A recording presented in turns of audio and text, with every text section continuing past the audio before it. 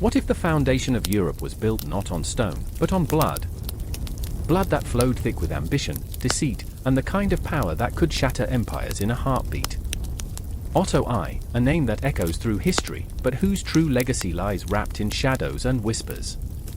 What drove a man to conquer kingdoms and crown himself emperor in a time when loyalty was as fickle as a winter's breeze? Consider this, an era where every alliance was a potential betrayal, every friendship a masked dagger poised to strike. Knights in shining armor? More like wolves in sheep's clothing. Otto wasn't just a player on the medieval chessboard, he was the architect of chaos, a puppeteer of fate. His rise to power was not the fairy tale of noble lineage, it was a riveting thriller filled with backstabbing intrigue and unforeseen twists. Picture a young Otto, fueled by ambition, sharp as a hawk's talon. The nobility watched, their eyes like hungry wolves, waiting for him to slip. But he danced through the treacherous political landscape like a jester in a court of lions. Each move an electrifying gamble. Would he seize the crown or become a forgotten footnote in a history book that only the dust could read? Consider the tumult of his reign. For every crown he placed upon his head, 100 souls laid down their lives. His enemies? They were cunning, relentless specters haunting his every decision. Otto wielded alliances like a sword, slicing through the night, forging bonds with those who might stab him in the back before dawn. A marriage here, a betrayal there, who could keep track? Otto could. He reveled in the chaos, it was the symphony of his rule. But this isn't just a tale of conquest, it's a dance with destiny. Otto's audacity ignited a firestorm, a clash of faiths and ambitions. The Pope clutched his rosary, trembling at the audacity of this man who dared to claim the title of emperor. As Otto invaded Italy, was he a liberator or a conqueror?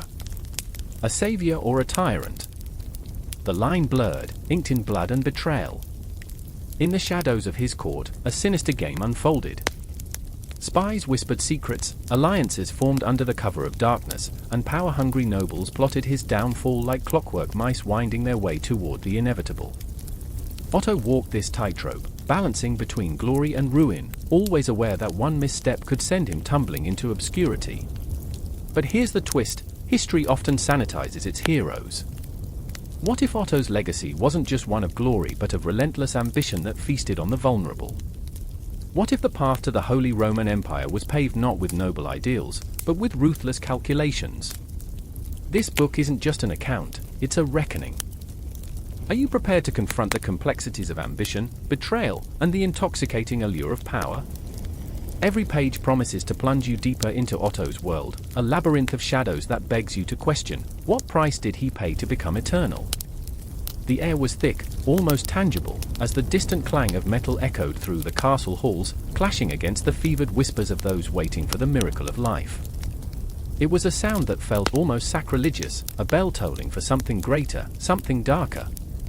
In that moment, the world outside the castle walls faded away, the sun shrouded in tempestuous clouds, nature itself holding its breath as fate tipped precariously on the edge of a knife. I remember the cold stone beneath my fingers, slick with sweat and anxiety. I remember the flickering torches casting shadowy figures against the walls, their dance a macabre ballet that foretold of struggles yet to come. The flicker of light illuminated the worried faces of the courtiers, their eyes darting, full of dread and expectation. And then, a piercing scream, sharp as the cold autumn air, shattered the hush, a cry that sliced through the tension with an exhilarating violence, echoing through the very marrow of the castle. That scream belonged to Matilda, a woman caught in the throes of life and death. Her body was a battleground, and with each contraction, she wrestled not just for her child's life but for her own. The weight of her royal lineage bore down upon her, a crown of thorns that made every breath a struggle, every heartbeat a prayer. She had been promised a future of power, of glory, but here, in this moment of raw, unfiltered pain, she was stripped of that facade. She was not a queen, she was a woman, vulnerable and exposed, fighting against the tide of history. I remember her eyes, wild and desperate. They were mirrors reflecting the chaos around her, a storm raging in the depths of her soul. Matilda was torn, caught between duty and desire. Her heart longed for the warmth of her husband, King Henry, a man whose ambition loomed as large as the very walls that encased them. He waited in the adjacent chamber, his brow furrowed with concern, his dreams of an empire teetering on the brink of an unforeseen future. He was a man of contradictions. I remember him pacing like a caged lion, the weight of his crown pressing down upon him, constricting his every thought.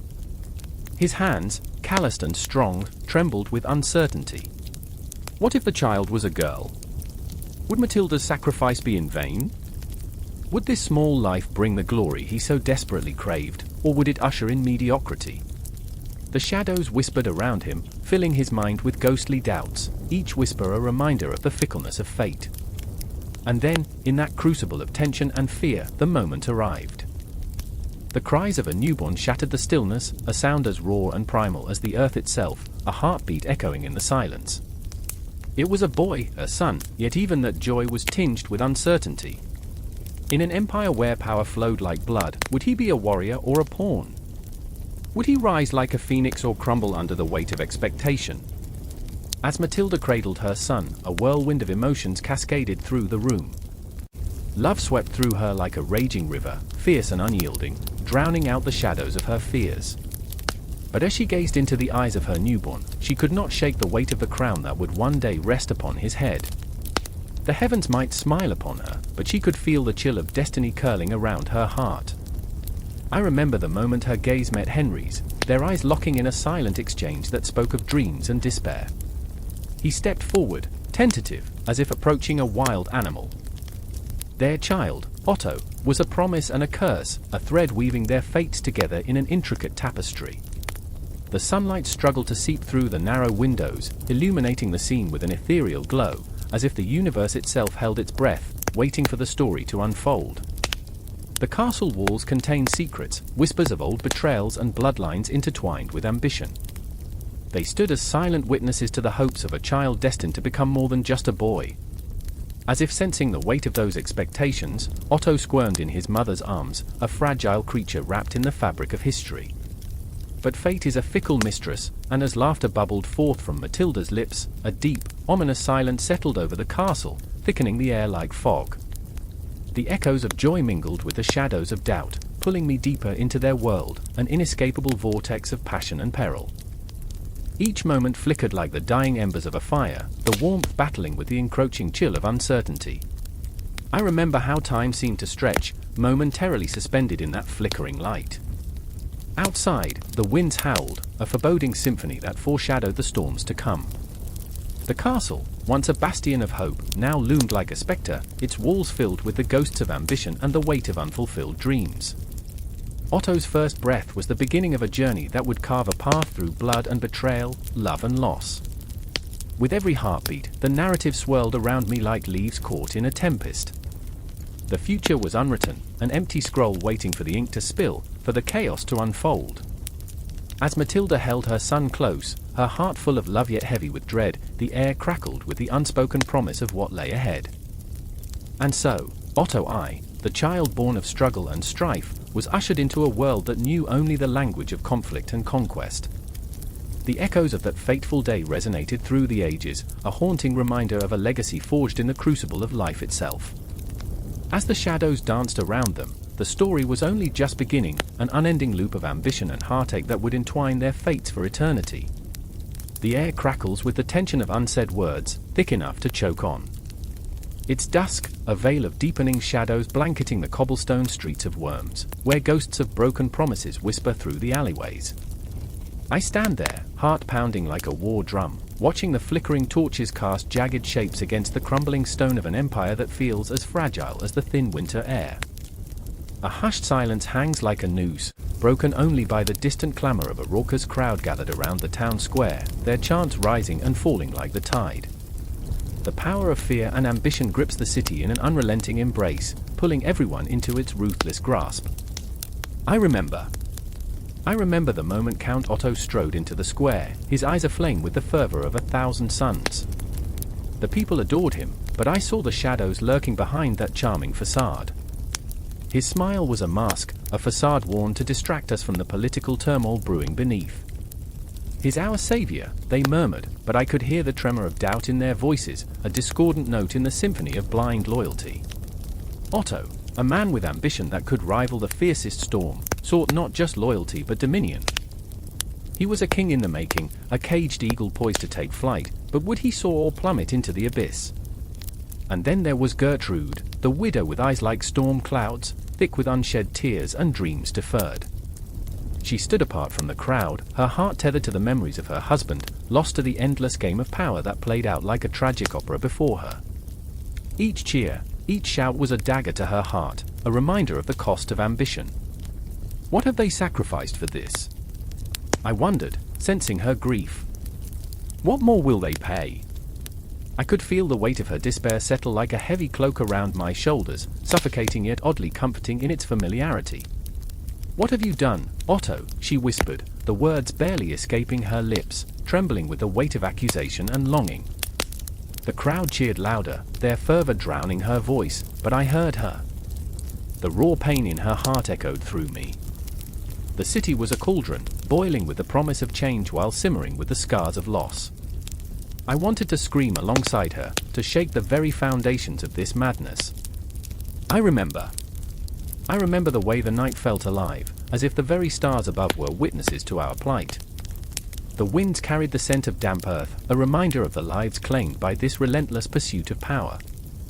I walked alongside Gertrude, a bond forged in shared sorrow, in the shadows of eager ambition that burned bright yet threatened to consume us all.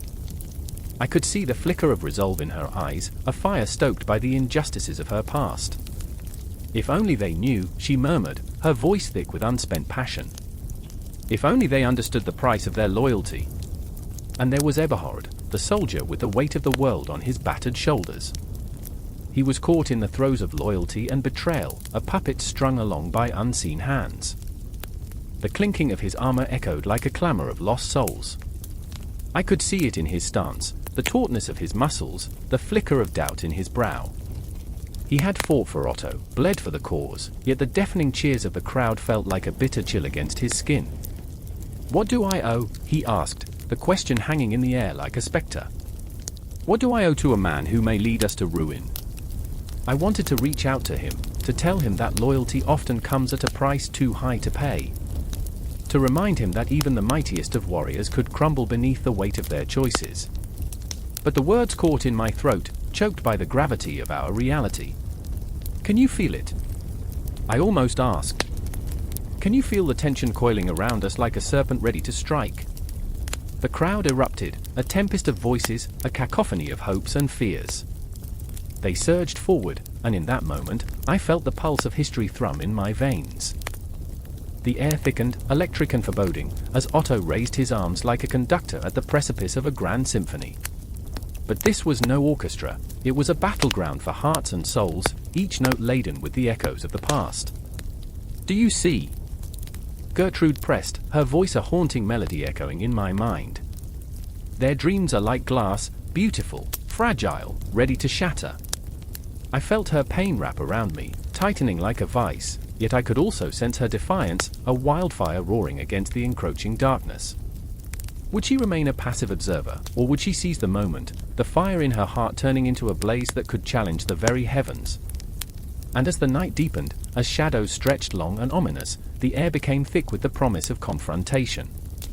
Eberhard stepped forward, the weight of his armor suddenly unbearable.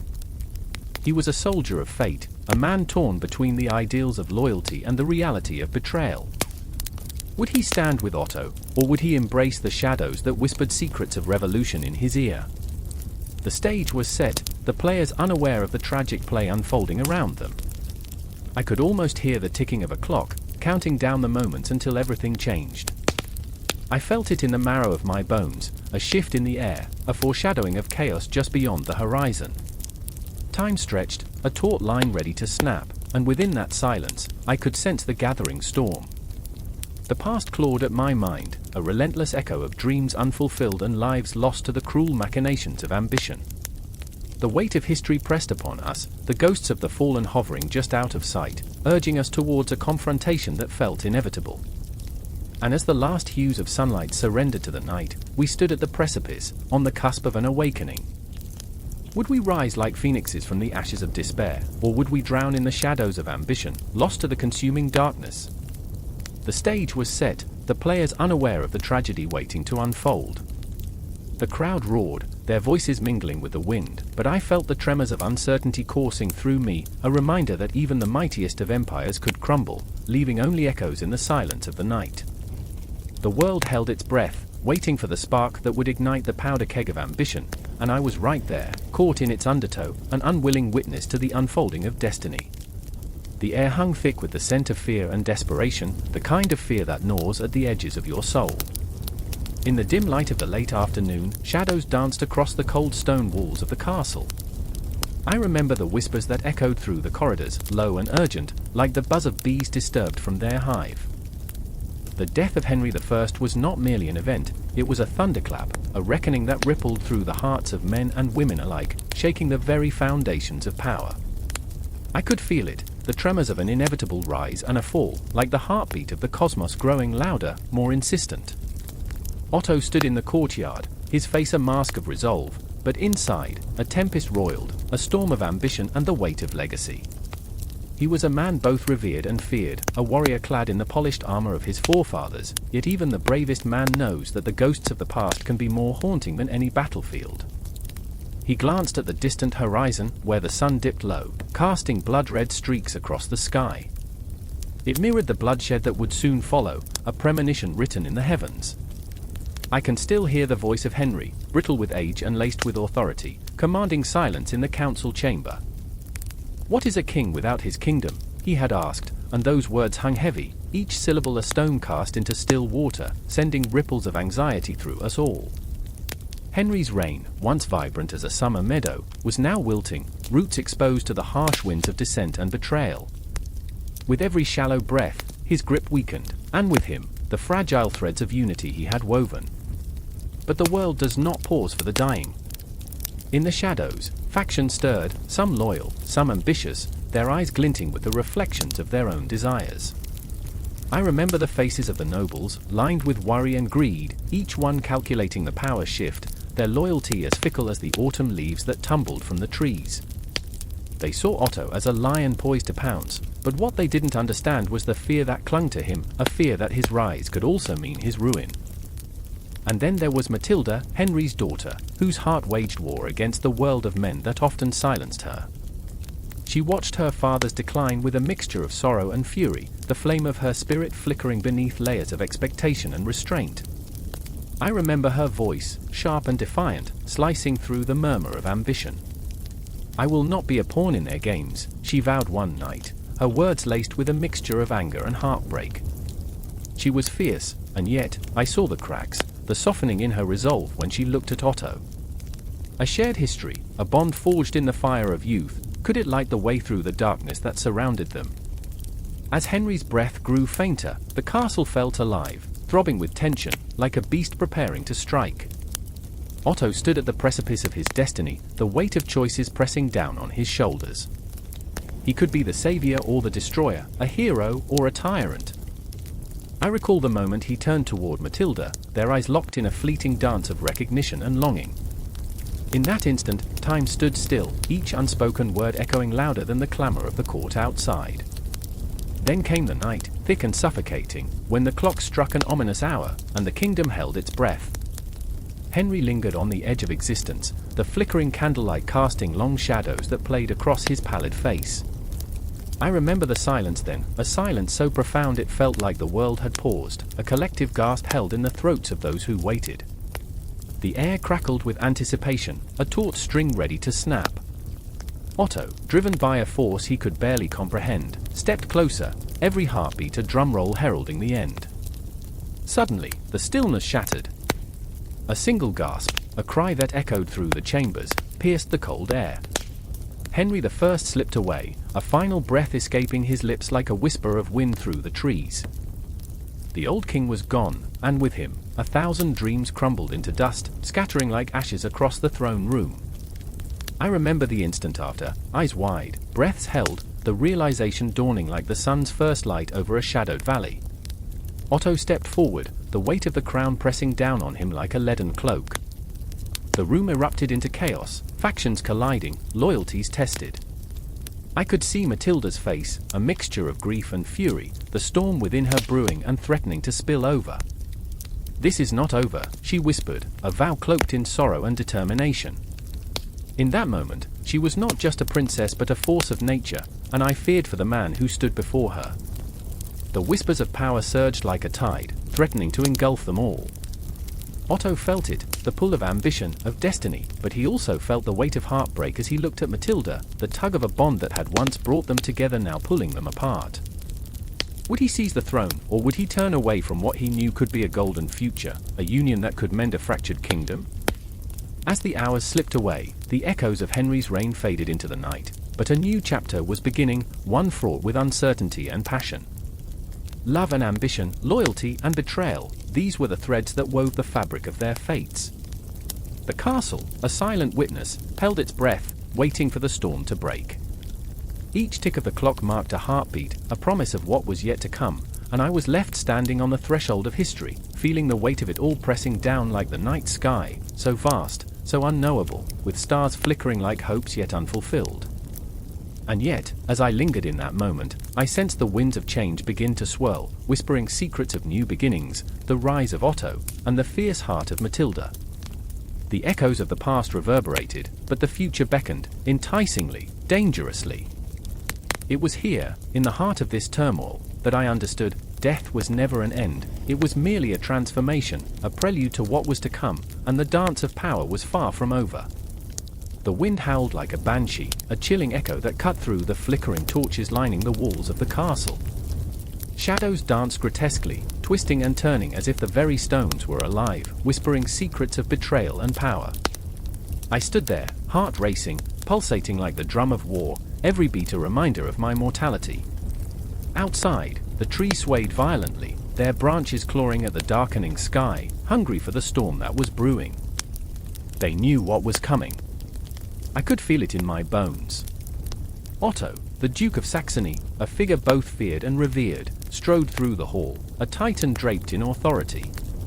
His face was a mask of determination, yet behind those piercing eyes lurked shadows of doubt that threatened to consume him whole. I watched as he paced, his boots echoing like thunder across the cold stone, a rhythm of impending doom. I wanted to scream, to shout that I remembered, those moments of laughter we shared, the plans we forged. But the weight of the world pressed down, choking the words in my throat. Then there was Mathilde. Oh, Mathilde! She was fire and ice, a tempest of emotions wrapped in a silk gown that swirled around her like the chaos inside her soul. Her fingers trembled as they brushed against the hilt of her dagger, a small but lethal reminder that love and war were often two sides of the same coin. I saw the conflict in her eyes, loyalty weighed heavily against a heart that longed for freedom. I remember the night we danced beneath the stars, the moon, a silent witness to our unspoken promises. But now, the air was thick with tension, and those promises were fading like smoke. "Are you prepared?" Otto's voice, low and rumbling, broke through my reverie. It resonated through the hall, a declaration as much as a question. I met his gaze, feeling the weight of his expectations pressing down on me like a mountain. What did it mean to be prepared? To be ready to fight for a realm that felt more like a cage than a kingdom? The walls seemed to close in, whispering tales of past battles, of blood-spattered ground and the cries of men who had fought for a crown that was never really theirs. I thought of the ghosts that haunted this place, warriors doomed to relive their last moments, their anguished faces etched into the stones, crying for justice. Justice! What a cruel joke! I remember, I whispered, my breath a flicker of warmth in the cold air. I remember the laughter in the feasting hall, the bitter taste of ale, the way you looked at me when you thought no one was watching. I turned to Mathilde, my voice trembling. I remember the promises we made. What happened to us? To our dreams? Her eyes sparkled with unshed tears, and for a fleeting moment, I saw the girl who had once dreamed of adventure under the azure sky. But the girl had been swallowed by the darkness, the reality of war, of ambition.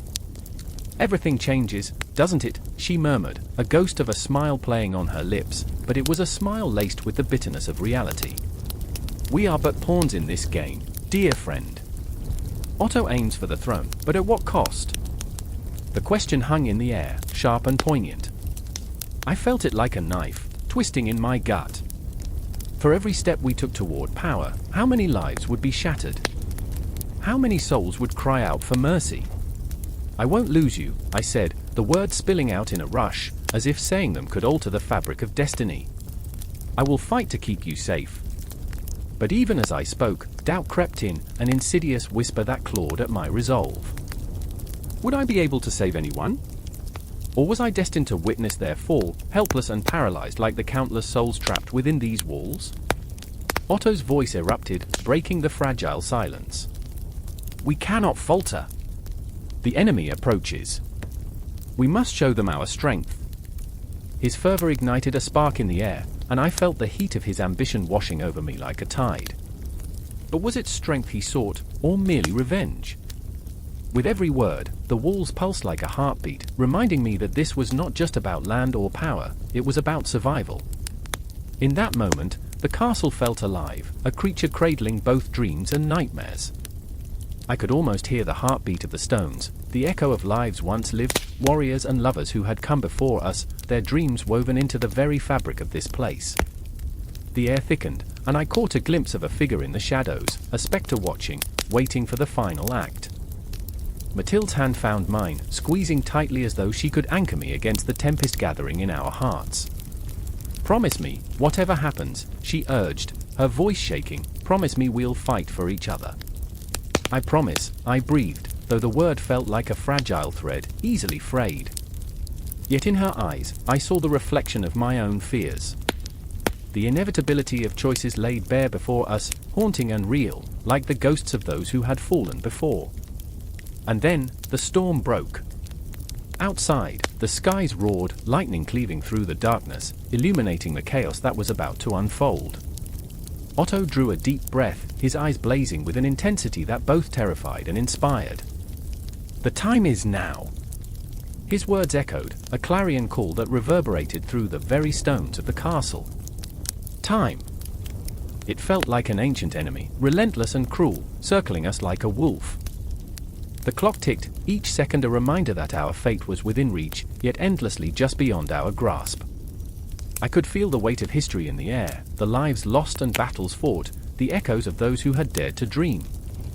And in that moment, as the storm raged outside, I felt the looming confrontation on the horizon, a tempest of ambition and desperation, of love and betrayal. The line between loyalty and betrayal blurred, like a shadow, and I knew that whatever awaited us on the morrow, we would face it together, hearts intertwined like the roots of the ancient oaks surrounding our stronghold. But as I looked around, the chilling realization settled in, the true enemy may not be those outside the walls, but something far more insidious lurking within. The shadows whispered louder now, wrapping around us like a shroud, as we prepared to step into the chaos that awaited. And as the storm howled, I knew this moment was just the beginning. The air crackles with tension, thick and suffocating as Otto stands in the dimly lit chapel, the flickering candle flames casting shadows that dance like ghosts on the cold stone walls. He can hear the muffled whispers of the clergy outside, talking in hushed tones, their words weaving a tapestry of fear and uncertainty. The Pope's envoy, a man draped in heavy robes of crimson and gold, had arrived with news that sent chills down Otto's spine, a decree that would change everything. His heart pounds in his chest, each thud echoing like the toll of a distant bell, reminding him of the weight pressing on his shoulders. I remember a time when the church was a sanctuary, he thinks, a bitter laugh bubbling up from within. How naive he had been, believing in the purity of faith, in the sanctity of the holy. Now, the church felt like a predator, a beast lurking in the shadows, ready to pounce. The voices outside grow louder, the tension palpable, as Otto's mind races. What does this mean for his allegiance? What of his crown, his people? Each question swirls like storm clouds, dark and ominous. He glances at his companion, Adela, whose eyes are wide and filled with a mix of fear and defiance. Her spirit is like a candle, flickering but refusing to be extinguished. "They seek to control you, Otto," she whispers, urgency in her tone. "You must not let them." But how can he resist? The papacy is a powerful entity, its tendrils reaching into every corner of his kingdom, suffocating any spark of rebellion. He recalls the stories of kings who defied the church, cloaked in shadows, their tenacity igniting a flame that set the world ablaze, but also of those who fell, their dreams crumbling like ancient ruins beneath the weight of divine wrath. The memory of the last king who dared to challenge the Pope's authority flashes before him, a bloody execution, the screams of the innocent reverberating in his mind, leaving a scar that refuses to heal.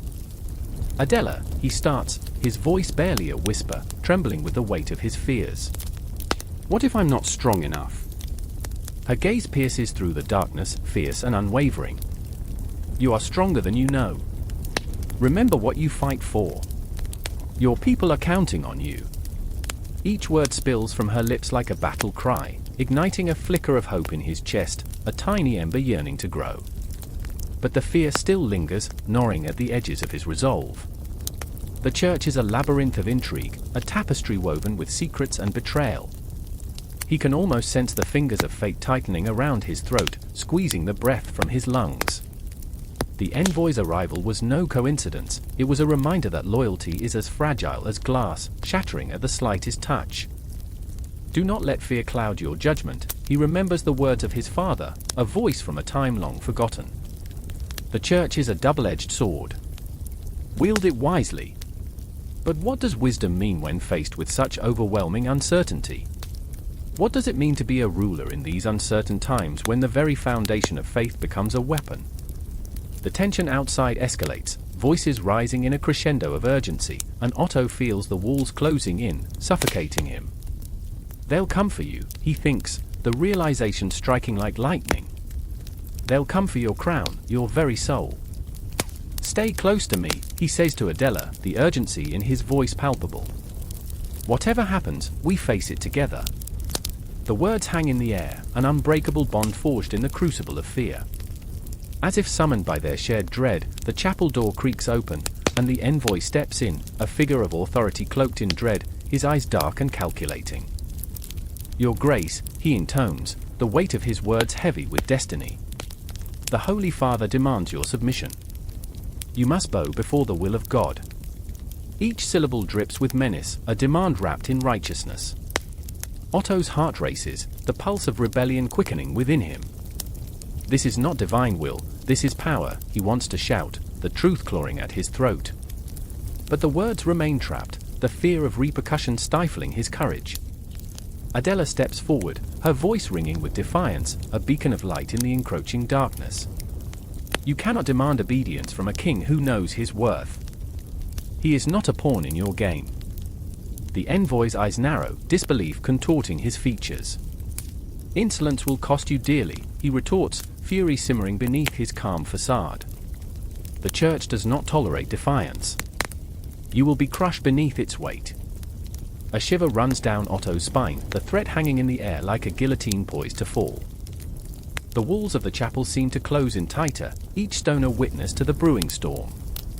He feels the shadows come alive, creeping closer, wrapping around him like a lover's embrace, cold and unyielding. Let the church come, he thinks, desperation mingling with a flicker of resolve. Let them see the fire that burns in my heart. And suddenly, everything shifts, the air thickens, each breath a battle, and Otto realizes that this moment will define him. He stands taller, muscles coiling with determination, as Adela's spirit melds with his own. Together, they form an unbreakable bond, a force that transcends fear. Tell the Holy Father, he says, words dripping with defiance, I will not bow. I will not cower. My throne is not a gift, it is a right, and I will fight for it. As the envoy's face twists into rage, Otto can almost taste the taste of rebellion on his tongue, bitter and exhilarating. The tension crackles like a storm on the horizon, and he knows this confrontation is only the beginning. Outside, the whispers of the clergy morph into a roar, the sound of destiny colliding with ambition.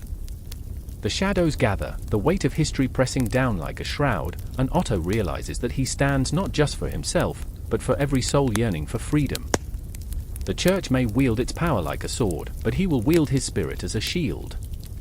In this moment, a storm brews, an orchestra of faith, power, and defiance playing a haunting melody that echoes through the annals of time. The world shifts, and Otto knows this battle is far from over, it has only just begun.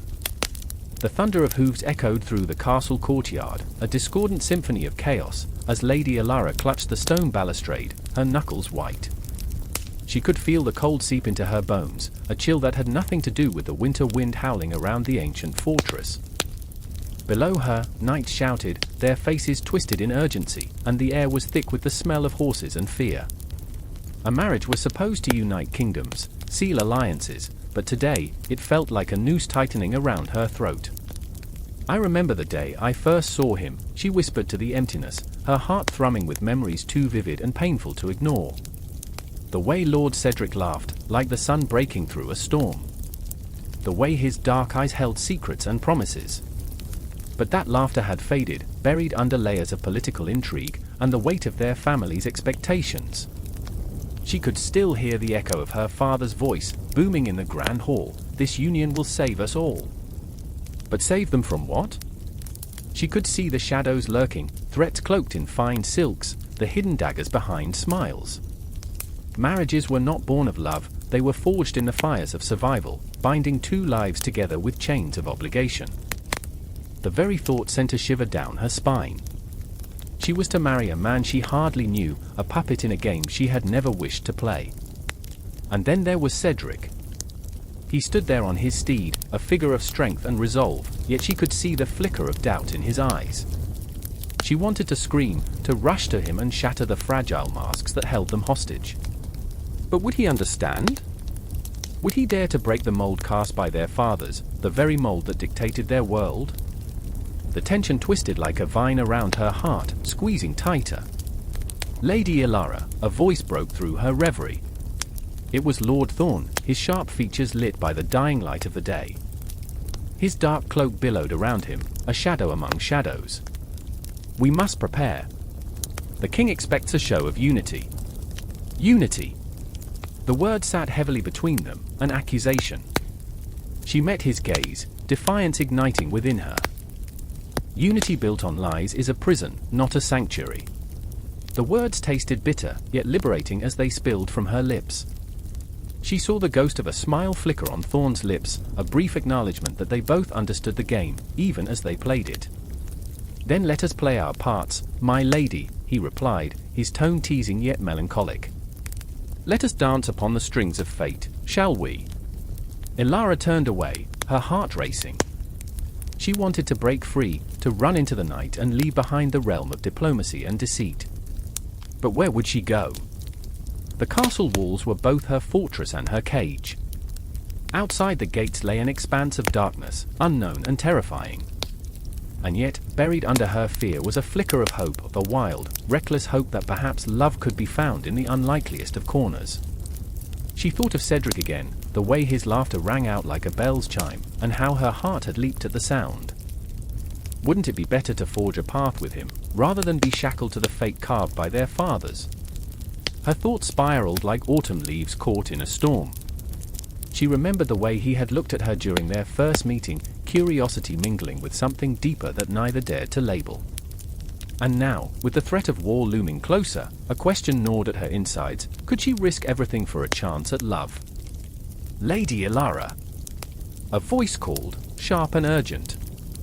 It was Cedric, breaking through the tumult of the courtyard, his eyes locked onto hers. Time slowed, the chaos fading into a dull roar as he approached, a knight in tarnished armor, battle-worn yet radiant. The world around them blurred, and for just a heartbeat, it was only the two of them. "Are you ready?" he asked, his voice low, a tantalizing whisper that wrapped around her like smoke. She wanted to tell him she was ready to fight, ready to scream, ready to take the world on her shoulders if it meant freedom. But instead, she nodded, her breath hitching in her throat. "I will do my duty," she said, biting back the wave of emotion threatening to engulf her. But the truth hung in the air, heavy and raw, like a blade poised to strike. Duty had never felt so much like a betrayal. As they stepped toward the grand hall, a cacophony of laughter and clinking goblets greeted them. Nobles adorned with jewels and finery spun tales of glory and triumph, their smiles masking the undercurrents of betrayal and ambition. Ilara's heart pounded, the sound like thunder in her ears, drowning out the laughter around her. "Remember, we are but marionettes in their game," Cedric murmured as they crossed the threshold, his hand brushing against hers, igniting sparks that raced through her veins. But perhaps we can find a way to cut those strings. Hope surged within her, fragile yet fierce. What if we do, she breathed, daring to believe for just a fleeting moment that love might pierce through the darkness, that two flawed hearts could forge a new destiny. But the shadows loomed, ghostly presences whispering of danger, deceit, betrayal. A toast rang out, sharp and clear, cutting through the tension. To the union of our houses, a noble shouted, raising his goblet. The crowd erupted in cheers, but Ilara felt the weight of her decision pressing down, a stone lodged in her throat. She glanced at Cedric, the fear and uncertainty mirrored in his gaze. Would they be able to hold on to their dreams in this maelstrom of political ties and blood-soaked promises? The cheers continued, but Ilara's mind raced, the rhythm of her heartbeat a drumroll heralding the storm to come. She knew they were on the precipice of something monumental, an unseen battle raging beneath the surface of elegance and celebration. In that moment, she made a vow, not just to Cedric, but to herself. No matter the price, she would fight for her truth, for the love that flickered like a candle in the tempest. As they raised their cups, the world spun around them, a whirlwind of laughter and ambition, but all she could see was him. The moment stretched, a fragile thread poised to snap, pulling them closer, yet threatening to tear them apart. And there, amidst the clamor of the court, a new alliance began to form, not of kingdoms or families, but of two hearts daring to defy the darkness. The air was thick with the acrid stench of smoke and blood, a sinister perfume that filled every breath. The sun hung low in the sky, an indifferent witness, its light slashing through the trees like a sword, illuminating the chaos of battle. I remember the clash of steel, the guttural screams, the heavy thud of bodies hitting the ground. In that moment, fear and excitement danced together like lovers beneath a haunted moon.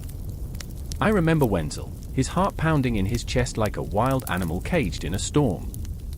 He was just a boy, barely 16, thrust into the thick of Otto's campaign against the Slavs. He had dreamed of glory once, of swinging a sword in a grand battle, of earning a name that would echo through history.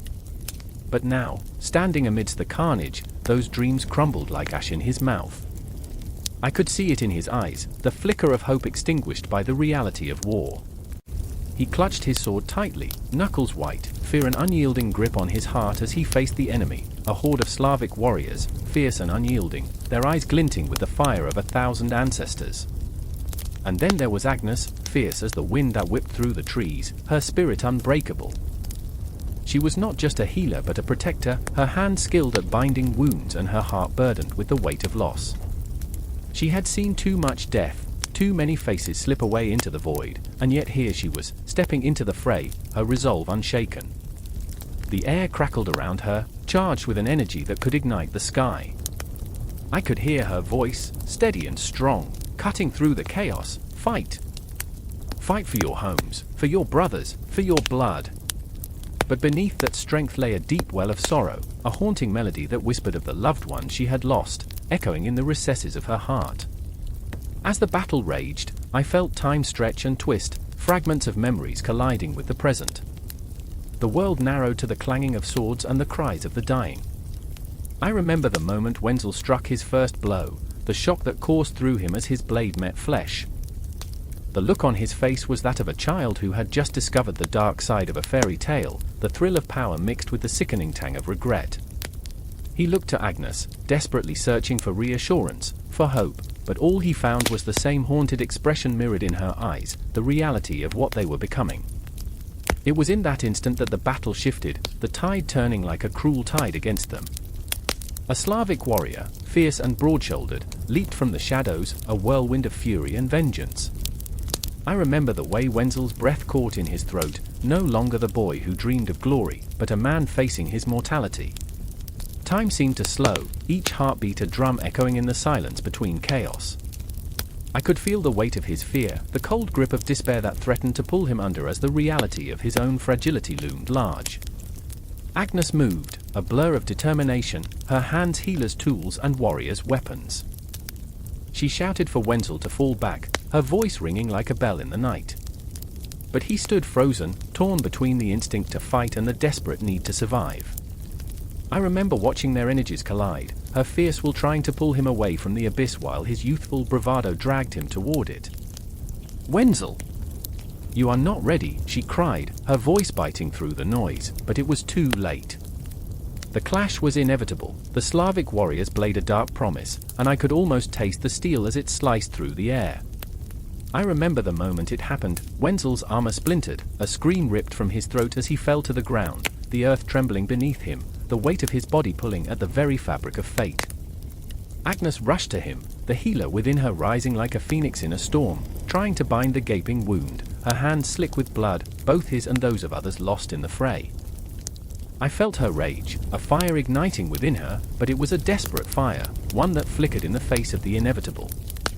Around them, shadows lengthened, weaving stories of death and despair, of hope clinging stubbornly to life like ivy on stone.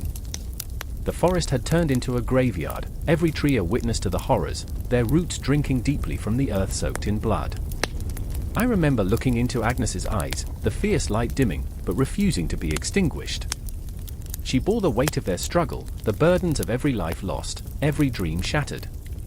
The clock of existence ticked louder, mocking them, reminding them that time waits for none, not even in the midst of war. But herein lay the beauty of their struggle, the raw truth of humanity against the cosmic indifference. I remember Wenzel's hand grasping Agnes's, a connection forged in the fires of battle, a reminder that even in the darkest moments, they were not alone. Her voice broke the silence that threatened to swallow them whole. "Fight, Wenzel! Fight for what we believe in!" And in that heartbeat, as the world around them spun in chaos, they found strength in one another, an unbreakable bond forged in the crucible of despair.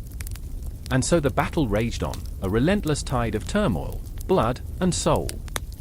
The cries of the fallen echoed into the night, a haunting symphony that would never fade, a testament to their struggle. I remember feeling the weight of their fight as if it were a living entity, a presence that seeped into my bones, igniting a fire that would never die. They fought not just for land, not just for power, but for the very essence of what it meant to be human in a world that often turned its back.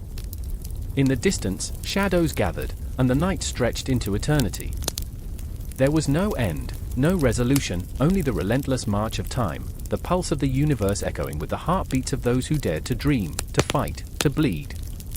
The battle had only just begun, and somewhere, a whisper lingered in the air, a promise of more to come, a reminder that even in the darkest nights, dawn would eventually break, bringing with it the hope of new beginnings. The chill of dawn hung in the air, a biting reminder of what was to come.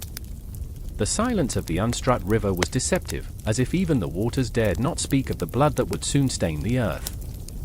I stood, heart racing, the distant clang of swords and the cries of men echoing in my ears like a dark symphony. I remember the scent of damp earth, the overcast sky pressing down like a weight, suffocating. I remember Magnus, his hands trembling not from fear but from the anticipation, a wild spark in his eyes that made him look both fierce and fragile. "Today, we fight for our lives," he whispered, his voice low like the growl of a beast. Each word felt like a drumbeat, resonating deep within me. "It's either this or the grave." He was a man hardened by loss, each scar a badge of survival. I could see the ghosts of his past in his gaze, a haunting reminder of battles lost and comrades fallen. But there was something else, too, a flicker of hope, perhaps? Or was it madness? Next to him stood Bertha, a woman whose heart burned brighter than the sun that dared not break through the clouds. She had a fire in her spirit, a resolve that could crack stone. I remember the way her hair whipped in the wind, wild and untamed, like her will. "When they come, we strike. We strike hard, and we don't stop until they're nothing but shadows," she declared, her voice slicing through the tension like a sword through flesh. I felt a shiver run down my spine, not fear, but a thrilling anticipation. This was it. The moment we had trained for, the moment that would either lift us to glory or drown us in despair. From the riverbank, the enemy emerged like a dark cloud, a wave of chaos and fury. I felt my stomach drop.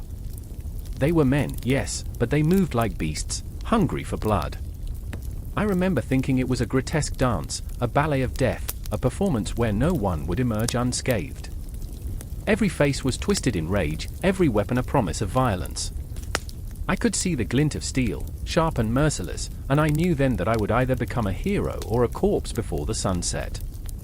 The clash began with a roar, a cacophony of screams, metal grinding against metal. The very soil trembled beneath us, a living, breathing thing caught in a battle for its soul. I remember the taste of fear, metallic and bitter, coating my tongue as I gripped my sword, knuckles white against the hilt.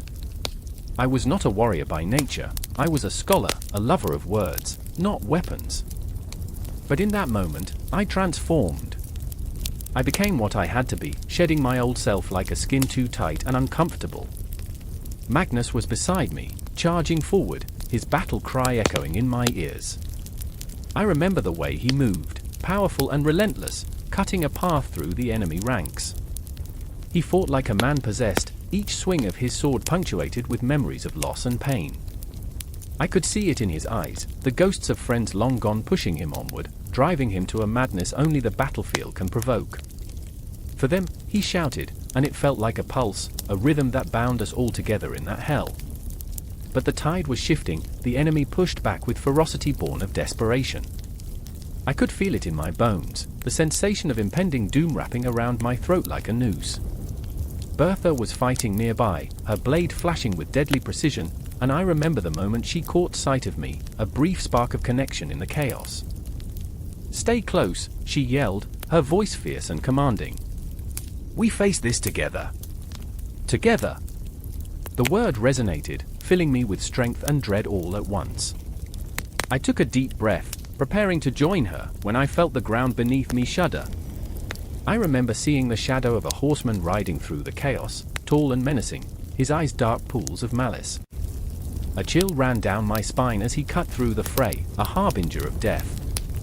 The moment was surreal, time stretched and warped as I gripped my sword tighter, every heartbeat echoing the promise of violence. And then, the clash of steel rang in my ears, a crescendo of the battle as I plunged into the melee, Bertha beside me. The chaos melted into a blur, faces unfamiliar, screams blending into one another, blood and sweat mixing with the mud beneath our feet. I remember the taste of adrenaline, sharp and electric, coursing through my veins as I swung my sword, each strike fueled by the thought of survival. I became part of something larger, a force of nature, a wave crashing against the shore of fate. But then, in the thick of it, I caught a glimpse of Magnus faltering, his breath hitching as he faced down an enemy twice his size. The world slowed to a crawl. My heart thudded fiercely in my chest as I turned, desperation clawing at my insides. I remember the moment, the split second where choices hung like daggers in the air. I could feel Bertha's eyes on me, urging me forward, but all I could think was, not him too. I dashed through the chaos, instincts overriding reason. I remember the feeling of the ground shaking beneath me, each step a drumbeat of fate. I reached Magnus just as the enemy swung his sword, a deadly arcane straight for my friend's heart. Time itself seemed to shatter. In that heartbeat, I was no longer a scholar, no longer the man who loved words over warfare. I was a friend, a protector. I stepped in, my blade clashing against the enemy's with a force that echoed through my bones. The shock reverberated through me, a jolt of raw energy. I remember seeing the surprise in Magnus's eyes as he turned to me, the mixture of gratitude and disbelief as I shouted, "We fight together." And together we did. We pushed back, side by side, the rhythm of our swords matching the thunderous pulse of the battle. In that moment, amidst the carnage and the cries, I found a truth so profound it shook me to my core. This wasn't just about victory or defeat, honor or shame. It was about the bonds that tethered us, the shared heartbeat of a group of souls standing against the encroaching darkness. The battle raged on, but something shifted within me. I remember the taste of blood and the smell of earth, the essence of life and death mingling in the air. We fought not as individuals, but as a unit, a heartbeat of purpose amid the chaos. My heart thundered in my chest as the tide turned, our ferocity igniting a spark of hope. Otto's banner waved above us, a stark reminder that we were not just fighting for our lives, but for a future that shimmered just out of reach. And even as the sun dipped below the horizon, casting ghostly shadows across the battlefield, I could feel the weight of victory pressing down upon us. It was a fragile thing, but it was ours. The cries of the wounded and the echoes of the fallen whispered all around, and I knew this was just the beginning. The ghostly silhouettes of our enemies began to retreat, and with every step back they took, a breath of relief washed over me. But as I stood there, soaked in sweat and blood, I felt a strange emptiness, a foreboding sense that the war was far from over. Somewhere in the distance, the stars flickered to life, indifferent to our struggles, indifferent to the price we had paid. And yet, in that moment of darkness, I felt the light of hope flickering within the hearts of my comrades, a fragile flame against the void. We had tasted victory, but I knew I would never forget the faces, the cries, the blood. I remember. And as the night reclaimed the battlefield, I realized this was only a chapter in an unfinished story, one woven with the threads of fate, history, and the relentless march of time.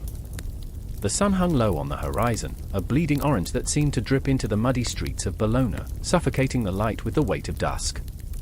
I remember the screams, the tumultuous cries that pierced the air like arrows, each one a desperate plea echoing against the stone walls. It was chaos, a symphony of terror, and the sweet scent of rosemary mingled with the stench of blood. In that moment, I stood frozen, cradling the hilt of my sword as if it were a lifeline, my heart racing, a metronome counting down to the inevitable clash.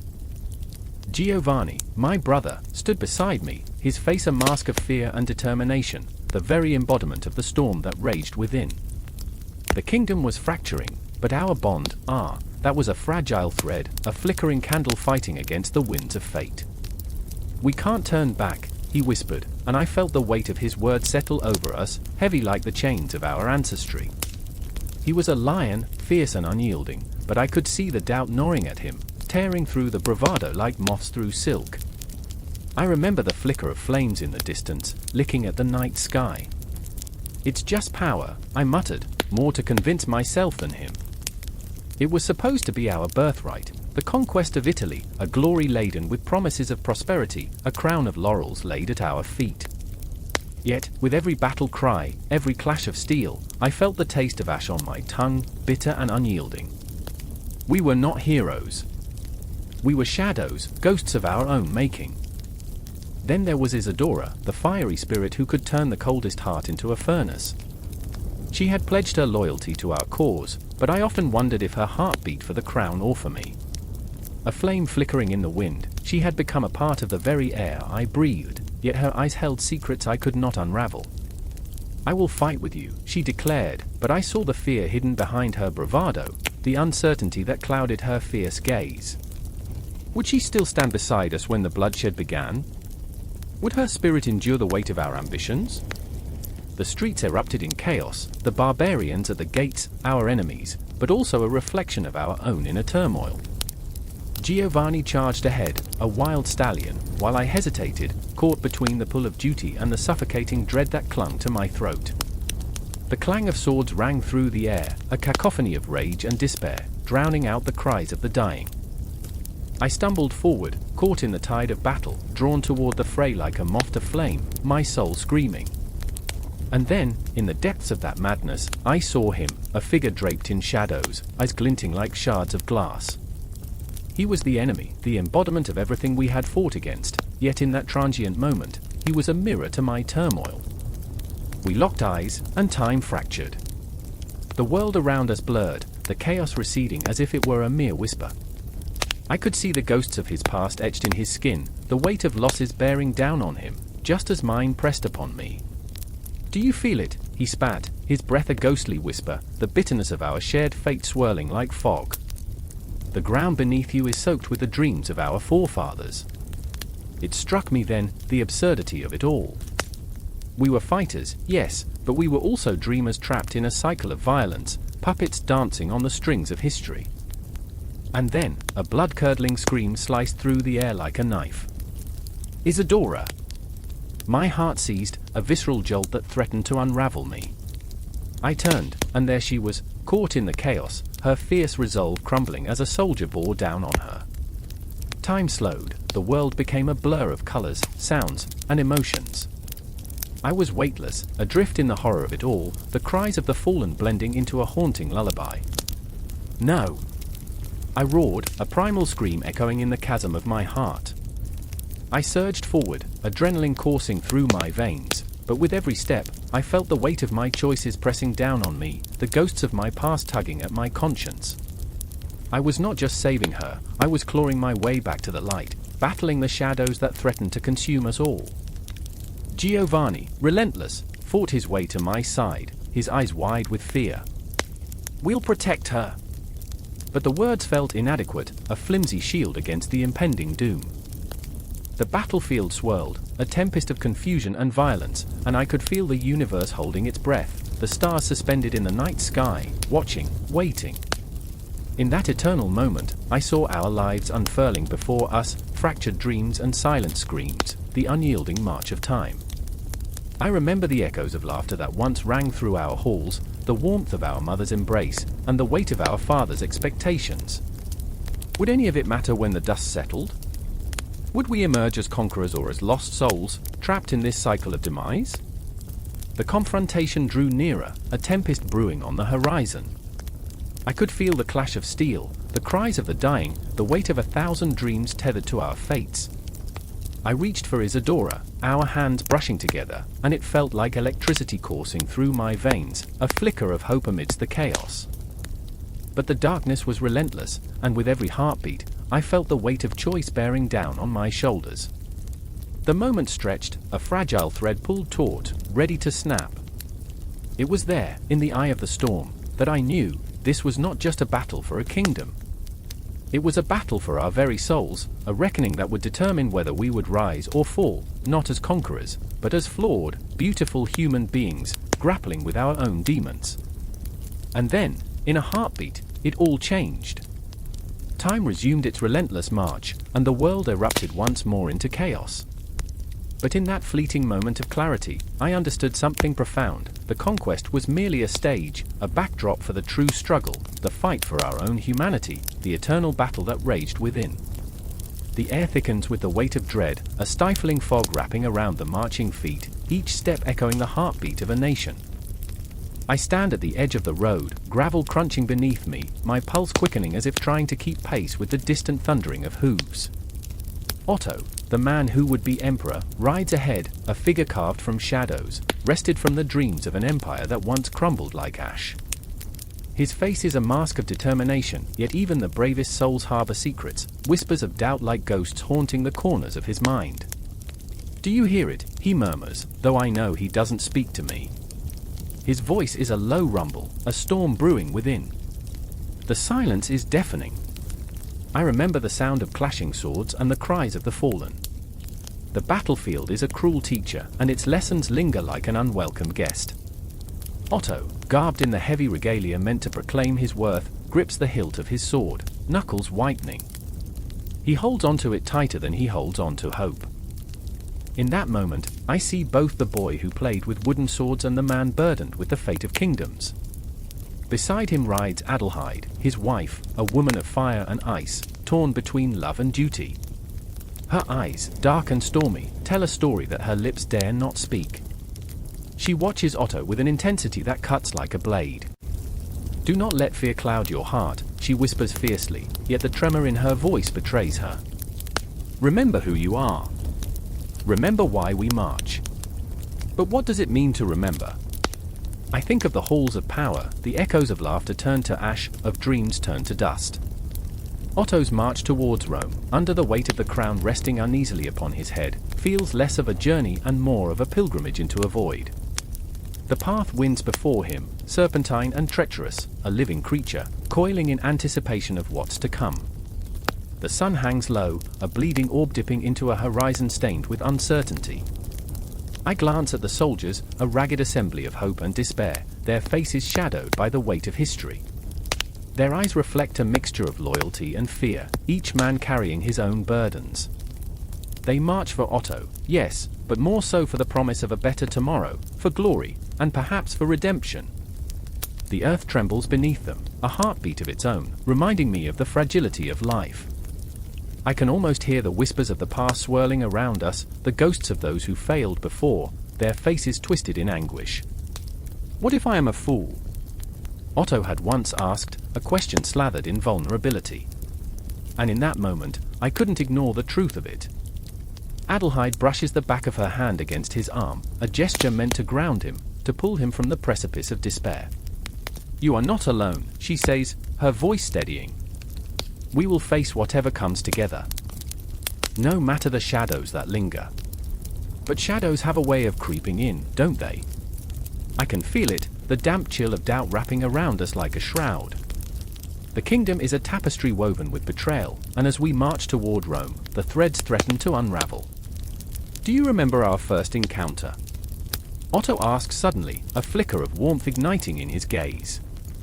"You wore that ridiculous dress, the one that nearly swallowed you whole." Adelheid cracks a smile, a brief flicker of light in the darkness that surrounds us. "And you were so earnest, like a child playing at a game far too grand for his age."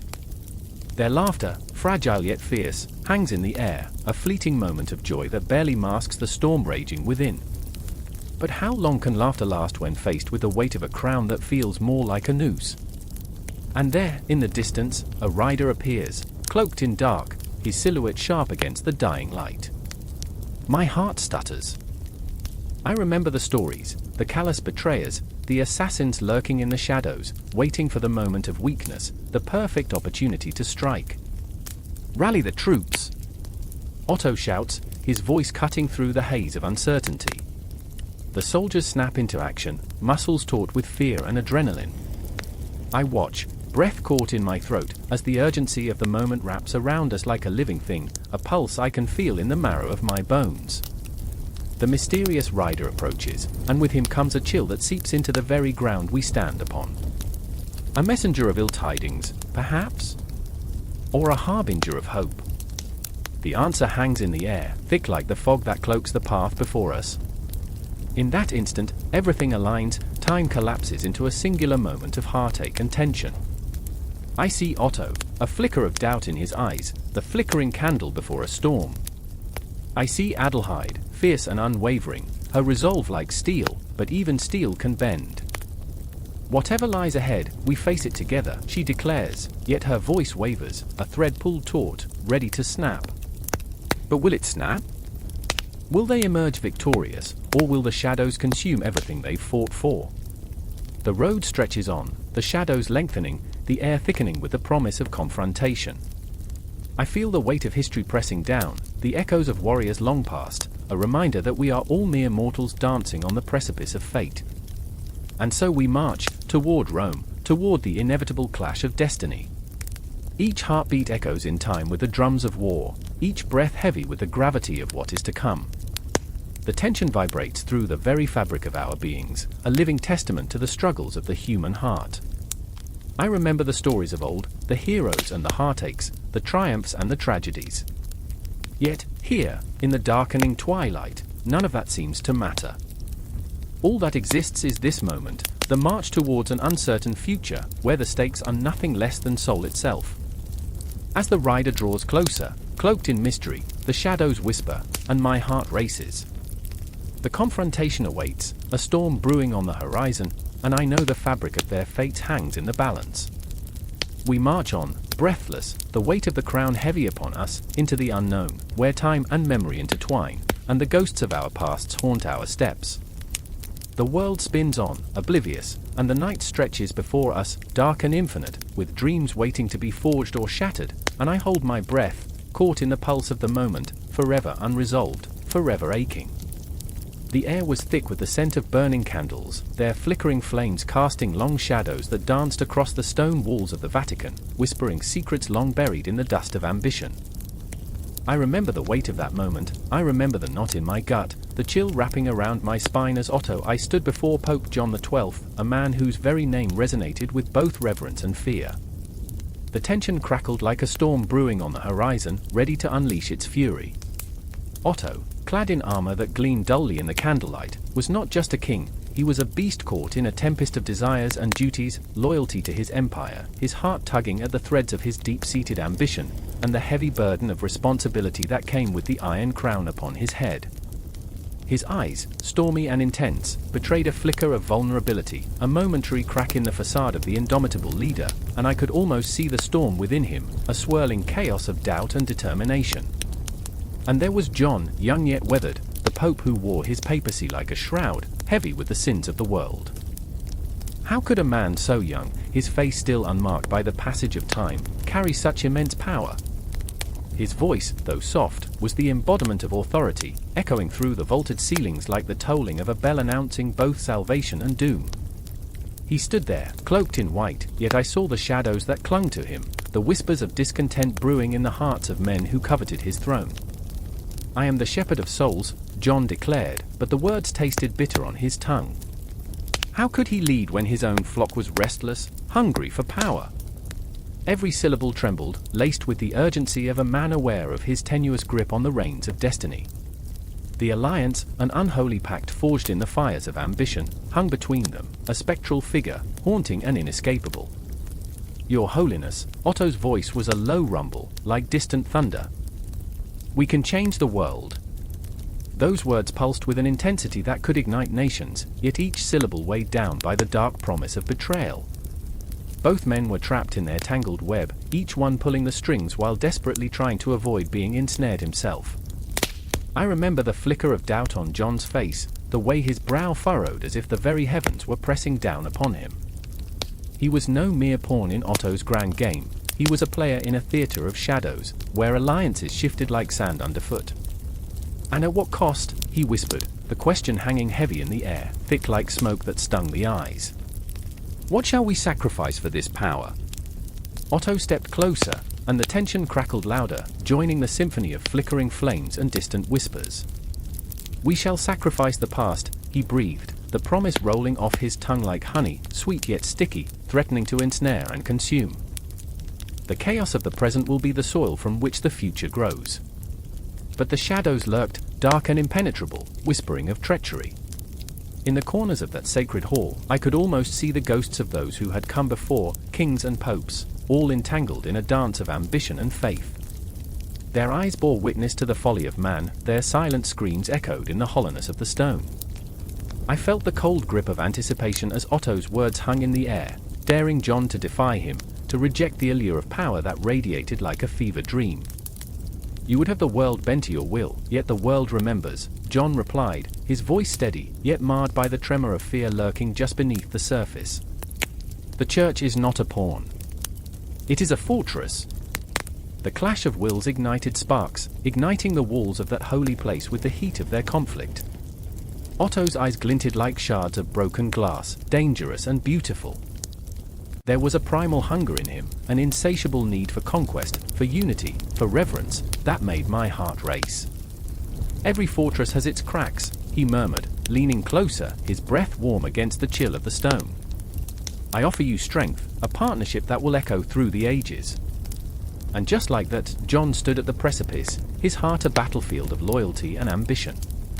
He knew the history of the church, the blood-soaked pages of its past, the sacrifices demanded by the throne of St. Peter. But what of the faithful?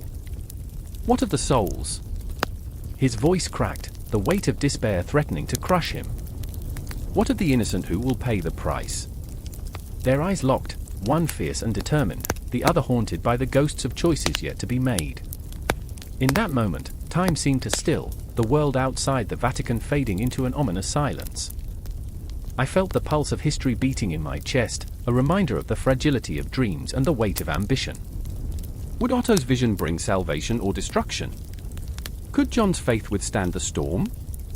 Otto's voice dripped with honeyed promises, words that curled around the heart but sent shivers down the spine. "Together, we can stand against the encroaching darkness," he urged. "Together, we can reshape the world." The crackle of tension surged, a palpable force that seemed to vibrate through the very stones beneath my feet. John's resolve wavered, his heart danced dangerously close to the fire. "And in that shape, will the light endure, or will it be consumed?" he challenged, his breath hitching, vulnerability slipping through the cracks of authority. The shadows whispered, and I could feel the weight of history pressing down on us, a reminder that choices echo through time, carrying with them consequences that ripple beyond comprehension. In that sacred chamber, the stakes were high, the air thick with unspoken fears and desires. Otto and John, a king and a pope, stood on the brink, teetering between salvation and damnation, ambition and faith. their dreams twisted into nightmares, echoing through the annals of time. And as the candle flames flickered, I couldn't help but wonder, who would emerge victorious from this tempest? Who would pay the price for the alliance forged in the crucible of desperation, a bond that could either save or shatter the very foundations of faith and power? The silence that followed was deafening, a promise of what was to come, a prelude to the reckoning that lay ahead. I felt a chill run through me, an electric thrill of anticipation, knowing that the story was far from over, and the dance of fate was only just beginning. A cold wind swept through the cathedral, whispering secrets in the dark corners where shadows clung like desperate memories. A flicker of candlelight danced against stone walls, illuminating faces taut with anticipation, fear, and something deeper, an unspoken hope that teetered on the edge of despair. I stood there, breath caught in my throat, heart thrumming like a drum echoing through the ages. Today was not merely a ceremony, it was a crucible, a reckoning, a moment that carved itself into the marrow of history. The heavy scent of incense hung in the air, thick and choking. I could see the courtiers, their jeweled robes shimmering like feathers of a peacock caught in a storm, their eyes wide, reflecting the flickering flames as if they were watching the birth of a new era, or the death of an old one. Otto, the man of the hour, stood at the altar, a figure draped in royal cloth, the weight of a crown yet to be placed upon his head pressing down upon his very soul. There was something in his stance, a vulnerability that cracked through the bravado. His fingers trembled ever so slightly, as if they were poised on the precipice of history, ready to plunge into the abyss. The tension in the air was palpable. I remember the feeling of dread that gripped my heart. How could one man bear the burden of so many lives, of nations? There was a flicker of doubt in his eyes, a haunting reflection of the countless faces staring at him, each with their own dreams, their own desires, their own fears. What if I fail? I could almost hear him think, the echo of his uncertainty reverberating through the stone walls, mingling with the prayers whispered in desperation. And then, there was Adelheid, the fierce and passionate woman who stood just a breath away from him. Her eyes glowed like embers, fierce and unyielding. I could feel the tension between them, a cauldron of emotions boiling to the surface, love laced with fear, hope intertwined with despair. She was not merely a bride, she was a queen in the making, a firestorm of ambition and loyalty. Yet, in this moment, I could sense the ghosts of her own past, the weight of expectations that clung to her like a second skin. Will they love me? I imagine she asked herself, her heart echoing the question softly, a prayer lost on the wind. A soft rustle interrupted the silence as the archbishop approached, his robes flowing like a river of fate. The moment was almost unbearable. I could feel the clock ticking, each second a heartbeat lost, the world outside racing forward while we were trapped in this sacred bubble. The moment drew tighter, heavier. I could see the glint of the crown in the archbishop's hands, a symbol of divine right and mortal burden. It shimmered ominously, promising glory but also sacrifice, a tempest of power and pain wrapped in gilded metal. Otto, are you ready? I imagined the archbishop's voice cutting through the din of my thoughts, but Otto's gaze was lost in the past, shadows clinging to him like a shroud. I remember the weight of his ancestors bearing down upon him, the specters of kings long gone whispering warnings in his ears. You must not falter, they would say, their voices echoing like distant thunder. But how could he not falter? The enormity of the moment surged around him, an ocean of expectation, waiting to swallow him whole. As the archbishop's words began to rise, a spellbinding chant wrapped itself around the room, wrapping every heart in a cocoon of eagerness. Carve your mark, Otto, I thought.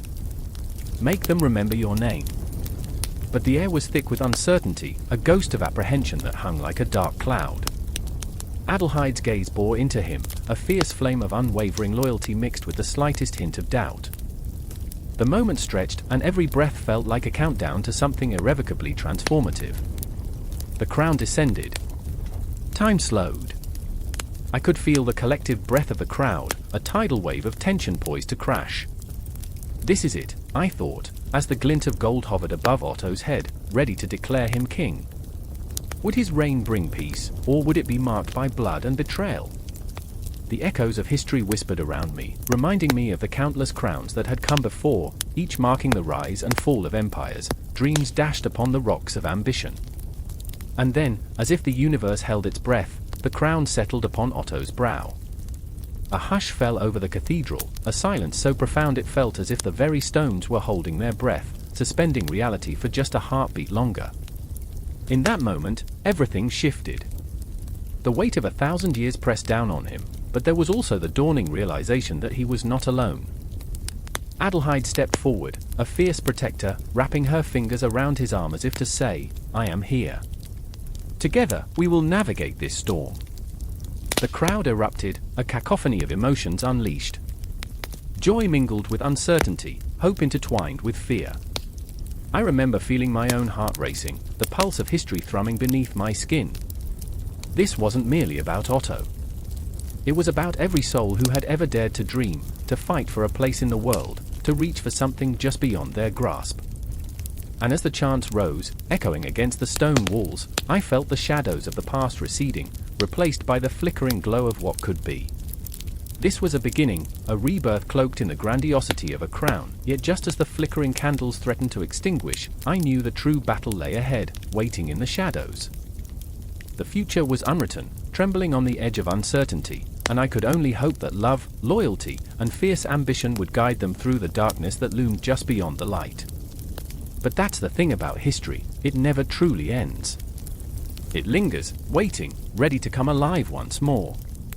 And in the cathedral, under the watchful gaze of eternity, I felt the heartbeat of time, echoing into the unknown, a reminder that every beginning carries within it the seeds of its own tumultuous ending. The night was thick with tension, like a storm about to unleash its fury.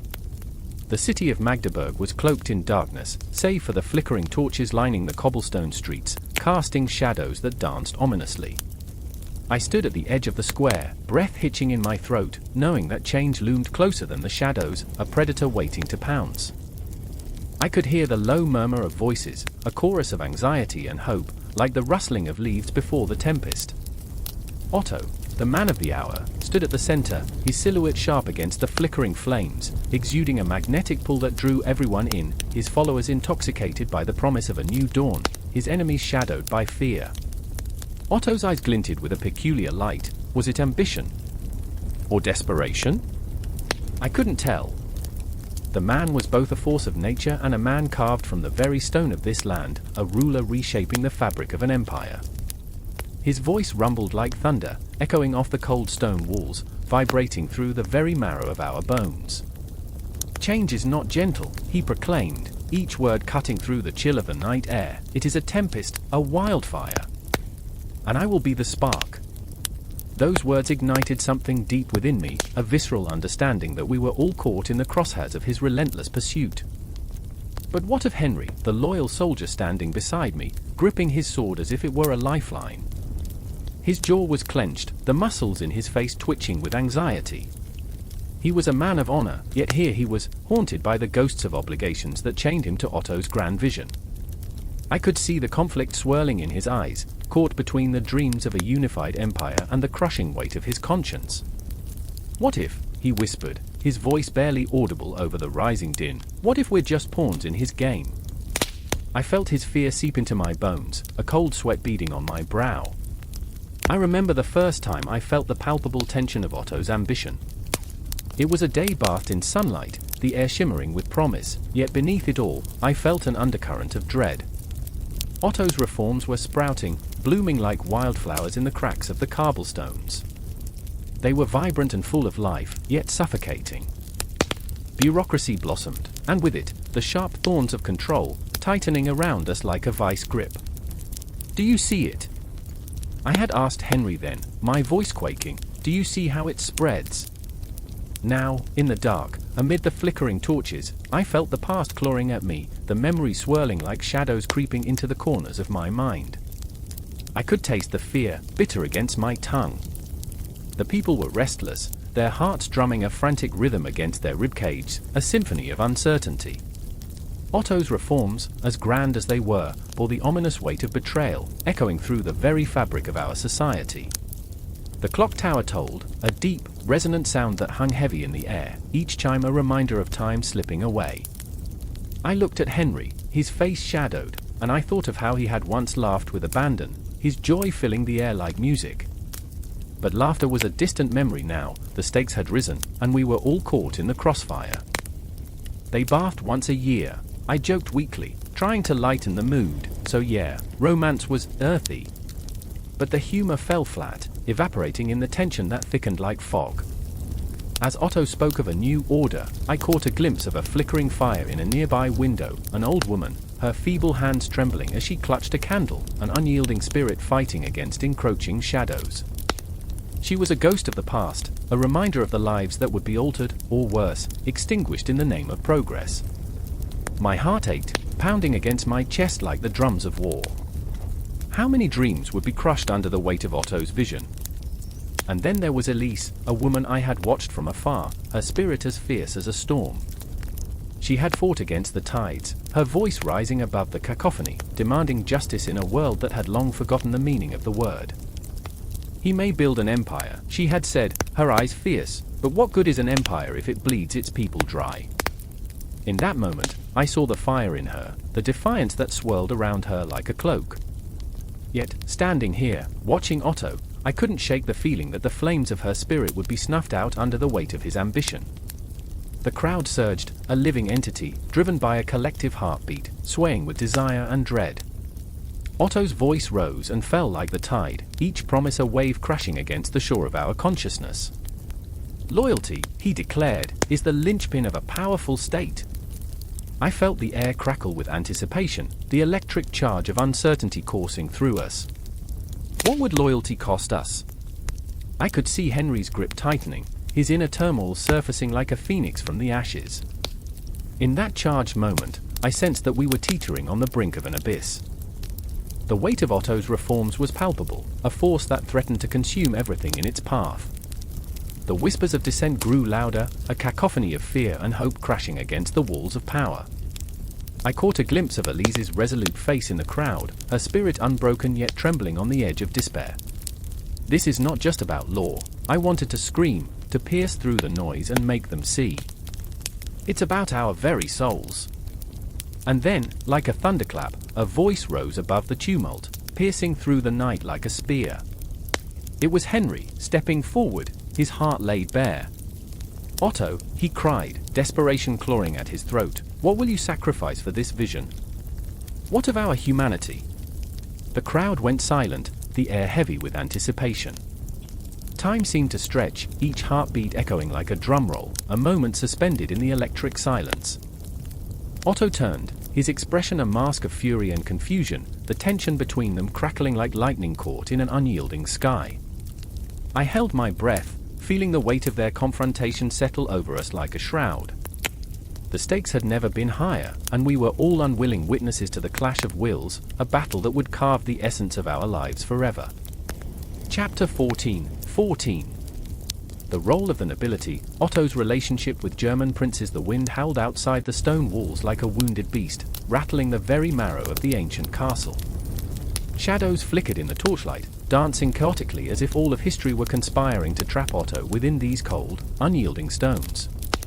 I remember the way the air crackled with tension, the weight of uncertainty pressing down on us, making each heartbeat feel like a countdown to a storm.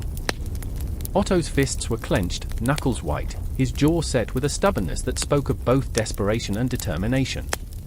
The German princes were restless, their eyes glinting with ambition, but beneath their fine garments lurked something more sinister, betrayal. And there stood Heinrich, the Duke of Bavaria, a man of contradictions, a lion in a sheep's clothing, charismatic and charming, yet dripping with the venom of envy. I remember how he paced the floor, every step echoing in the silence, his thoughts a swirling tempest as he spoke. "You think you can command men like us, Otto? You think your crown makes you king of hearts?" His voice was smooth, like silk over blades, beautiful and dangerous. Otto's gaze was steady, but I saw the flicker of doubt, like a candle about to extinguish in a gathering storm. "It is not my crown that commands but my will," he replied, his voice low yet fierce, the kind of calm that precedes an avalanche. "You would do well to remember that, Heinrich." The air was thick with unspoken words, a quagmire of loyalty and discord swirling around us as if the very essence of Germany were caught between them, trembling, waiting for a single spark to ignite the flame. I remember the ghosts of the past whispering in my ears, the tales of noblemen turned murderers, of alliances forged in blood. The walls of this chamber were steeped in the history of betrayal, and I could almost feel the weight of those spirits pressing upon us, echoing the same fears that haunted Otto. Would he become just another shade in the tapestry of treachery that had woven itself through our land? As the night deepened, the tension thickened like fog rolling over the moors. I could see it in Otto's eyes, the flicker of hope battling with despair. He wanted to unite the German princes, to weave them into a tapestry of strength, yet the threads were fraying, threatening to unravel in the face of ambition's insatiable hunger. "We stand at the edge, Heinrich," Otto implored, his voice cracking slightly, betraying his vulnerability. "Will you not join me? Will you not see the vision for what it can be?" But Heinrich's laughter was cold, slicing through the gloom. "A vision, you say? Or the delusion of a desperate man?" His words dripped with mockery, each syllable a dagger aimed to pierce Otto's resolve. "You speak of unity while plotting in the shadows. You are no better than the rest of us." Yet in that moment, amongst the battleground of their words, I saw something fragile blossom in Otto's chest, a stubborn ember of hope. He took a step closer, the air between them charged, electric. "I remember when you were more than just a title, Heinrich. I remember the dreams we shared as boys, before ambition poisoned our hearts." The plea hung in the air, raw and unvarnished, and for a heartbeat, time slowed. I could see the flicker of nostalgia in Heinrich's eyes, the faintest crack in his fortress of ambition. But the moment passed, swallowed by the greed that had become their lifeblood. Heinrich turned away, the light from the torches catching the edges of his cloak, making him look like a dark specter against the grim backdrop of loyalty lost. "I am not a child anymore, Otto. Dreams do not feed armies. You will see. The throne does not protect you from betrayal, it attracts it." The memory of Otto's face, stricken with a mix of fury and heartbreak, stayed etched in my mind. He was more than a ruler, he was a man caught in a storm of history, tossed between dreams of a unified front and the cold, hard truth of human nature. In the silence that followed, the castle and the world outside held its breath. It felt as if the very heavens were watching, waiting to see if this confrontation would lead to war or alliance. The shadows elongated, curling around us like whispers of the damned, a reminder of the stakes at play. Then, just as desperation threatened to swallow the room whole, Otto spoke again, his voice gaining strength. "You may think this is a game for thrones, but there are lives at stake. Innocents will suffer. I will not let this vision die, not while I breathe." His determination swelled, filling the chamber with an intensity that made the stones themselves tremble. The echoes of history sang in harmony with his resolve, every battle fought, every brother turned foe, every promise broken now converging upon this moment. As if the universe itself conspired against them, the wind howled louder, a lamenting cry that seeped into our bones. I remember feeling the cold seep deeper, as if even the night itself was aware of the impending darkness. The prince's ambitions, their desires, clawing at the very fabric of unity, threatening to tear apart the fragile ties that bound them. In that moment, the stakes were more than thrones and titles, they were the very essence of what it meant to be noble. Honor, loyalty, and betrayal collided in a cacophony that echoed through the ages, leaving silent scars on the soul of a nation. Otto's heart thudded against his chest, each beat a reminder of the weight of responsibility he bore, and I could almost hear the clock ticking, counting down to the confrontation that would change everything. I remember the flicker of hope dimming, only to be reignited by a stubborn will, and with it, the realization that the night was far from over. The darkness loomed like a predator, hunger in its eyes, and as Otto stood firm, a massive shadow, the embodiment of history's twisted machinations, began to stir, threatening to engulf us all. And yet, even amidst the chaos, amidst the ghosts and the gathering storm, a flicker of rebellion ignited, daring to challenge the darkness. Because in the hearts of men, even in the depths of betrayal, a glimmer of hope can still be found, a heartbeat away from despair. The battle had only just begun. I remember the moment the sky shattered. Not a single storm cloud in sight, yet the air crackled with an electric tension, a harbinger of chaos. The clang of swords was a violent symphony, echoing in the hearts of men, a prelude to the maelstrom that awaited us at Lechfeld. Shadows danced on the edges of my vision, flickering like the last breaths of hope, while my hands trembled as they gripped the worn leather of my sword hilt. Across the field, I caught a glimpse of Bela, my brother. A man with dreams too big for his own skin. His eyes glinted like sharpened steel, a mix of resolve and reckless foolishness. He was the firebrand, always charging forward, dragging me along. And yet, as he prepared to face the oncoming tide of Magyar warriors, I felt the weight of his decision settle upon my chest like an iron shackle. I remembered the stories of conquest he spun with wild gestures over flickering fires, speaking of glory and honor, but now, standing on the precipice of death, those tales felt like cruel jokes. "Stay close!" I shouted, my voice slicing through the chaos, but he was already lost in the fervor, a moth drawn to the flames of battle. The air stank of sweat and horseflesh, a cloying reminder of mortality that gnawed at my insides. The lingering scent of blood hung in the air, thick and suffocating. I wanted to scream, to shake him back to sanity, but the madness of war had seeped into his bones, dulling his senses and sharpening his purpose. Then came the roar. It shook the earth beneath our feet, a tide of horsemen surging forward, fierce and relentless. They were the Magyars, a whirlwind of shadow and fury, their wild cries piercing the stillness like arrows. I felt the ground tremble as they charged, a relentless wave of chaos, and I was caught in the undertow. My heart raced, a frantic drum echoing in my ears, drowning out the screams of the dying as the battle unfolded like a grotesque tapestry. My sister, Ilara, lingered in my thoughts. The way her laughter filled the halls of our home, a melody that seemed so distant now.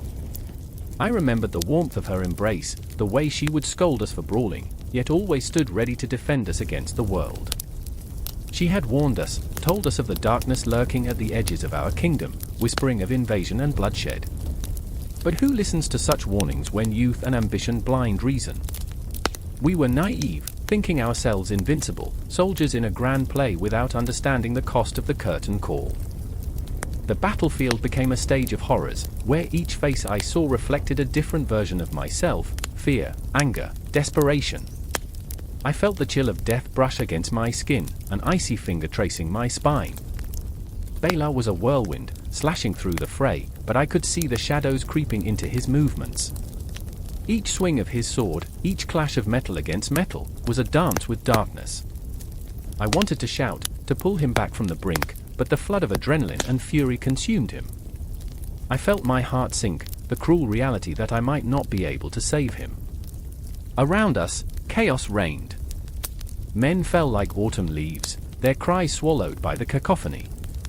I stumbled, my breath coming in ragged gasps as the weight of my fear threatened to crush me. The Magyars pressed on, their battle cries a haunting echo, their faces twisted into masks of rage. It was as if the world had turned into a nightmarish painting, colors splattered with despair and violence. In the midst of the whirlwind stood a figure, a Magyar chief with eyes like burning coals. He was a tempest, and as he faced Bela, time slowed. The heartbeat of the universe pulsed in that moment, a cosmic clock ticking down to an inevitable conclusion. I wanted to reach out, to scream, to make the world pause, but all I could do was watch as the two warriors met in a clash of destiny. Bela's fierce countenance momentarily faltered. I saw doubt flicker in his eyes, the realization of what this battle truly meant. It wasn't just glory, it was a dance with death. I felt every heartbeat as if it were my own, a rhythm of terror and rage. The clang of swords echoed, a haunting melody laced with the cries of the fallen. And then, in that instant, time shattered. Bela lunged, and the Magyar chief parried, their swords locking in a desperate embrace. I held my breath, waiting for the earth to swallow us whole, for the universe to collapse under the weight of our choices. Would I lose my brother? My heart screamed, a cacophony of fear and hope intertwining. The clash of metal rang through the air, each strike a prayer to the gods we had long forgotten. I felt the cold grip of despair tightening around my throat, choking me as I watched, helpless. I thought of Ilara, of her laughter that could have filled this void, of the home that felt like a ghost haunting my thoughts. Time stretched, a taut string ready to snap, and in that fragile moment, I became acutely aware of my own insignificance. Bela faltered. The Magyar chief surged forward, and I screamed, a raw, primal sound that mingled with the chaos. Everything around me was a blur, the world reduced to that singular moment, the clash of dreams and nightmares colliding. The air was thick with blood and sweat, fear and futility, and I felt the fabric of reality quiver at the impending doom. I remember that moment, one heartbeat, two, and the world held its breath. In the end, what will remain? Glory? Honor? Or the haunting specter of what could have been? And just as the curtain threatened to fall, I reached for my brother, my heart a silent prayer. The battle raged on, shadows wove through the remnants of our humanity, and I knew that the storm was far from over. The clash of swords would continue, and in the chaos, our fates entwined like the blooded threads of a tapestry yet to be woven. The air was thick with the scent of smoke and desperation, a lingering pull that clung to the very soul of the city. I stood on the crumbling walls of the fortress, my heart pounding like a war drum. Below, the soldiers prepared, their faces lined with fear and resolve. I could see the glint of steel and the flickering shadows of torches, the kindling of an inferno looming just beyond our borders. They said peace was a fragile thing, like glass ready to shatter at the slightest touch. But here, in the silence before a storm, the weight of that truth crushed me, heavy, suffocating. I remember the night before the treaty was proposed, a mad cacophony of laughter and tears spilling into the darkened streets. My brother, Alaric, had been the light, always optimistic despite the gnawing tension in our hearts. "We can keep our home safe," he said, his voice a soft melody amidst the chaos. But even then, I could see the shadows lurking in his eyes, the creeping dread that gnawed at his spirit. A soldier's life was a gamble, sometimes, the house always wins. Then there was Ilara, fierce and unyielding, a firebrand forged in the crucible of war. She was the embodiment of our people's spirit, her laughter echoing like a tempest, even in the direst times. "Do you think the enemy sleeps?" she would say, spitting the words like venom. "They plot and scheme, their hearts as black as night." I admired her passion, but the weight of it suffocated me. Perhaps it was my own cowardice that held me back, my fear of the abyss that waited for us all. Now, as the sun dipped below the horizon, casting a crimson hue over the land, I felt the tremors of something approaching, a confrontation, a reckoning. I glanced at Alaric, his jaw set, determination etched into the lines of his face. But beneath that bravado, I saw the flicker of doubt, the gnawing question clawing at him: what if our sacrifices were in vain? What if peace was just a shimmering illusion, a mirage that would slip through our fingers like sand? "Can you hear it?" I whispered, barely audible over the cacophony of clashing metal and distant cries. The drums of war were echoing in my ears, each beat a reminder of the stakes at play. Ilara turned her sharp gaze towards me, her eyes blazing. "It's not the enemy we fear, but the ghosts of our past," she murmured, more to herself than to me. And in that moment, I felt the weight of history pressing down upon us, a tapestry woven with blood and tears. The clock was ticking, each tick a reminder that time was not on our side. I thought of our parents, the sacrifices they made for our future, and the gaping hole left in my heart by their absence. I remembered the day we learned of their fate, the way the world seemed to twist into a nightmare. We were orphans now, left to fend for ourselves in a world that was unraveling at the seams.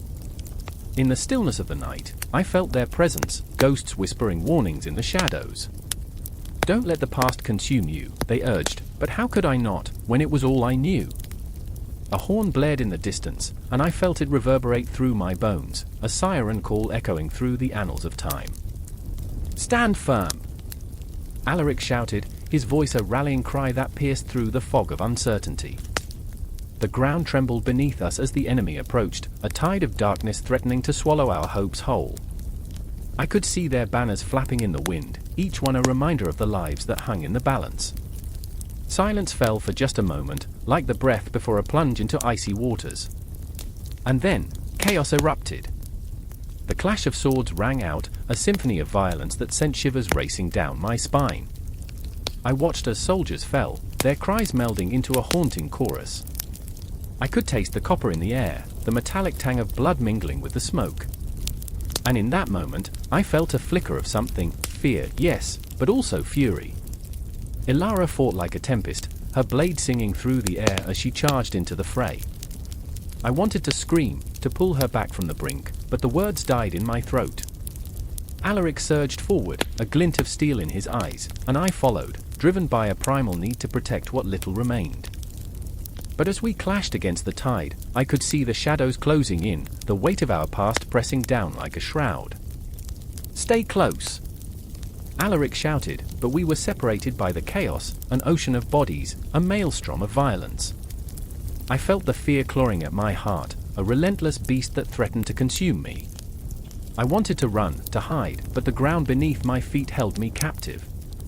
I was a pawn on a chessboard, and the pieces were moving swiftly, each moment a gamble played with our lives.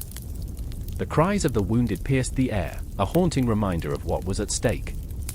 I stumbled, my foot catching on the rough earth, and I fell to my knees. The world blurred around me, shadows dancing across my vision as the chaos swirled in a cacophony of sound. I remembered the warmth of my family, the laughter that once filled our home, and the dreams we had woven together in the quiet of night.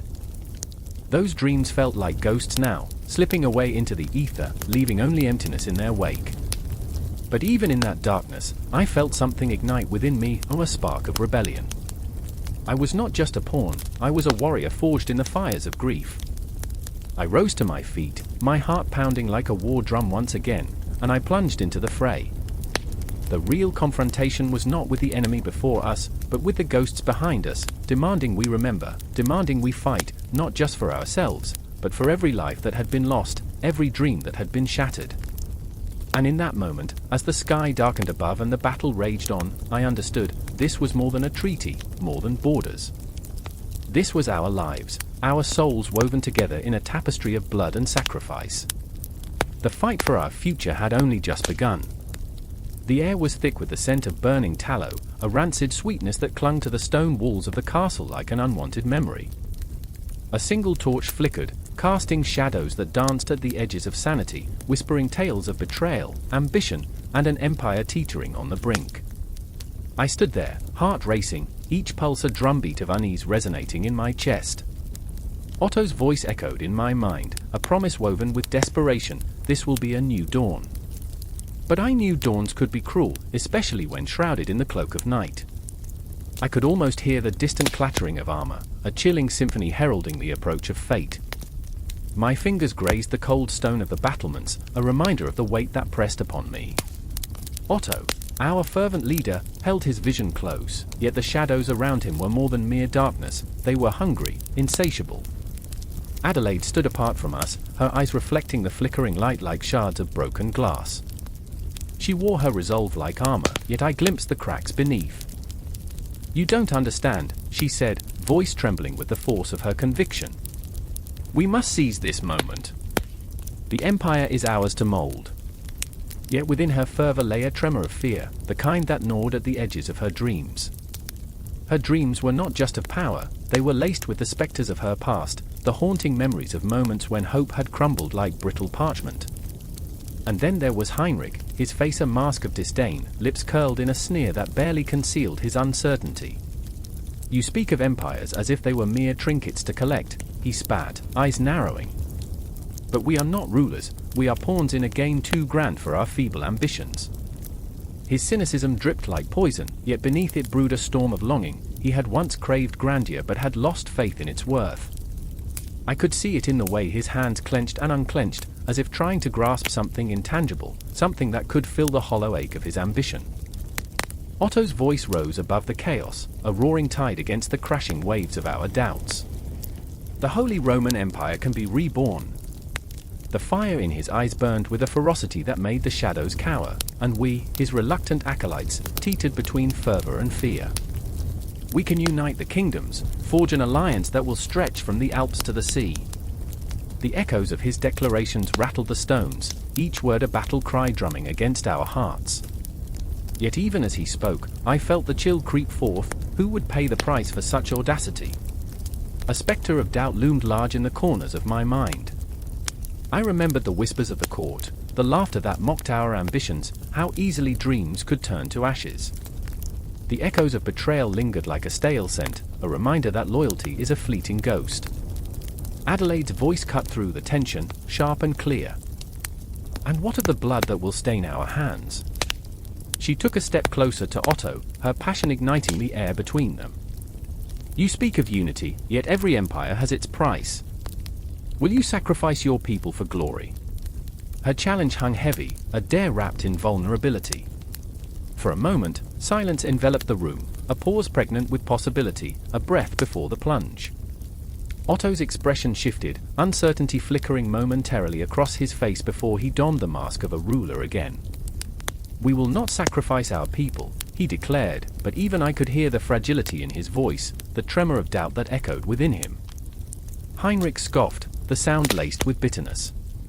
"A fairy tale, Otto. A fairy tale for fools." His laughter was dark, a shadow twisting his features as if he were merely a reflection of the very darkness we were trying to escape. "You dream of unity, but have you ever seen the heart of man?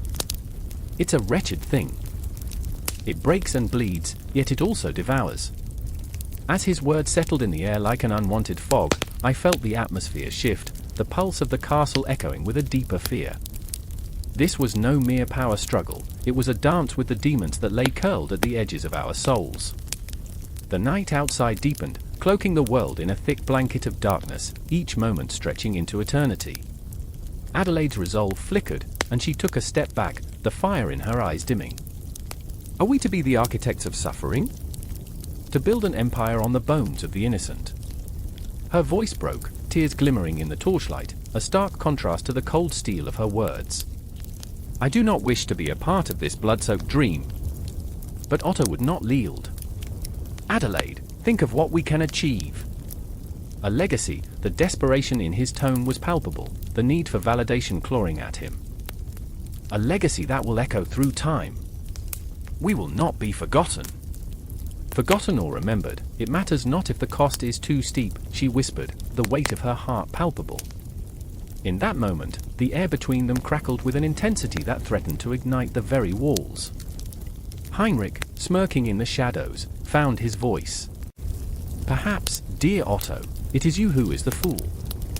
Dreaming of an empire crafted from ideals as ethereal as smoke. You will find that smoke suffocates." His laughter echoed, a haunting refrain that clung to the dim light until it became part of the shadows themselves. The clash of ideals reverberated within me, a tempest raging as I stood between them. Each heartbeat was a reminder of the stakes, the fragile threads of loyalty and ambition weaving a tapestry of chaos. I longed to scream, to silence the cacophony of dreams and nightmares, yet my voice was stifled by the enormity of their conflict.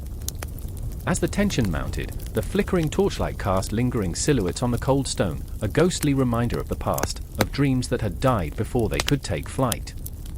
The castle, with its heavy air and oppressive darkness, felt alive, breathing in tandem with our fears and hopes. Time stood still, each second stretching into infinity, as I held my breath, caught in the web of Otto's vision, Adelaide's heartache, and Heinrich's cynicism. A war was brewing, not just among kingdoms, but within the very souls of those who yearned for power. Outside, the wind howled, a haunting lullaby that echoed through the corridors. It was a song of ghosts, of battles fought and lost, of empires built on the bones of the foolish and the brave.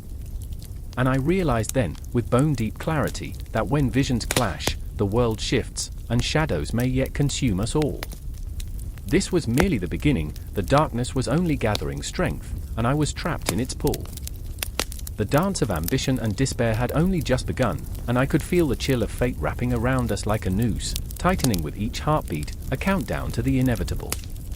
The air was thick with the scent of burning candles, a potent blend of wax and incense that clung to the stone walls like a shroud.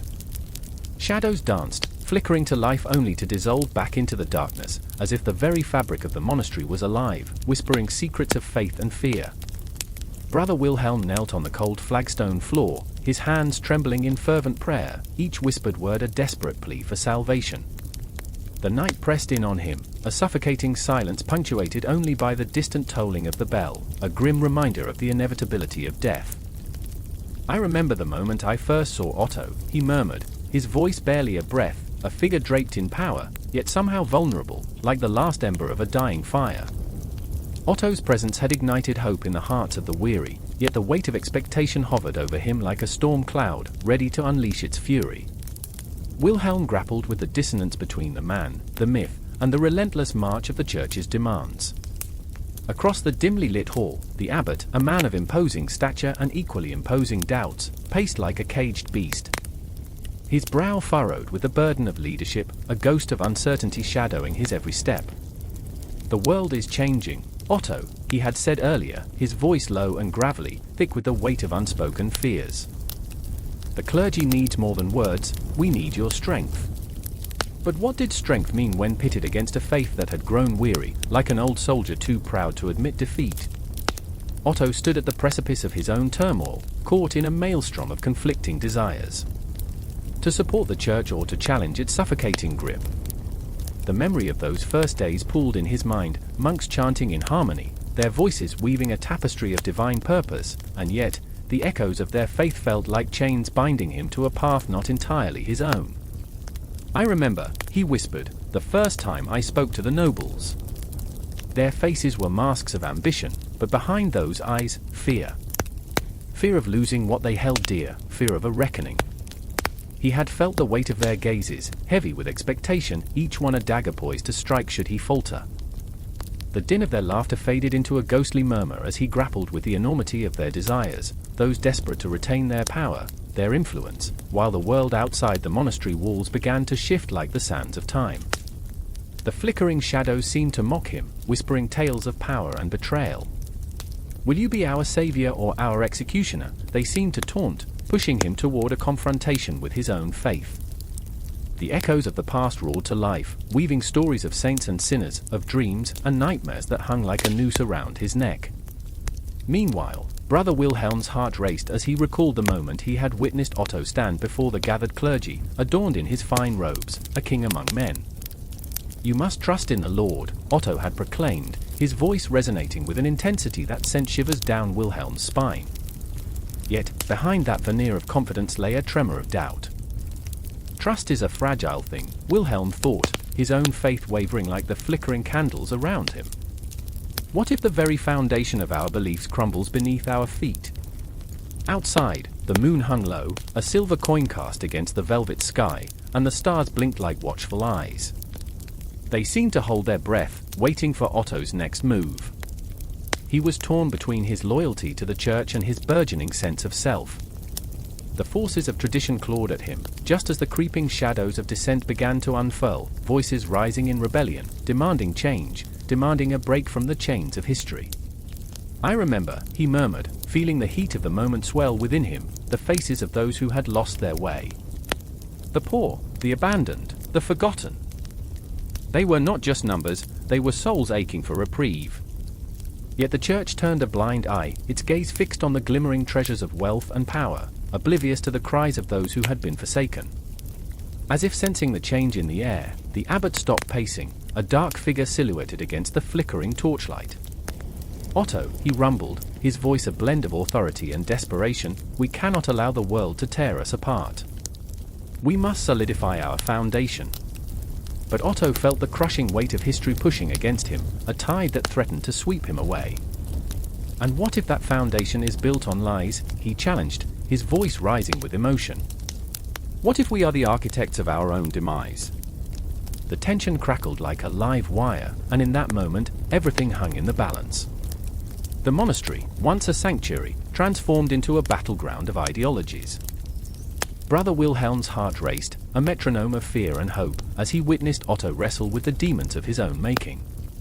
"Will you stand with the church or for the people?" he thought, his pulse pounding in time with the tolling of the distant bell. Outside, the wind howled against the stone, a lament for those who had fought and fallen in the name of faith. The night wore on, an eternal canvas painted with the hues of doubt and desire. Time slipped through their fingers like grains of sand, each moment a reminder that choices have consequences, some as light as a feather, others as heavy as the world itself.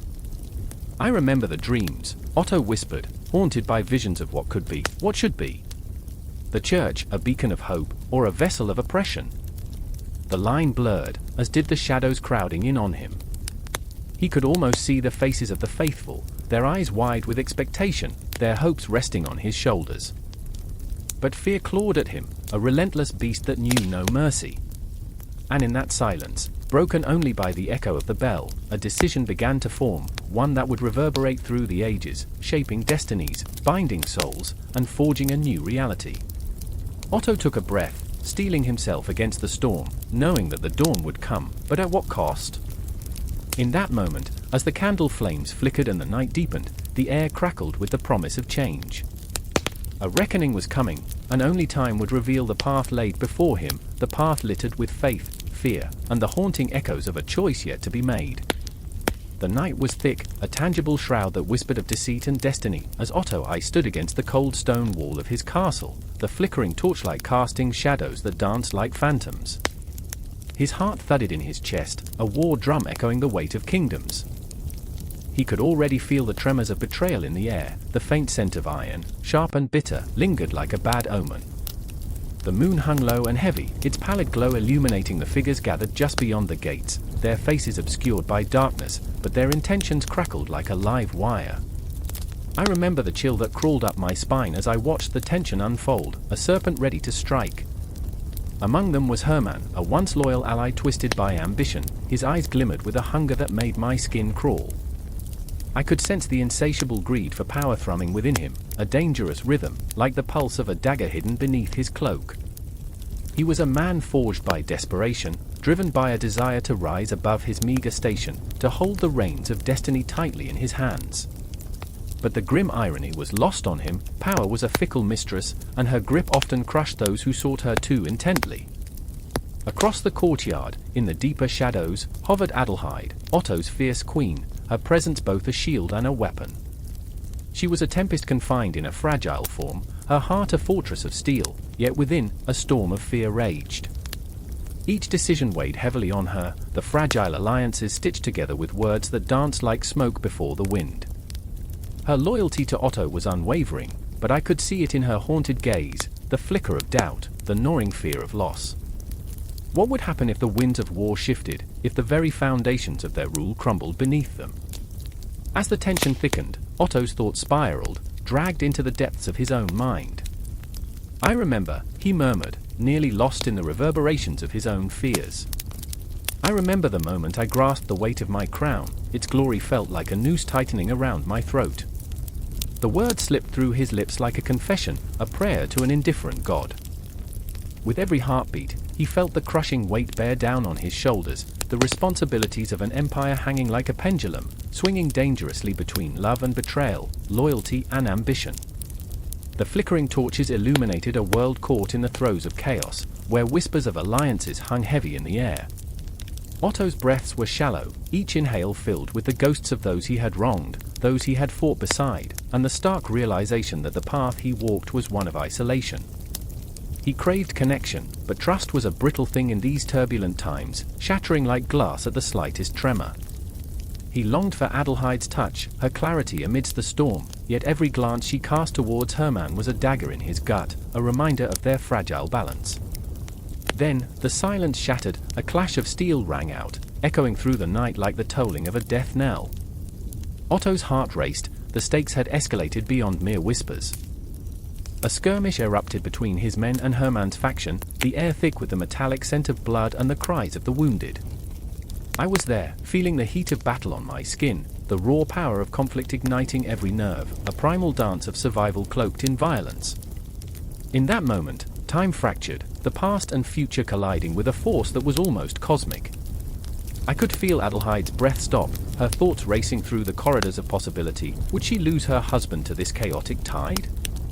Would Otto's dream of unifying the fragmented land slip through his fingers like grains of sand? Every heartbeat pounded like a war drum, a relentless reminder that this was more than a political crisis, it was a matter of life and death, of love and sacrifice. Otto's voice rang out, commanding yet trembling, cutting through the din of chaos. "Stand down," he bellowed, a desperate plea cloaked in authority, his eyes blazing with the fire of leadership. In that moment, I saw the man behind the crown, the vulnerable, terrified man who fought against the tide of destiny, his heart twisted in knots of conflicting desires. In the midst of turmoil, he sought the very thing he feared most, unity. But Hermann, blinded by ambition, couldn't see the impending doom. "You're weak, Otto," he spat, a venomous sneer on his lips, revealing the cracks in their once unbreakable bond. "Your dreams are dust in the wind." Each word was a dagger thrown, aiming straight for the soft underbelly of Otto's resolve. And there stood Adelheid, torn between love and duty, the shadows of their past clinging to her like a shroud. "My husband," she whispered, almost to herself, clutching her heart as if it could betray her at any moment. Her eyes flicked from Otto to Hermann and back again, caught in an emotional tempest, a tragic witness to the unraveling of everything she held dear. The battle raged on, a tempest of rage and despair, and I felt the weight of every blow as if it were my own. Otto, blooded yet defiant, fought with the ferocity of a lion, but deep within him lay a chasm of fear, the fear of losing everything, the throne, his kingdom, but most importantly, Adelheid. They clashed, his will against Hermann's ambition, a fierce duel that would echo through the annals of time. I remember the moments between breaths, the silence stretching out like a canvas painted with desperation and resolve. The clock ticked on, each chime a reminder that time was a fickle ally. Shadows curled around them, ghosts of past decisions haunting every strike, every choice, building towards an inevitable climax that loomed just beyond the horizon. And so, like the tides of the ocean, their fates began to shift, the currents of loyalty and betrayal swirling together in a chaotic dance. I felt the weight of inevitability pressing down, each heartbeat a countdown to an unknown future. There was no conclusion, no respite, only the relentless churn of history unfolding, a tapestry woven with blood and dreams, triumphs and failures. Otto's eyes were fixed on the horizon, the weight of the world resting on his shoulders, as the battle raged on, the shadows of past decisions looming ever closer. The clock struck midnight, its chime reverberating like the crack of thunder through the walls of the old family home, sending a jolt through Otto's children as they huddled together in the dimly lit living room. Shadows twisted around them, creeping like tendrils of fear. The air was thick with unspoken words and the weight of choices they'd made, choices that had pulled them into this moment of chaos and despair. Each heartbeat echoed against the silence, heavy with the tension of secrets that lingered just beyond their reach. I remember the way Clara's hands trembled as she clutched the worn fabric of her dress, the way her breath hitched when she looked at her brother, Jonas, who stood rigid, his face a mask of turmoil. "What have we done?" she whispered, the words tumbling from her lips like stones cast into a still lake, sending ripples of regret and fear through the fragile air. Her eyes, wide and pleading, searched his for reassurance, but all she found was a reflection of her own doubt. Jonas ran a hand through his disheveled hair, a habit he'd picked up in moments of despair. "It's too late to turn back," he said, his voice low, almost broken. He felt the weight of their father's legacy pressing down on him, suffocating in its intensity. Otto had always insisted that family meant everything, but now, with the specter of betrayal looming over them, what did that even mean? I remember the smell of burning wood, the old fireplace crackling as if it too were filled with dread. Outside, the wind howled, clawing at the windows like a restless spirit, whispering secrets that were never meant to be spoken. The night felt alive, electric with anticipation, as if it understood the gravity of the moment, two siblings, teetering on the precipice of familial loyalty and personal desire. Their sister, Lydia, stood apart, her gaze fixed on the swirling shadows, her mind racing. She had always been the dreamer, the one who believed in fairy tales and love at first sight, yet here she was, standing in the ruins of her own fantasies. The man she had fallen for was nothing but a polished lie, a charming facade that had masked his true intentions. "He said he loved me," she murmured, the words tasting bitter on her tongue. "But love doesn't lie, does it?" "Love lies every day," Jonas shot back, bitterness lacing his words. "Look where it's led us." His eyes turned to Clara, whose heart was caught in a snare of unrequited affection for a man who had promised her the world but left her empty. "And you? You think you can trust him?" Clara's expression hardened, a flicker of anger igniting in her chest. "You don't get it. I'm not weak just because I love someone. I refuse to let you dictate my choices." The intensity in her voice cut through the air, sharp and raw. It was a battle cry in a war she never wanted to fight, yet here she was, lined up against her own blood. In that moment, the room felt colder, as if the walls themselves were closing in, suffocating them with the weight of their unspoken haunted pasts. I remember the way Lydia's heart raced as she recalled the promises made in secret, the stolen kisses shared beneath the cover of darkness. Those moments now felt like ghosts, whispering warnings that tangled around her like ivy, choking the joy from her memories. Suddenly, a knock at the door shattered the fragile tension. It was a sound that echoed like a gunshot, slicing through the air with a chilling finality. Clara's heart raced, each thump against her ribcage a reminder of the stakes at hand. Who could that be? She gasped, her voice trembling with a mixture of dread and curiosity. I don't know, Jonas said, his tone grim. But we can't answer it. Not now. His mind raced with the possibilities, the consequences of exposing their truth to the world outside, to the judgment that waited just beyond the door. But the knock came again, insistent, a relentless demand for attention. With every thud, their secrets felt more exposed, more vulnerable. Lydia's breath caught in her throat as she glanced at her siblings, a silent plea for unity in their shared anxiety. What if it's him? She whispered, eyes wide, the fear gnawing at her insides. Then we'll face him, Clara replied, the fierce determination in her voice a spark in the darkness. Together. It was an anchor in the storm, a reminder that amidst their fractured relationships, they still had each other. As they gathered closer, the shadows seemed to retreat, pulled back by the light of their resolve. Jonas reached out, gripping Clara's hand tightly, the warmth of her skin grounding him as they faced the unknown together.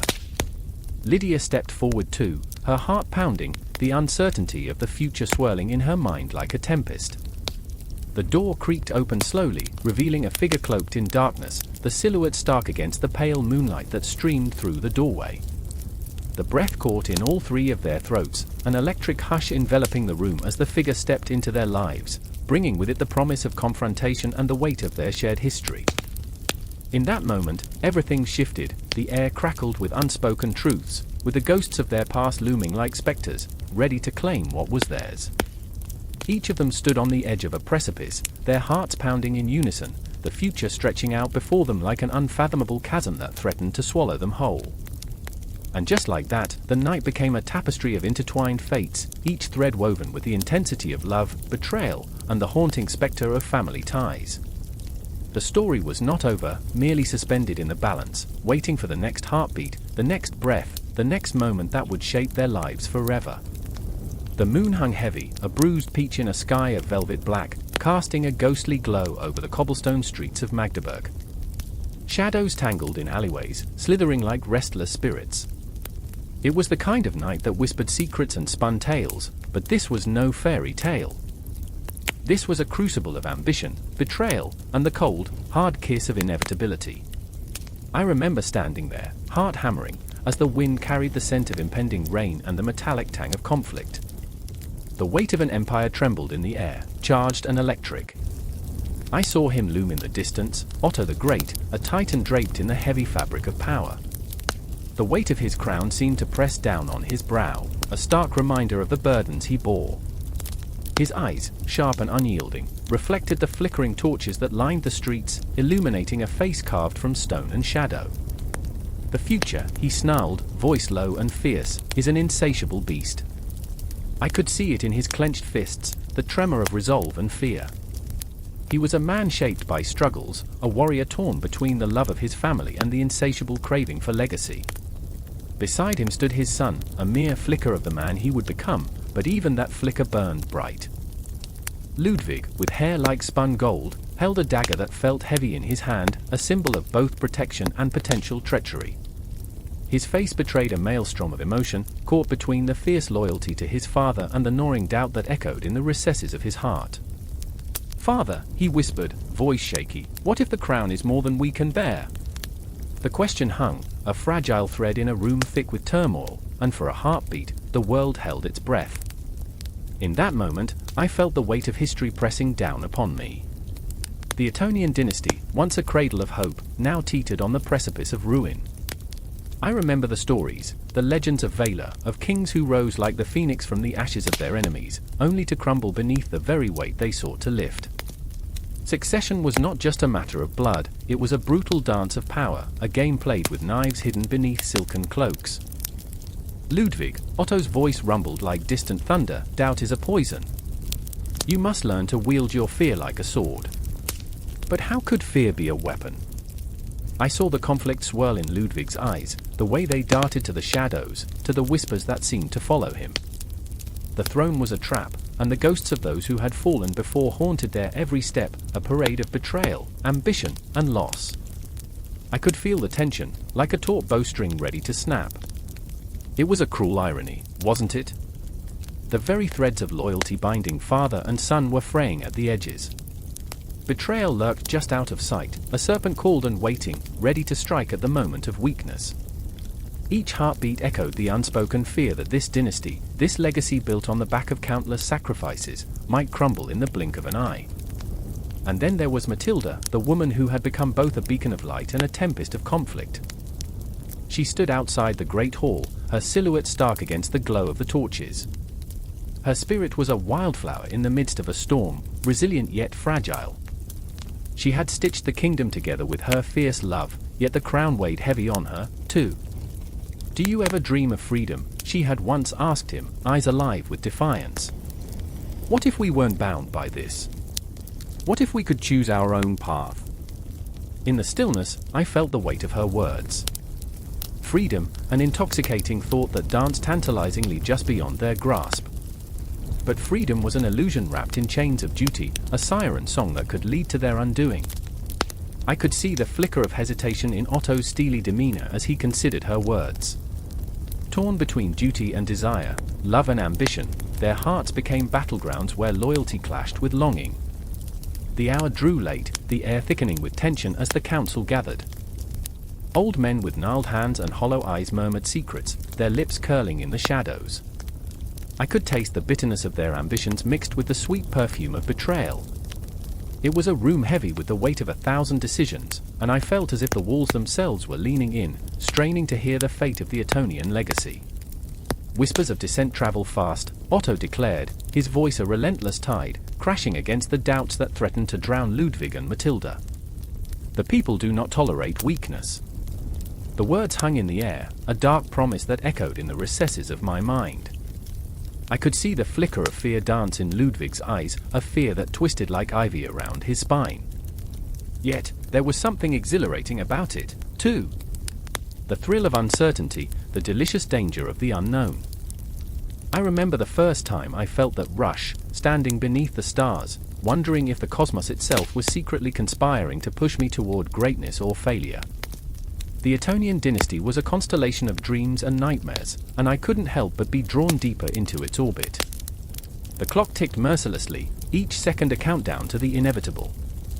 And still, the shadows crept closer, lurking just beyond the edges of their resolve.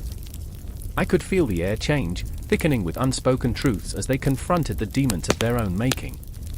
Betrayal was a family tradition, and they were all too aware that the throne was a double-edged sword, poised to cut the very hands that sought to wield it. But the beauty, and the horror, of being human is that we push onward, even when the darkness seems insurmountable. I wanted to reach out, to silence the doubts, to remind them of the light hidden beneath their burdens. But the truth is, sometimes the path to greatness is paved with shadows, and sometimes the very things we fear most can lead us to the heights we never imagined.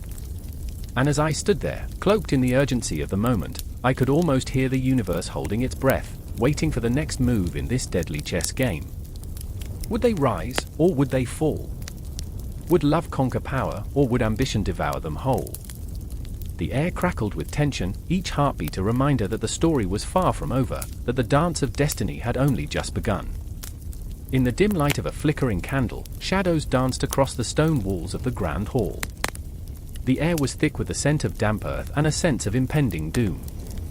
Otto sat at the head of the long oak table, his fingers tapping nervously against the surface, a rhythm echoing the chaos that churned in his heart. Outside, a storm raged, wind howling like a banshee, slashing through the darkness. He was not just a ruler, he was a man on the precipice of greatness, and yet, beneath the grandeur lay an undercurrent of fear that his dreams of a cultural renaissance might drown beneath the weight of expectation. I remember the night vividly, the way tension coiled tight in my chest, as if history itself held its breath. Otto's vision was magnificent, a rebirth of arts and learning after the shadows of ignorance had suffocated Europe for far too long. He sought poets, philosophers, artists, all the luminaries who could breathe life into the intellect of his people. Yet, those dreams came with a price, one that haunted him like a spectre lurking in the corners of his mind. But it wasn't just Otto's turmoil that held me captive this night. Seated across from him, at the table's edge, was Adelheid, his wife. A woman of grace and fierce determination, yet the glimmer in her eyes was dulled by the burdens of expectation. Her heart beat in sync with Otto's, but not for the same reasons. She loved him fiercely, but she feared being the shadow to his light, a mere reflection in the flood of his ambition. How could she stand as an equal when he painted her existence with grand strokes, with the brush of his brilliance? "Do you believe they will come?" Otto's voice cut through the tumult, breaking the silence that clung like a shroud around them. Adelheid's eyes narrowed, her lips pursed. "You must let them know they are welcome, Otto. You cannot demand greatness without nurturing it."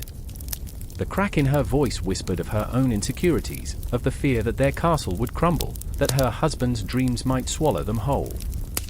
Then there was Hugo, the bard, a man whose laughter could paint the air with joy but whose heart bore scars from a life of rejection.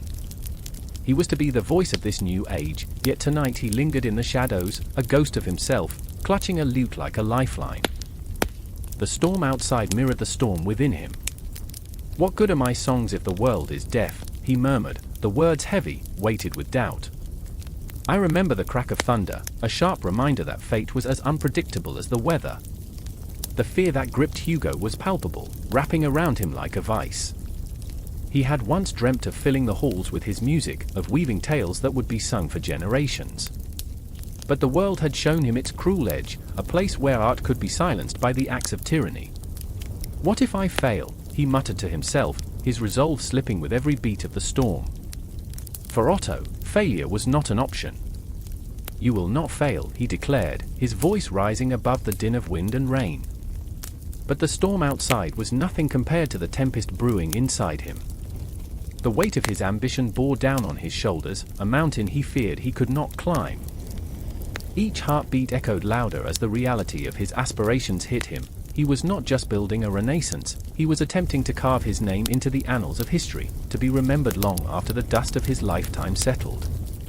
As the night wore on, the candle flickered, casting an eerie glow that danced around them. Shadows or ghosts, they felt just the same. Each moment drew tighter, the threads of their lives interwoven by dreams and fears. The weight of the unspoken lay heavy in the air, a tension that threatened to snap. The storm outside mirrored their internal struggles, a wild cacophony of chaos that echoed their hearts. "Time waits for no one," Otto said, his voice barely above a whisper. "What if we lose our chance?" It was as if he spoke not just to Adelheid or Hugo, but to the very cosmos itself, as if the stars were listening, judging. Adelheid reached out, her hand brushing against his. "Then we create our own time. We make our own moments." The raw conviction in her words hung in the air, the promise of hope against the storm. It was a reminder that the boundaries of fate could be pushed, bent like the branches of a tree resisting the gale. But Hugo, lost in the shadows, felt the weight of her optimism pressing down on him. "What if no one hears?" he asked, his voice breaking like the first light of dawn. "What if my music fades into silence?" The fear radiated from him, an energy that was palpable. Otto's eyes locked onto Hugo's. "Then we will make them listen," he roared, the words slicing through the darkness like a sword. "But you must believe in your song, Hugo. You must fight for your voice." The storm outside seemed to roar in agreement, the winds howling in a symphony that matched his fervor.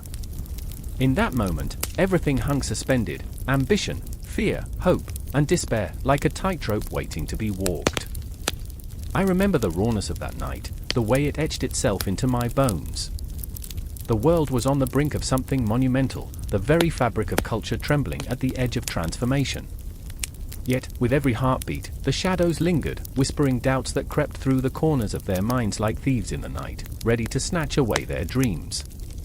Otto, Adelheid, and Hugo, they stood on the precipice of their destinies, tangled in the web of their emotions, each fighting their own battles while yearning for a shared victory.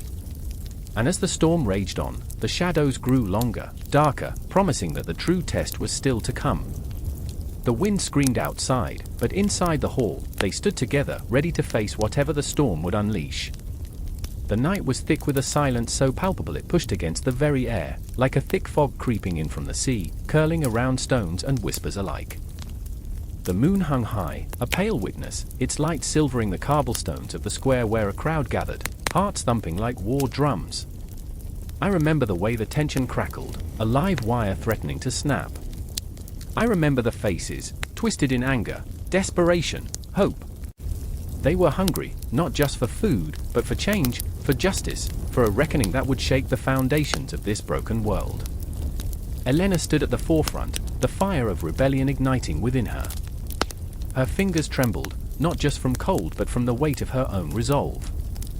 She had seen the suffering, felt the cruelty of the guards as they crushed dissent like fragile glass beneath their boots. She was one of them, one of the downtrodden, the forgotten. The crown had cast its shadow long and deep upon her family's name, and now she was determined to cut through that darkness. I remember the spark in her eyes, fierce and unyielding, even as the storm clouds of doubt gathered within her soul. Desperate courage made her reckless, her heart beat in sync with the murmur of the crowd, a symphony of yearning and defiance. And then there was Marcus, the reluctant leader, a man caught between the chains of duty and the chains of his own making. His brow furrowed as he watched the scene unfold, an impending tempest swelling in his chest. He hadn't chosen this life, and yet here he stood, the weight of his ancestors suffocating him. His heart, heavy with the memories of those who had been lost to the claws of tyranny, echoed with every heartbeat. I remember the shadows that danced in his eyes, memories of betrayal and spilled blood. He could recall the faces of friends turned enemies, the shouts of those who had risen only to be crushed beneath the heel of power.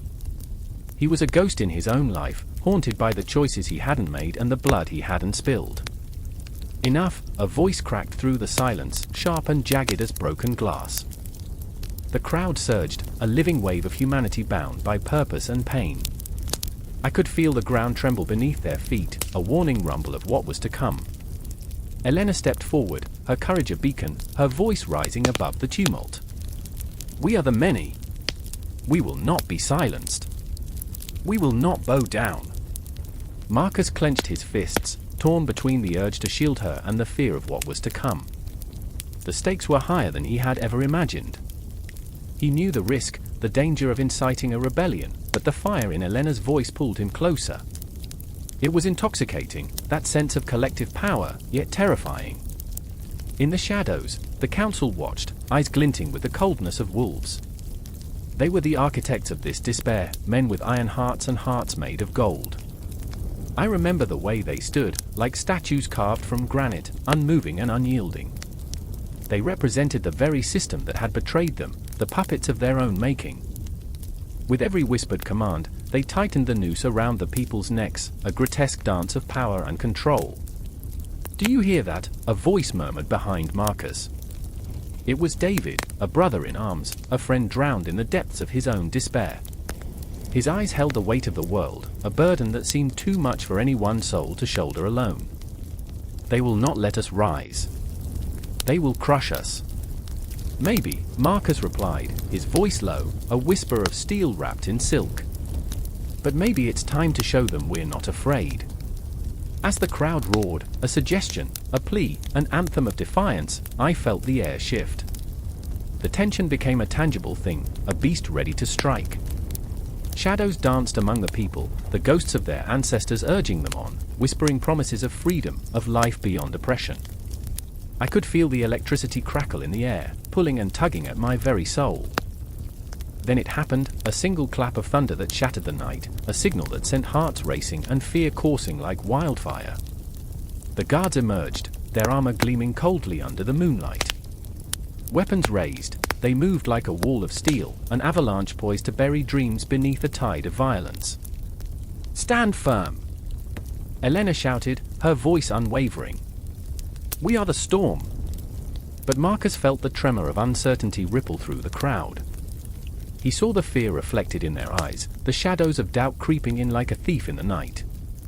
A woman at the front clutched her child, her grip tightening, a silent plea woven into her gaze.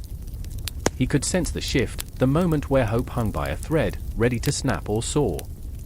I remember the chaos that followed, the way time twisted and warped like a reflection in shattered glass. The cries echoed, a symphony of despair and rage, mingling with the clanging of swords and the cries of the wounded. Each sound a heartbeat, each heartbeat a reminder of what was at stake. The clash of wills, flesh against steel, a cacophony of human emotion laid bare for all to witness. Elena surged forward, a flame flickering against the darkness, daring to push against the tide of despair, while Marcus stood frozen, the weight of his choices heavy against his chest. What if they don't believe, he thought, the fear gnawing at him like a ravenous wolf. What if we fail? But deep down, in the recesses of his heart, a whisper emerged, a belief in the impossible, a hope that flickered even in the darkest corners. The battle raged around them, and in that moment, amidst all the chaos, he felt it. The pulse of revolution, a heartbeat dripping with the blood of ancestors who had fought and bled for freedom, igniting his very being.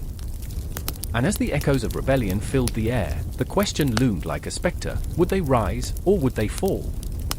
The pain of governance lay bare, the challenges of leadership crumbling under the weight of human emotion, desire, and the unquenchable thirst for freedom.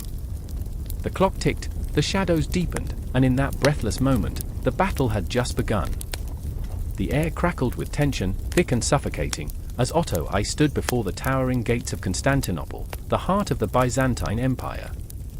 The sun hung low, a molten orb bleeding orange across the horizon, casting long shadows that whispered secrets of ancient grudges. Otto felt the weight of time pressing down on him, a ghostly hand gripping his throat, reminding him of the fragile alliance he sought, a balance teetering on the edge of chaos. His heart raced, a wild drumbeat, as he recalled the words of his father echoing in his mind, a half-remembered lullaby twisted by years of conflict. Trust is a currency more precious than gold, Heinrich had said, but Otto felt the bitterness of betrayal linger in the air, sharp as a knife. Flashes of memories danced in his mind, fingers clasped in friendship, the warmth of a shared meal, laughter ringing through the hall. But betrayal had a way of staining everything it touched, turning trust into ash. Across the city, a figure loomed in the shadows, Empress Theodora, her beauty like a blade, both captivating and deadly. A woman forged from the fires of ambition, her past as colorful as the tapestry of her court. Otto had always admired her, even as he felt the chill of her cold ambition brushing against his skin. She was a lesson in contradictions. A lover, a rival, a potential savior, and yet, an impenetrable fortress. He could feel her gaze piercing through the veil of night, assessing, calculating every twitch of his features, every twitch of his soul. The Emperor's hope is a fragile thing, she had whispered once, the night air heavy with uncertainty, her breath a ghost upon his cheek. It can be nurtured into a flame, or snuffed out like a candle in the wind. That night, the flickering light of her words had haunted him, leaving him trembling in the dark, awash in a sea of doubt. Now, as Otto clenched his fists, the weight of his crown pressed down on him like a leaden cloak. He was a king, but the title sat uneasily on his shoulders, a reminder of the burdens he bore, the expectations, the whispers of his enemies, the lingering specters of past wars. The Byzantine Empire was a labyrinth, a twisting maze where alliances shifted like grains of sand. He could feel the tides of history rushing around him, threatening to pull him under. Theodora will not be easy to sway, one of his advisors had warned, a man whose face bore the lines of countless battles fought and lost. Otto had brushed aside the warning, pride swelling in his chest like a balloon about to burst. A kingdom gained strength through unity, not fear. His words had echoed through the chamber, but inside, a flicker of doubt gnawed at him, relentless and insatiable. As he stood at the gates, the fabric of time shifted, memories tumbling forth like a river breaking its banks. He remembered the first time he had laid eyes on Constantinople, a swirling mass of colors, sounds, and scents that had dazzled him and ensnared his heart. It was a city of dreams and nightmares, where merchants whispered promises of wealth and soldiers spoke of glory. But it was also a place where shadows lingered, of past betrayals, of alliances forged in desperation, and of enemies lurking just out of sight. The gates creaked open, the sound reverberating through his bones like a death knell. A chill crept down his spine, uninvited, as he stepped into the realm of Theodora. The palace loomed above him, a grand structure that seemed to breathe with the weight of history. Otto felt small, insignificant, a mere pawn in a game played by gods and legends. Each step echoed in his mind, a relentless reminder of his purpose, of the fragile threads binding him to this empire, this woman. Inside, the court was alive with a cacophony of voices, laughter, and the clinking of goblets. But beneath the surface, Otto sensed a current of anxiety, a silent acknowledgement of the tension simmering just below the surface. Theodora was seated on her throne, an imposing figure draped in rich fabrics that shimmered like scales in the candlelight, her presence commanding the attention of the room. In her eyes, Otto saw a flicker of something, curiosity, perhaps, or the sharp edge of suspicion. "I hear the German king has come to court," she said, her voice a melody wrapped in steel, smooth yet treacherous. The jesters fell silent, the air thickening with unspoken words. All eyes turned toward Otto, a spotlight on a stage where he felt woefully unprepared. "I come not for jest, Empress, but for alliance," he replied, his voice steady, yet the tremor in his heart betrayed him. The court remained silent, an expectant audience waiting for the performance to unfold, each person a player in this grand theater of politics and power. All around him, the whispers swirled, a cyclone of doubt and fear. Would she accept his plea? Would she draw him closer, or cast him aside? He could almost taste the bitterness of betrayal, a tang that lingered on his tongue. Every heartbeat echoed the question, would trust blossom between them, or would it wither in the harsh light of ambition? Time hung suspended in the air, each second stretching into eternity. Otto's breath quickened, and in that moment, he understood the fragility of human connection, the delicate threads binding them together as they danced on the precipice of fate. The world outside continued its relentless march, but here, in this moment, everything hung in balance.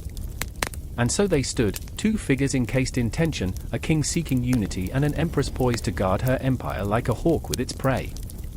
Shadows danced around them, and the clock ticked ominously, a reminder that history awaited its next chapter, a tale unfolding in the heart of the Byzantine Empire, where every choice was a thread woven into the tapestry of fate. But as Otto gazed into Theodora's eyes, the weight of the world fell away, leaving only the pulse of something raw and electric, a connection forged in the fire of ambition. The game had begun, a dance of desire and power, where every step could lead to triumph or disaster, and Otto felt the thrill of the unknown wrapping around him like a shroud. The past whispered its secrets, but the future loomed, a dark and tantalizing enigma, and he was ready to face it, all or nothing. The moon hung like a severed head in the sky, cold and watchful. Shadows danced across the cobblestones of Magdeburg, and all around, the air crackled with the electric tension of unspoken threats. I could feel it in my bones, the weight of power shifting, like a game of chess where each piece was a man, a duke, a heart. Otto's heart, that relentless drum, beat louder, echoing in the chambers of my own chest. I remember the night well, a tableau of whispered conspiracies and glances sharp enough to cut skin. Otto stood there, a king in the making but still a boy at heart, his brow furrowed with the burden of too many expectations. I saw it in his eyes, fear mingled with ambition, the intoxicating blend of hope and dread. The flickering torchlight illuminated his face, casting an otherworldly glow that made him seem larger than life, a titan amongst mere mortals. And then there was Heinrich, the rival duke, a serpent draped in finery, his every word a silver-tongued dagger. He sauntered into the hall, confident, the scent of scheming clinging to him like sweat. "Power is a game, Otto," he said, his voice smooth as cream. "And you play it so dreadfully naive." The laughter that followed was a cacophony of malice, and I felt it slice through my insides, a cold reminder that alliances were as fragile as the bones beneath our skin. Otto's jaw clenched, a muscle twitching like the beat of a war drum. He took a step forward, the world around us narrowing into a singular focus, the two of them, poised for a clash. I could see the ghosts of their past battles flickering in the air between them, haunting reminders of mistakes made and grudges held tight. The tension was palpable, thick as the smoke curling from the torches, choking the light. "I remember the time you twisted my father's words," Otto shot back, voice low and steady, but I felt the tremor beneath the surface, a boy trying to be a man, the weight of history anchoring him to the ground. "You thought you could hold power over him, use it as a weapon. But I'm not him." The words hung there, heavy as iron, vibrating with the emotions of a lifetime. I could see Heinrich's smirk falter, just for a heartbeat. The air around us crackled like lightning about to strike, and I held my breath, caught in the space between hope and despair.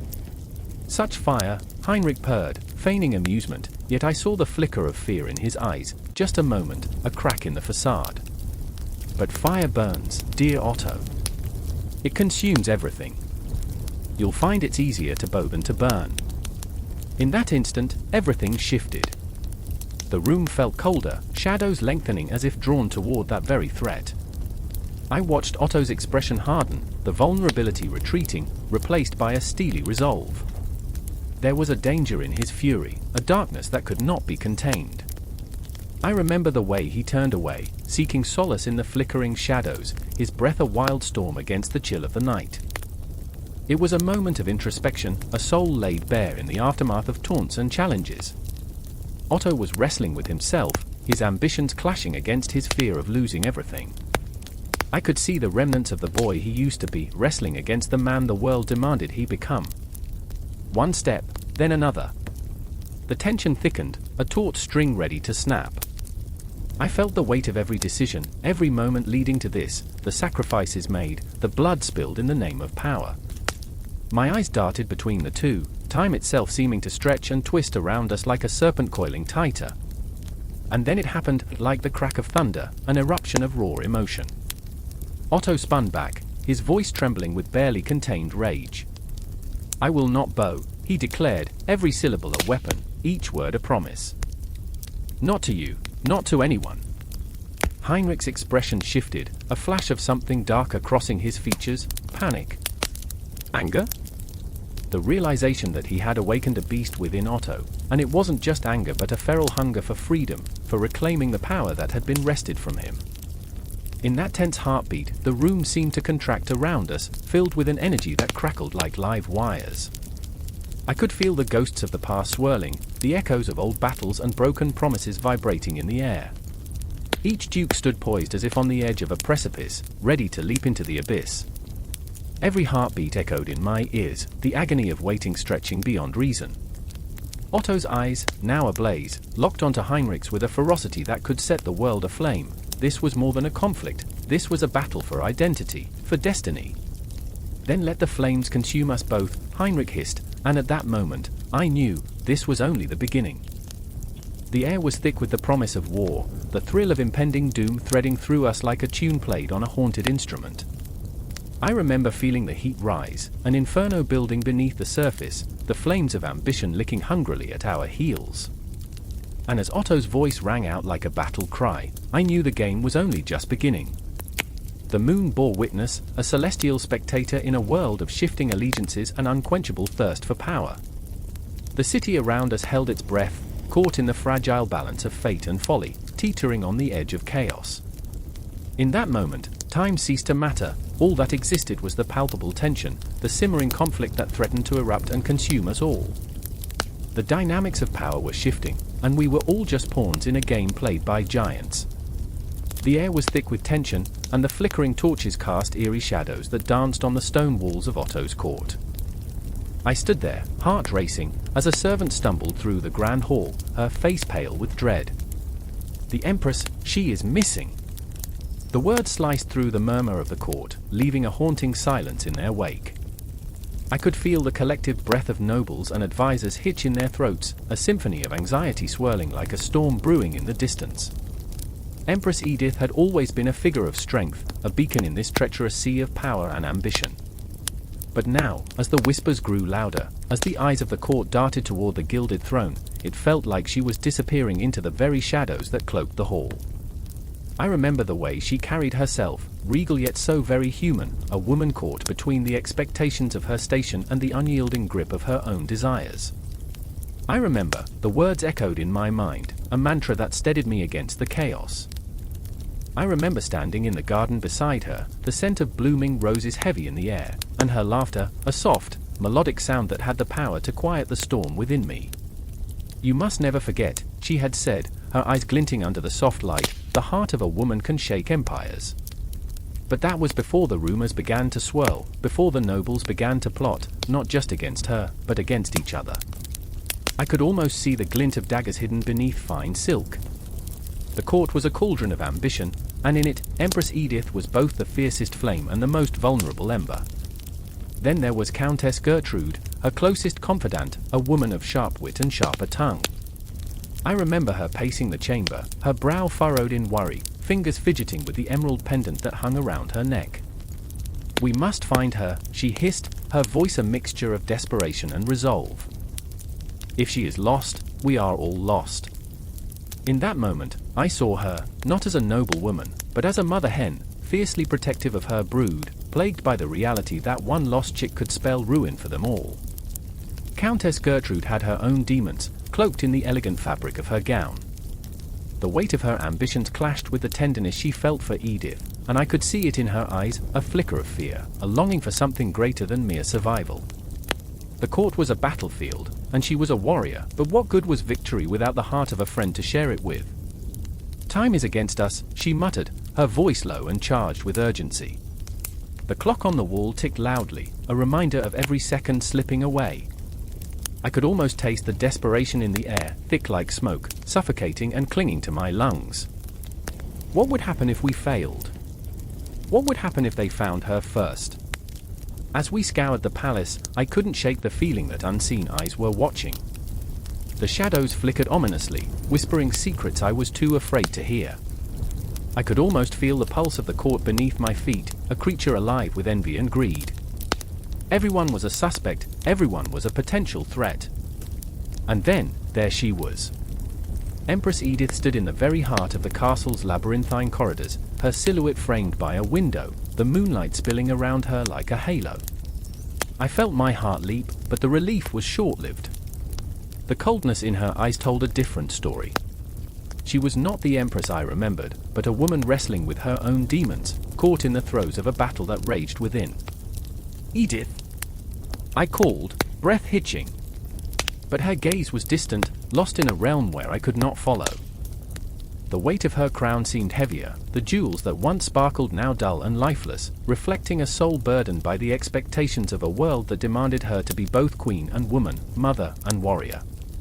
I remember, I whispered to myself, desperate to reach her.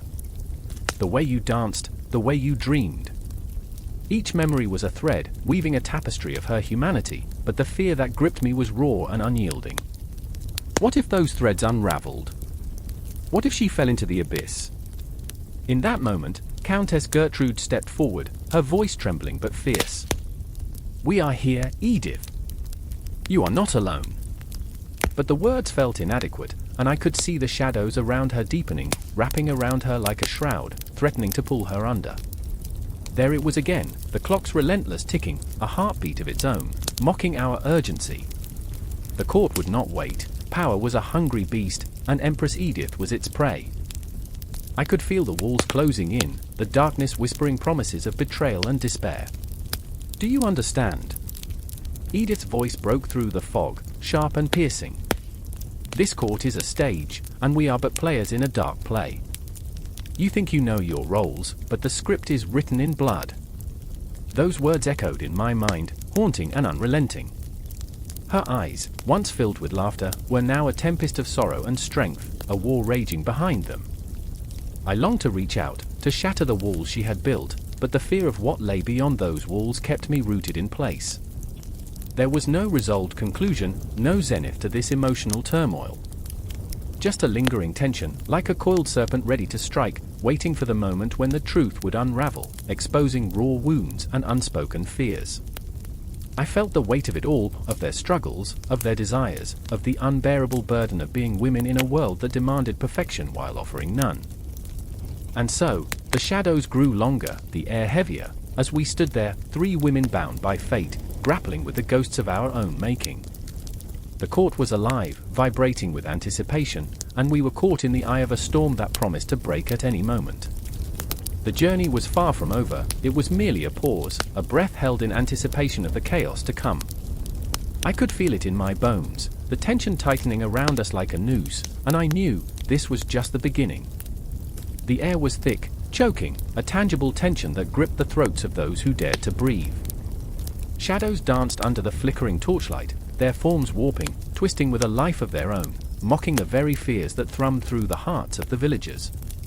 Somewhere, in the distance, a horn sounded, a long, low wail that cut through the night like a knife, freezing blood in veins and igniting panic in souls. I remember the day before, a day when laughter broke over the fields, a day when children chased each other, their voices soaring high, unburdened by the weight of tomorrow. A fleeting moment, a summer's ghost. But now, the landscape felt different, suffocated by an omen. I could see Mara at the edge of the village, her hands clasped tightly, a mother's fear etched in her furrowed brow. Her son, Eric, was not yet of the age to wield a sword, but today, the threat was real. Pale faces exchanged hurried whispers, dread settling like a thick fog. And there was Torvald, the blacksmith, a man forged from iron and stubbornness, yet even he felt the tremor of uncertainty. As he worked the forge, the clanging hammer echoed ominously, each strike a heartbeat marking time until the inevitable arrived. I could see the worry etched into his strong features. The knight within his chest felt the weight of duty, but the man felt the gnawing terror of loss. He glanced toward the horizon, where the sky bled crimson, and whispered a prayer. "God save us," he muttered, though the words felt more like a curse than a plea. I remember how the wind whipped through the village with a frantic urgency, carrying with it the scent of smoke, of fear. And in that moment, it felt as if the world had shrunk down, the edges closing in, the night wrapping around us like a predator waiting to pounce. Torvald's hands trembled slightly as he gripped the handle of his hammer. He was not just making iron tools now, he was forging the hope of survival. But then came the cries. They pierced the night like arrows, sharp and relentless. Mara's scream shattered the air, her son, her Eric. A shadow flitted across her face, and in that heartbeat of horror, her world crumbled. The villagers scrambled, a rush of bodies pushing against each other like leaves in a storm. They were afraid, yes, but fear turned to fury, boiling beneath the surface as they clutched whatever they could find, pitchforks, torches, anything to fend off the approaching doom. The ground shook beneath us as hooves thundered in the distance, the clatter of armor like the foreboding chime of a clock. The Vikings had come, their laughter a grotesque symphony of chaos, and it echoed through the night, a taunt, a promise of violence. I could see them now, dark figures against the fading light, a tide of ruthless shadow spilling forth, rapacious hunger in their eyes. I remember looking at Torvald, and in that moment, his eyes were not of a blacksmith but of a man-turned-warrior, blood coursing through his veins, ignited by the primal instinct to protect. He shouted, "To arms! We fight for our home!" And we followed, spurred by courage and desperation. Yet, amidst the chaos, I could see Mara's face, her pain palpable, her breath quickening. Eric! Where was her sweet boy? The thought echoed in my mind like a drumbeat. I felt her terror, her desperation seep into my bones. I wanted to comfort her, but the ground beneath us shifted, and we were swept away by the tide of flesh and fear. As we collided with the Vikings, swords clashed, and the night erupted into a cacophony of rage. I felt the adrenaline surge, the thrill and terror of battle washing over me, but it was fleeting, like a wave crashing against the shore, unyielding yet ultimately retreating. I stumbled, and in that moment, I caught a glimpse of Torvald swinging his hammer, a man transformed, his every strike echoing with raw emotion, each blow a desperate prayer for survival. And then, in the midst of the storm, I saw Mara again, her eyes wide with terror, her face streaked with dirt and tears. "Eric," she wailed, and the sound shot through me like an arrow. My heart shattered. I could feel the weight of her anguish pressing down on my chest. How could I fight when her world was crumbling? I wanted to scream, to run to her, but the chaos pulled me back, a dark wave of survival drowning out the light of humanity. Time became a spiral, each second stretching interminably, moments blending into one another. I remember the clash, the visceral sounds, the visceral smells, the stench of sweat, smoke, and blood mingling in the air, a grotesque perfume of war that made my stomach churn. Torvald was there, a titan among men, and I watched as he fought, his hammer a blur, a symbol of hope amidst despair. But for every blow he landed, I could see the toll it took on him, the weariness creeping into his limbs. I could almost hear his thoughts, clawing for the strength to protect, to defend. Each swing became a desperate dance with fate, his body moving as if guided by some unseen force, a force deeper than mere survival, love, duty, vengeance. And then, a heartbeat, a moment suspended in time. I saw Eric, the boy, lost and terrified, clinging to a tree, his small frame shaking. Mara's face, twisted in anguish, a mirror reflecting my own horror. I could almost taste the desperation in the air, it was suffocating. As the Vikings pressed forward, I knew this was not a fight for land or glory, it was a fight for love, for family, for the very heart of who we were. I remember, the night stretched on, shadows creeping, darkness swallowing the light. The battle raged, but amidst the chaos, something shifted, the air thickened, currents of fate swirling dangerously close. Each clang of the sword, every cry for help, every moment of heart-stopping terror, each heartbeat a reminder that we were alive against all odds, a tapestry woven from fear and courage, threaded with the indelible pain of loss. But loss was not the end, it was merely the beginning of a new fight. And in that realization, I felt it, a surge. The Viking laughter echoed in the distance, but our defiance rose, like a phoenix from the ashes, ready to challenge the night. We would not bow, we would not cower. In the heart of that darkness, a flicker of light began to blaze, one that would either consume us or guide us home. And as the night deepened, we pressed on, the ghosts of our past whispering behind us, propelling us forward into the unknown, a relentless tide of shadows, hopes, and the unbreakable bond of humanity. The clock tower's chime echoed through the rain-soaked streets, a ghostly refrain that sliced through the tense silence of the night. Otto stood at the window, hands trembling, fingers tracing the cold glass. Thunder rumbled, a distant growl echoing the turmoil within him. He could hear the whispers, the shadows danced with secrets, teasing him with promises of power and authority that felt so tantalizingly close yet insurmountably far. The weight of impending doom hung in the air like stale smoke, festering with memories of betrayals and lost dreams. I remember the first time I felt the grip of authority slip through my fingers. My own heart racing, a wild thing, while others plotted behind masked smiles. The fear of losing it all clawed at me. I remember the faces, those familiar, once loyal eyes now glinting with ulterior motives. Agnes, my once trusted advisor, stood in the doorway, her silhouette framed by the flickering candlelight, a spectre of betrayal. She had been like a sister, once, her laughter ringing like chimes in the wind, and now, it was nothing but a harbinger of my own downfall. "Otto," she said, voice low, edged with steel, "they're coming for you." Each word was a dagger piercing through the fog of uncertainty that clouded my mind. The shadows deepened in the corners of the room, creeping closer like dark thoughts refusing to be banished. I could taste the bitterness of fear, a metallic tang that lingered on my tongue, a reminder that trust was as fleeting as the flickering flame that illuminated our dim world. "Who?" I asked, but the answer was already written in the lines of her face, in the tautness of her posture. My heart sank, a leaden weight in my chest. I could not look away, the vulnerability of her gaze spoke volumes. The betrayal was not merely from those who sought my throne, it was from those I had let in, those who had seen my soul laid bare, now ready to strip me of everything. I could hear the raucous laughter of the nobles echoing from the banquet hall below, their revelry mocking my despair. Shadows of the past crept in, visions of feasts, of camaraderie that now felt like a cruel joke. I remember the way they raised their glasses, cheers ringing like a death knell. The air, thick with the scent of roasted meats and sweet wines, turned acrid in my throat as I recalled how quickly friendship soured, turned to ash. Then there was Henry, my cousin, standing in the flickering light, eyes glinting with ambition sharper than any sword. He was a mirror, reflecting the darkness that lay within me, an ugly truth interwoven with dreams of grandeur. "You don't have the right to rule," he would hiss in quiet moments, his voice a venomous whisper, as I lay awake, staring at the ceiling, haunted by the ghosts of decisions long made. I remember those nights spent in restless solitude, plotting my next move like a chess player trapped beneath the weight of their own pieces. Each tick of the clock felt like a countdown, an omen of what was to come. The air grew heavy, thick with tension, as I struggled to maintain control over the sinking ship that was my life. Those around me were mere pawns, and in the end, I knew I was the one who would be sacrificed.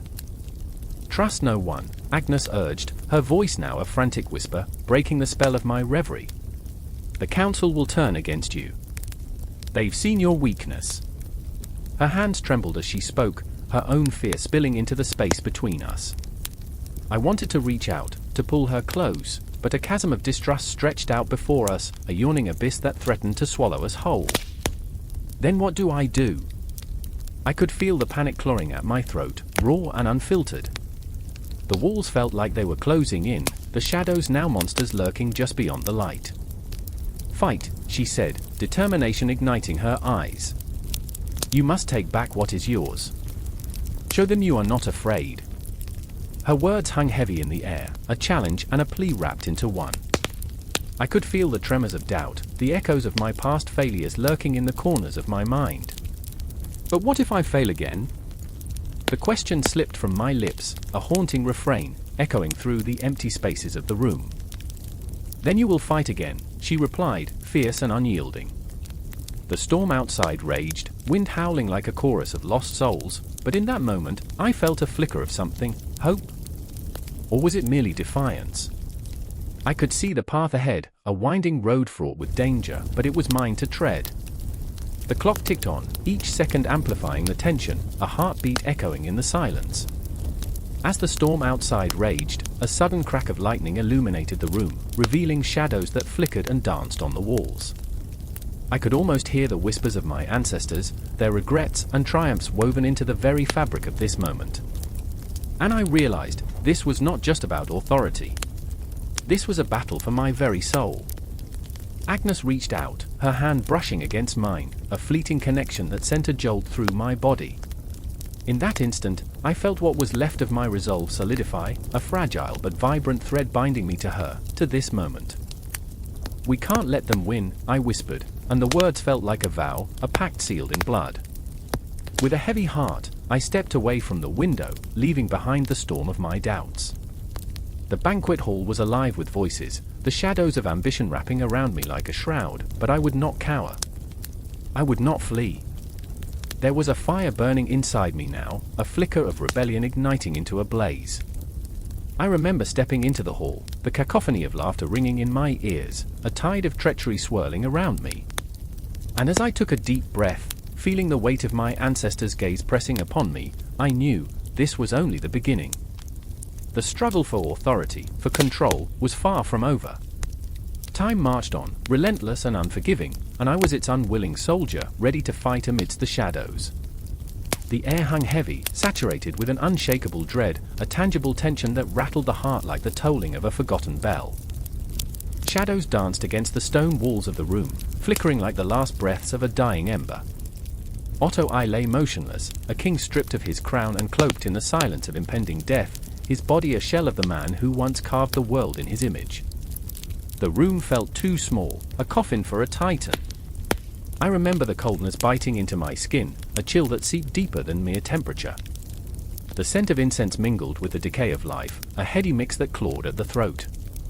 It was a sanctum of sorrow, the air thick with the ghosts of every decision Otto had made, every battle fought, every dream crushed under the weight of ambition. The flicker of the candlelight betrayed the urgency of the moment, illuminating the faces around him, each reflecting a myriad of emotions, fear, grief, unbridled ambition. And there was Matilda, his beloved wife, a woman torn between love and a gnawing anxiety that twisted her insides into knots. Her hands trembled, fingertips brushing against Otto's lifeless flesh, searching for warmth that had long since fled. Her eyes were wells of despair, each blink a silent scream for the man who had cherished her, who had promised her the world. What do I do now?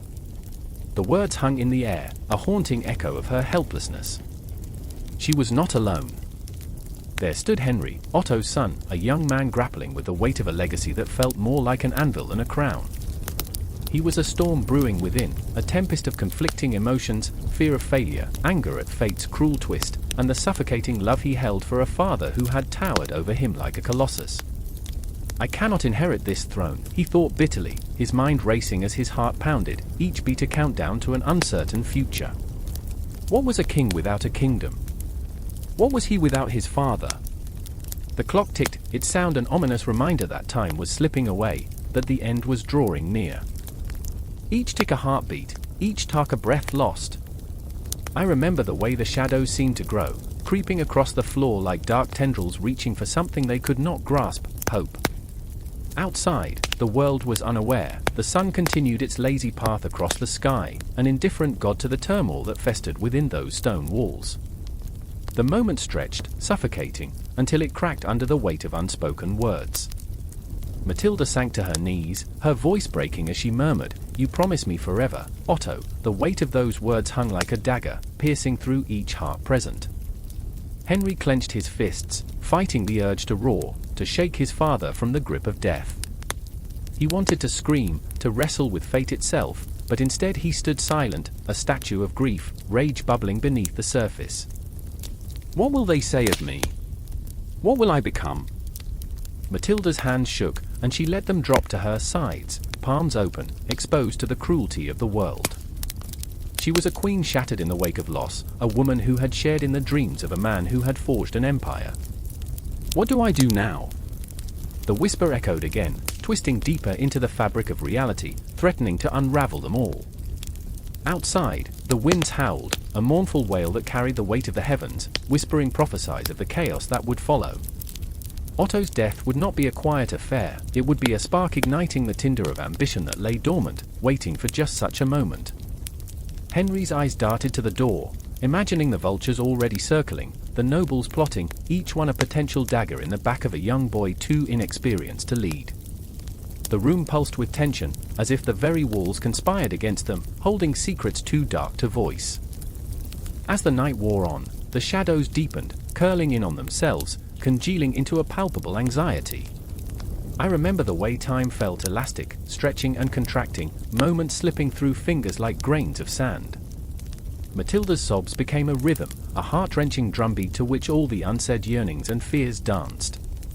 "What legacy will you leave me, Otto?" she cried, her voice laced with an aching vulnerability that cut through the darkness. Henry's breath caught in his throat. "What legacy?" he echoed, as if the very word tasted bitter on his tongue. "A kingdom rife with betrayal? A crown worn in blood?" The anger surged within him, a tempest threatening to break the dam of his composure. Images of strife and conflict flashed in his mind, the faces of men who would do anything for power, the shadows lurking just beyond the door, hungry for the scent of weakness. But then there was a moment, a brief flicker of calm amidst the storm. Otto's lips twitched, the ghost of a smile breaking through the pallor of death. I remember holding my breath, the room suspended in a fragile balance, each heartbeat echoing with the possibility of miracles, or the certainty of despair. Matilda leaned closer, hope igniting in her heart, a desperate prayer that perhaps the man she loved might yet rise again. But it was only silence that responded, heavy and suffocating, wrapping around them like a shroud. Time twisted, and the shadows crept closer still, a reminder that the end was not just near, it was here. The breath of the cosmos felt colder than ever, and in that moment, they all knew. Otto I had slipped through their fingers, leaving behind the bones of a legacy that would soon rot in the ground, buried under the weight of dreams unfulfilled. And so, as the candle sputtered its last, casting them into darkness, they stood on the precipice of what was to come. Each heartbeat a reminder of the chaos bubbling just beneath the surface, the shadows that waited with bated breath, eager to consume.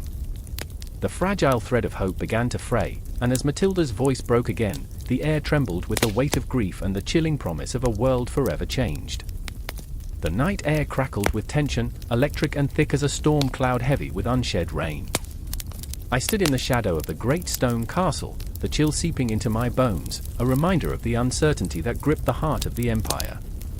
A wolf howled in the distance, a mournful sound that echoed the fears buried deep within me.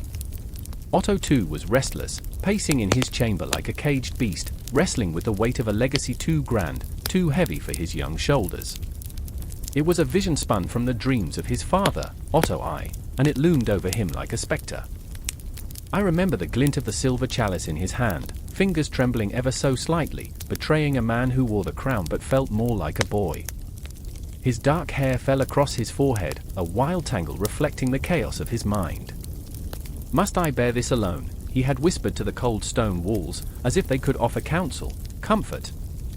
I could see the flicker of doubt in his eyes, doubt that gnawed at him like rats feasting on the remnants of a long-forgotten feast.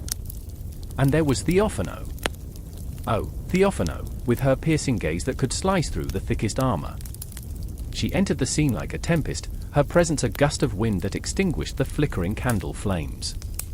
She wore the weight of the world on her delicate shoulders, for she was more than just a wife, she was a political tool, a bridge between two powerful empires. Her heart was torn, caught between duty and desire. "You can't escape this, Otto," she said, voice steady yet tinged with a tremor that betrayed her inner turmoil. "Your father built this with blood and sweat. You cannot let it crumble." But could he build on it? Could he stand tall against the looming shadows of rivals ready to pounce, claws drawn, bloodthirsty for power?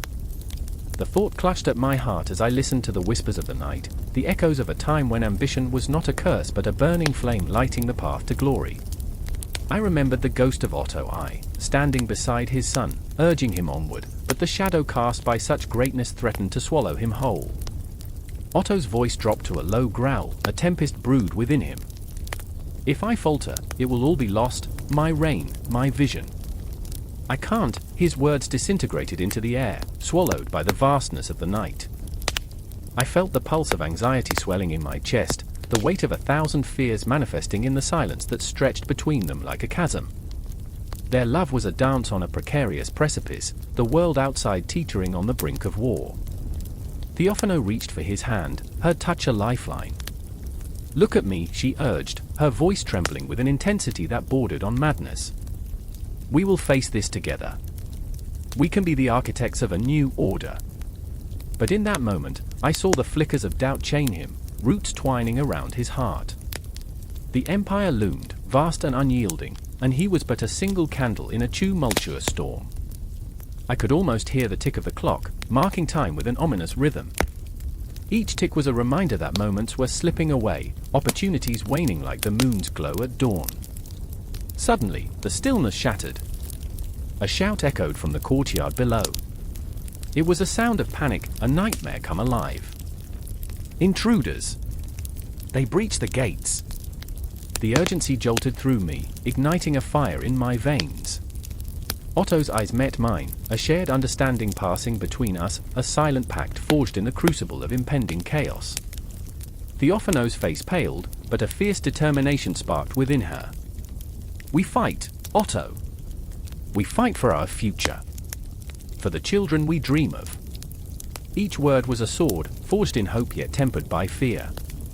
In that chaotic instant, I saw the flicker of purpose igniting in Otto's eyes, the boy swallowed by the specter of his father transformed into a man ready to stand at the precipice and face the storm. We rushed down the stone corridors, the echoes of battle growing louder, the air thickening with the acrid scent of smoke and fear. Otto led the charge, the weight of his crown transformed into a badge of honor. Theophano was at his side, a warrior in silks, fierce and unyielding. I followed, heart racing, fear and exhilaration intertwining within me, a wild dance of adrenaline and dread. In the courtyard, chaos reigned. Shadows clashed under the flickering torches, swords gleaming like stars in the night sky turned inferno. The clash of metal sang a grim symphony, punctuated by the cries of men caught in a brutal ballet of survival.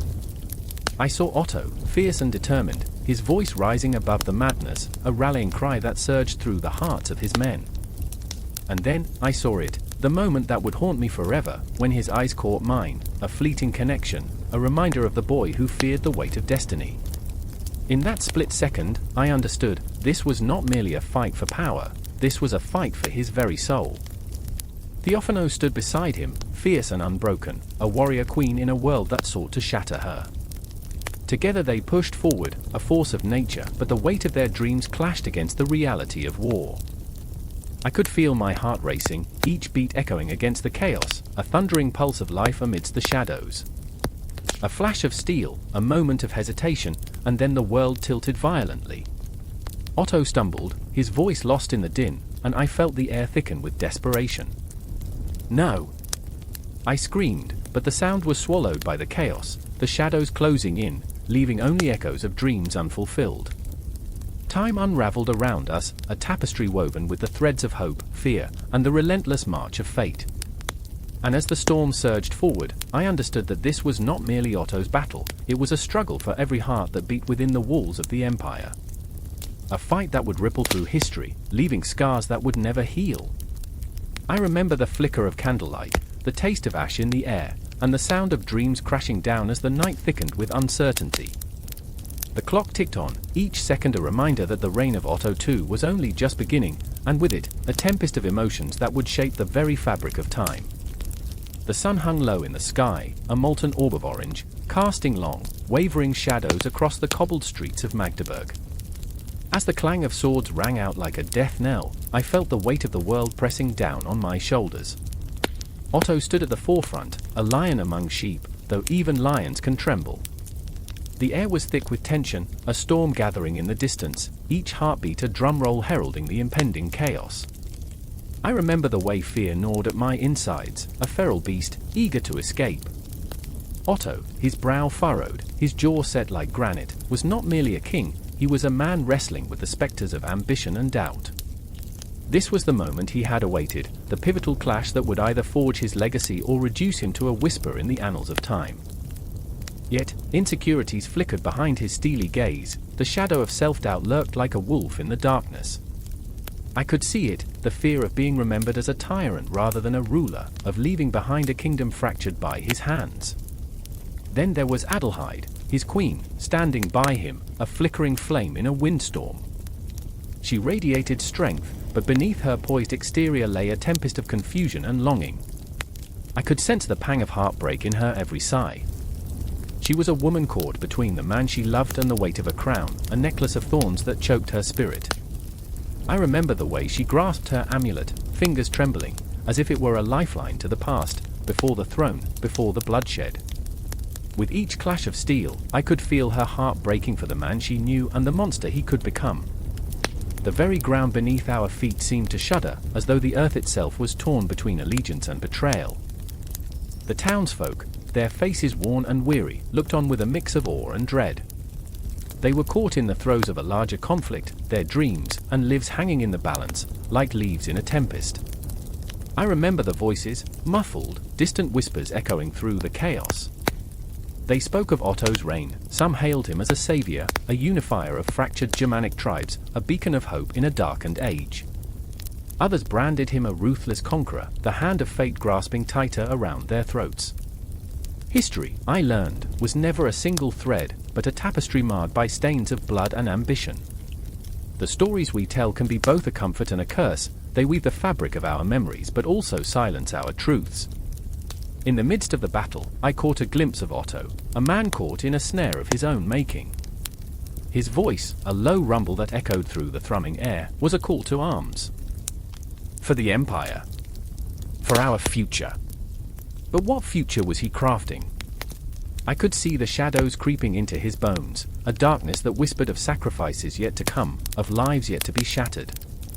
And there was Siegfried, a warrior with eyes like a stormy sea, driven by loyalty, yet haunted by the ghosts of his past. He felt the weight of every sword he wielded, each swing a reminder of the lives he had taken, the families he had destroyed. I could feel his heartbeat, the rhythmic thud of guilt thumping against his ribs, a metronome marking time with regrets. With every clash of metal, I knew he grappled with his own demons, torn between duty to a king and the morality that tethered him to humanity. As the sun dipped lower, shadows stretched longer, and the battlefield became a theater of desperation, blood mingling with the dirt, cries of pain rising like an unholy symphony. I remember feeling the gravity of it all, a weight pressing down on my chest, suffocating yet exhilarating. Otto, the lion, roaring for his kingdom, felt the tremors of his people, their faith, their fear. Would they see him as a savior or a tyrant? The night fell, draping the battlefield in a cloak of darkness, punctuated only by the flickering torches that stood like sentinels against the encroaching black. The stars twinkled overhead, indifferent to the carnage below, as if mocking the struggles of mortals. I could sense the tide shifting, the air thick with unspoken promises, and the bittersweet taste of potential betrayal hanging like a fog over Magdeburg. And then it happened. A decisive clash, the sound reverberating through the air, a cacophony of steel meeting steel, echoed by the gasps of the onlookers, their breaths caught in their throats. In that fleeting moment, time froze, and I realized that history was not a series of events but a collection of fractured dreams, desperate hopes, and haunting regrets. Each character in this unfolding drama held a piece of the truth yet to be unearthed. Adelheide's voice, rising above the din, was a whisper, a plea that pierced the darkness. "Otto, remember who you are." It was a call to his soul, a flicker of light in the swirling shadows. Her eyes, pools of unshed tears, begged him not to lose himself in the abyss, a plea for both the man and the king. But Otto, embattled and resolute, was one step away from the precipice. I felt the breath of destiny brushing against his neck, the weight of history pressing down, urging him forward into the unknown. Would he make a choice that would echo through the ages, shaping the very fabric of the world around him? Or would he succumb to the ghosts that haunted him, surrendering to the darkness that lurked in the corners of his ambition? As the clash intensified, the weight of their struggles mixed with the cries of the fallen. Siegfried, caught in the tide of bloodshed, surged forward, fighting not just for a king but for redemption, for peace. Each swing of his sword was a heartbeat, a moment of clarity amidst chaos. The night grew darker, but within that darkness, the flickering embers of hope still glowed, waiting for someone to fan the flames. But hope is a fragile thing, and in that moment, every soul on that battlefield teetered on the edge of oblivion, yearning for light yet enveloped in shadow. As the weight of their decisions hung heavy in the air, I felt an uneasy anticipation, the world holding its breath, poised at the threshold of tragedy or triumph. In that moment, I understood, history is not merely written, it is felt, a tapestry woven from the hearts of those who came before us. The castle looms above, a fortress of stone and history, shadows dancing along its walls as whispers of battles long past echo in the night. I stand there, breath caught in my throat, feeling the pulse of 1,000 stories coursing through the very ground beneath my feet. Otto I is a ghost here, a titan of an era that shaped a continent, yet as I gaze into the twilight, I can almost taste the fear and ambition that spiraled into the creation of the Holy Roman Empire. The air vibrates with the weight of his legacy, and in that charged silence, I can sense the hearts of two men, two conflicting souls, poised for reckoning. There's Heinrich, a scholar, passionate and tormented, his dreams haunted by the pages of history that whisper of Otto's conquest. His wrestling with an impossible question, was Otto a savior, unifier, or a cold-blooded tyrant? I see the flicker of candlelight reflecting in his eyes as he scribbles notes, fervently chasing the truth even as it slips through his fingers like sand. His heart beats with the agony of uncertainty, each word he writes is a battle cry against the demons of doubt that claw at his consciousness. I remember, he mutters, the cries of the Saxons, their blood spilled on the very soil that Otto claimed for his empire. Was it worth it? The question hangs heavy in the air, a noose tightening around his thoughts. Across the room, a shadow shifts, Anneliese, a poet with a grin that can slice through the gloom. She is drawn to this man, yet her own heart pulls her in another direction, toward Otto's legacy as a beacon of hope, a king who dared to dream of a united realm. I remember, she whispers, the way he held the kingdom together, a tapestry woven with the threads of loyalty and ambition. But there's a storm brewing inside her, a tempest of emotions that threatens to shatter her idyllic visions. How could she champion a king whose rise was steeped in blood? Each word she pens feels like betrayal to a history steeped in pain. Outside, the wind howls as if echoing their turmoil, a frigid reminder that history is never black and white. Each character they conjure, Otto as conqueror, Otto as father, Otto as a man, pulls them deeper into a maelstrom of conflicting emotions. They stand at the precipice, staring into the abyss of their own convictions, hearts pounding in synchrony with the rhythms of the past. What do we do with this man? Heinrich's voice trembles, the weight of the ages pressing down upon him. How do we reconcile the nightmares with the dreams? In the flickering light, shadows twist and turn like phantoms of the past, beckoning them closer to the truth. Look at our world today, Anneliese replies, her voice low, almost conspiratorial, as if the very walls might betray their secrets. Look at the leaders we follow, their promises woven with half-truths. Otto was a man of his time, a reflection of the chaos around him. He became the emperor in response to the chaos of the moment, as we all are. Her passion ignites the room, igniting a fire in Heinrich's chest, even as doubt lingers like a spectre. Would you have fought beside him? Heinrich challenges, his hands clenched into fists, knuckles white with the weight of unspoken fears. Would you have raised your sword for a king who turned brothers into enemies? A moment of tension suffocates the air, thick with the ghosts of choices never made. Anneliese stands still, caught between love and revulsion for a man who reshaped Europe in his image. I would have stood beside him, she admits, her voice breaking, if only to witness the dawn of a new world, to taste the promise of unity in a fractured land. And there it is, a crack in the veneer of history. The facade of Otto's greatness shatters, exposing the raw, pulsating flesh of humanity underneath. Every historian's quill, every passionate debate, every whispered secret of the past roils within them like a tempest. What if he was both? Heinrich breathes, realizing in a moment of clarity that history is not a singular path but a labyrinth of choices, each thread entwined, each moment a reflection of the next. What if Otto was the monster and the savior, the conqueror and the unifier? We can't ignore the darkness that lurked in his heart, but we can't overlook the glimmers of light either. Anneliese nods slowly, the acceptance dawning on her like the first rays of dawn breaking through a long night. History is a tapestry, woven with threads of blood and sacrifice, she murmurs, and in her eyes, I see the spark of understanding ignite. We cannot erase the stains, they give it depth. We must embrace the chaos, the contradictions. Otto's legacy is not one of pure villainy or saintliness, it is the embodiment of the struggle within us all. The monumental truth sits heavy on their shoulders, but it's also a release, a catharsis. The candlelight flickers, casting elongated shadows that dance to the rhythm of their thoughts. The air hums with unsaid words, their hearts resonating with the echoes of history. Haunted, yet hopeful, Heinrich whispers, his voice breaking the silence, that's what we are. Much like Otto, we are all flawed, walking the delicate line between light and shadow.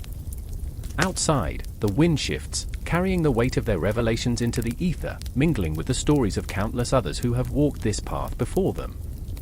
The moon hangs high, a watchful eye above, illuminating the path ahead. They may never find a definitive answer, but in that uncertainty, they embrace the struggle, their own hearts, their own legacies entwined with Otto's. The night stretches on, a canvas of dreams and nightmares, and their story, like history itself, refuses to end.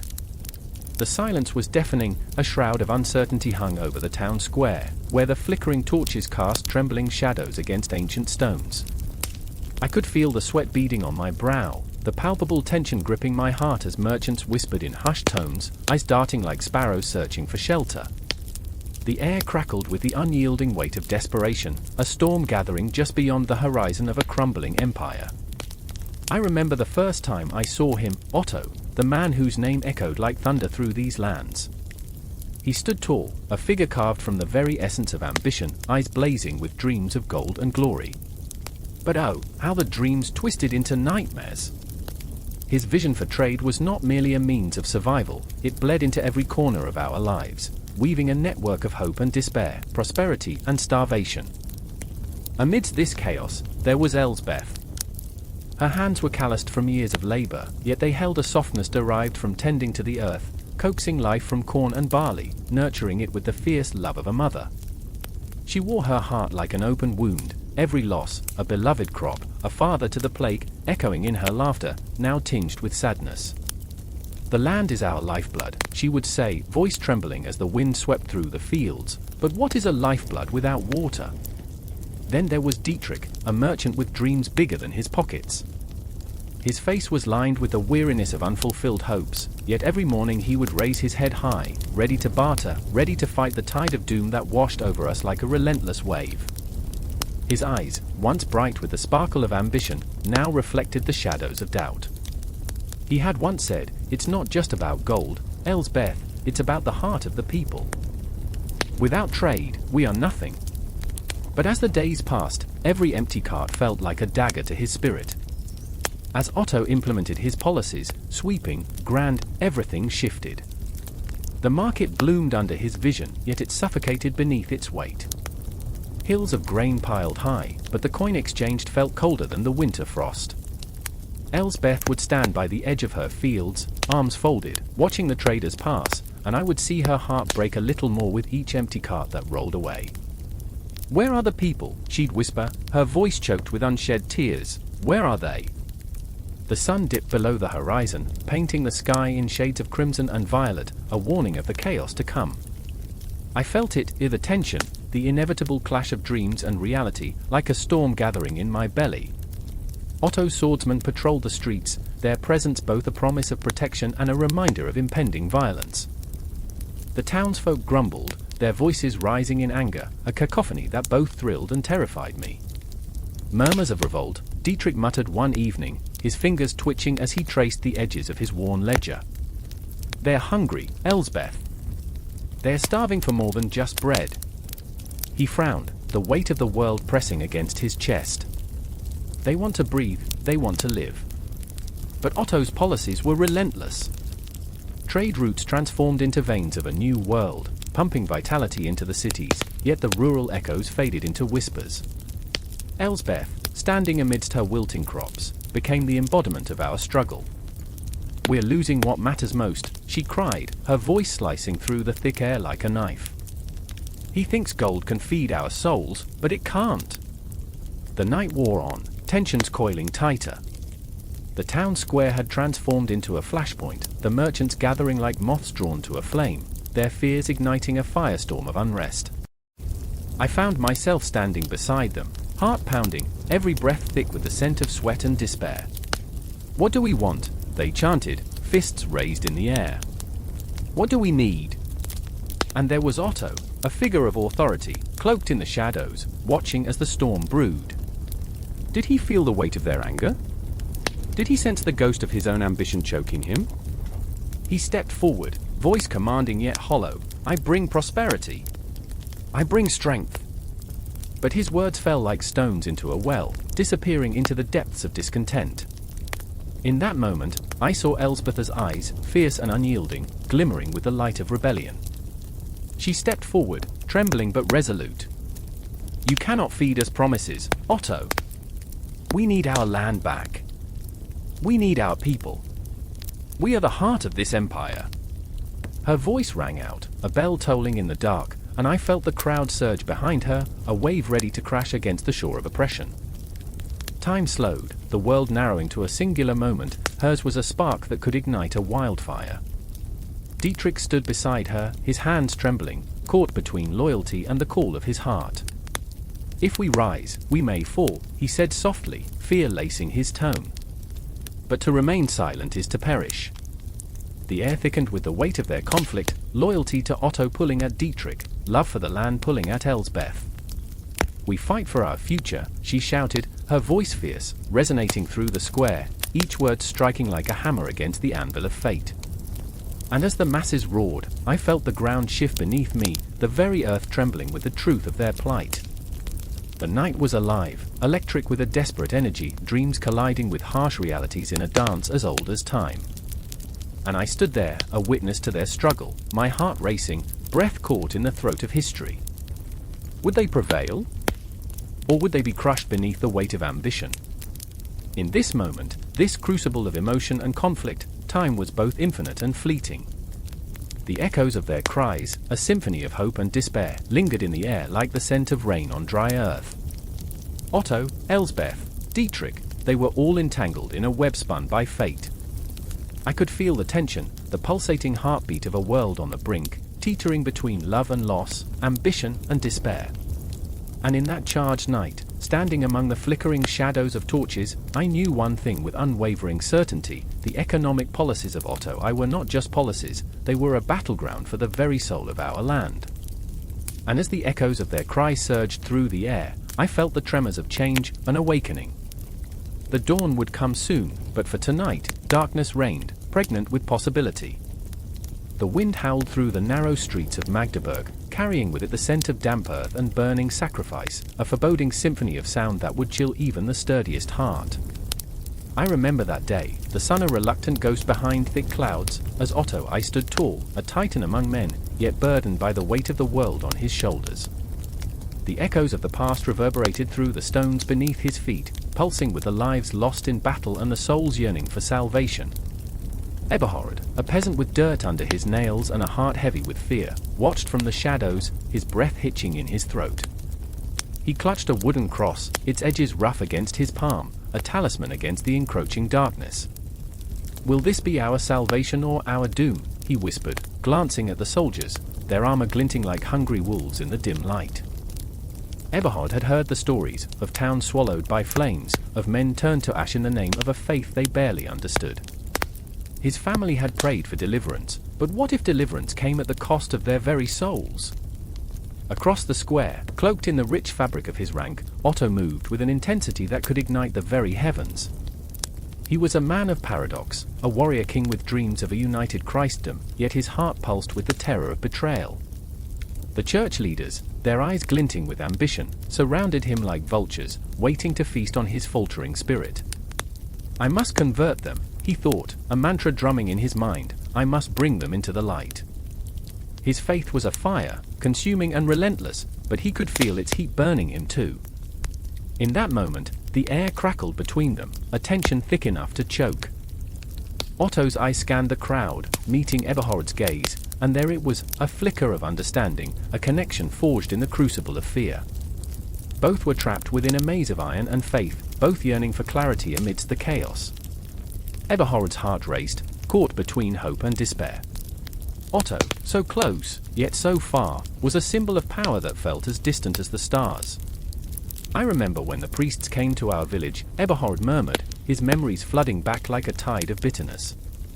"They spoke of love and forgiveness, but their swords sang a different tune. I watched as my neighbors fell, believing they were saving their souls while the flames licked their heels. The church had promised peace, but it had come wrapped in blood-soaked parchment, each edict a dagger aimed at the heart of the pagan lands. And Otto, oh Otto, what of him? What did he truly believe? Was he a monster cloaked in ambition or a martyr caught in a web of divine destiny? As the crowd surged forward, hushed whispers spiraled around them like smoke, rippling with the weight of 1,000 unspoken fears. "Will it be worth it?" Eberhard thought, gripping his cross tighter.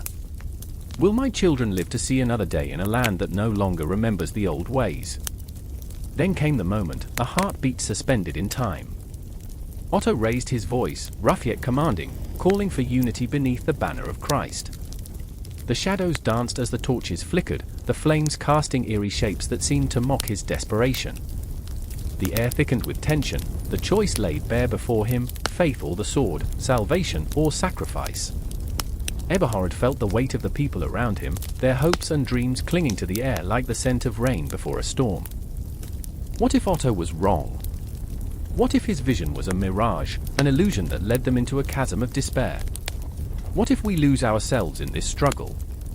Eberhard breathed, his heart pounding with a mixture of dread and longing. In that poignant space between belief and doubt, another figure emerged. Gertrude, a woman with fire in her eyes and the spirit of a lioness, stepped forward, unyielding and fierce. She had witnessed the devastation of faith-turned weapon, and her voice rang out, raw and unfiltered. "We are not pawns in your game, Otto. We are not your sacrifices." Her words pierced the air, a clarion call that shook the very ground beneath them. Otto's gaze locked onto hers, the heat of her spirit igniting something deep within him. "I do this for you," he cried, desperation clawing at his throat. "To bring you peace, to save your souls." But the moment teetered on the edge of violence, the crowd torn between loyalty to their king and the fierce, primal instinct for survival that Gertrude embodied. In that swirling chaos of loyalties and convictions, the line between faith and fanaticism blurred, a haunting reminder of the thin veil separating salvation from destruction. Eberhard's heart thundered in his chest as he watched the dance of emotions unfold, fear, anger, hope, and desperation swirling like a storm, each heartbeat a reminder of the humanity at stake. It was a dance as ancient as time itself, where every choice echoed through the ages. Each soul in that square, caught in the threads of history, felt the weight of their ancestors pressing down, whispering of the blood that had soaked the earth before them. Would they surrender to the churning tides of change, or would they stand firm against the onslaught of a new faith that threatened to consume them whole? And so the moment hung, suspended in the thick air, an eternal heartbeat of uncertainty. Otto, Eberhard, and Gertrude, each caught in their own storm, yet bound together by the fragile threads of hope and despair.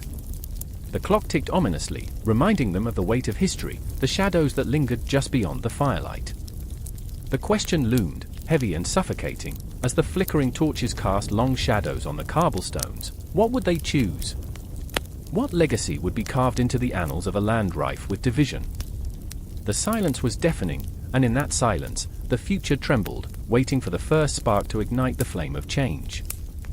The air crackled with tension, a heavy mist weaving through the ancient stones of Magdeburg as the sun dipped below the horizon, casting elongated shadows that seemed to dance with a life of their own. I remember standing there, feeling the chill seep into my bones, the weight of an empire hanging in the balance.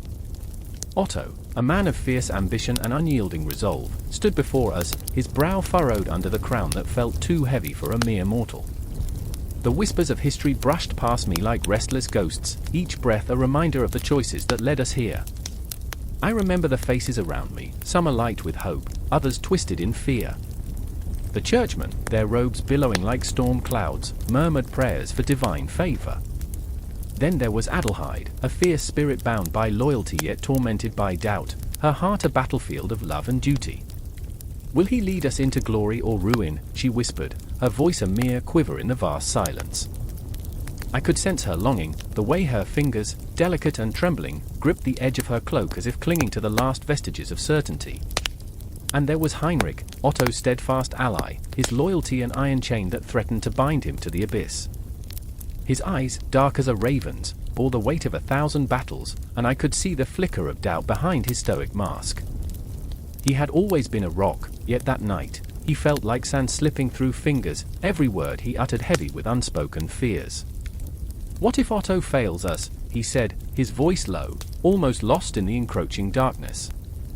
"What if the crown brings only death?" But the crown was not simply a bauble, it was a promise, a glimmer of hope that danced like a moth around a flame.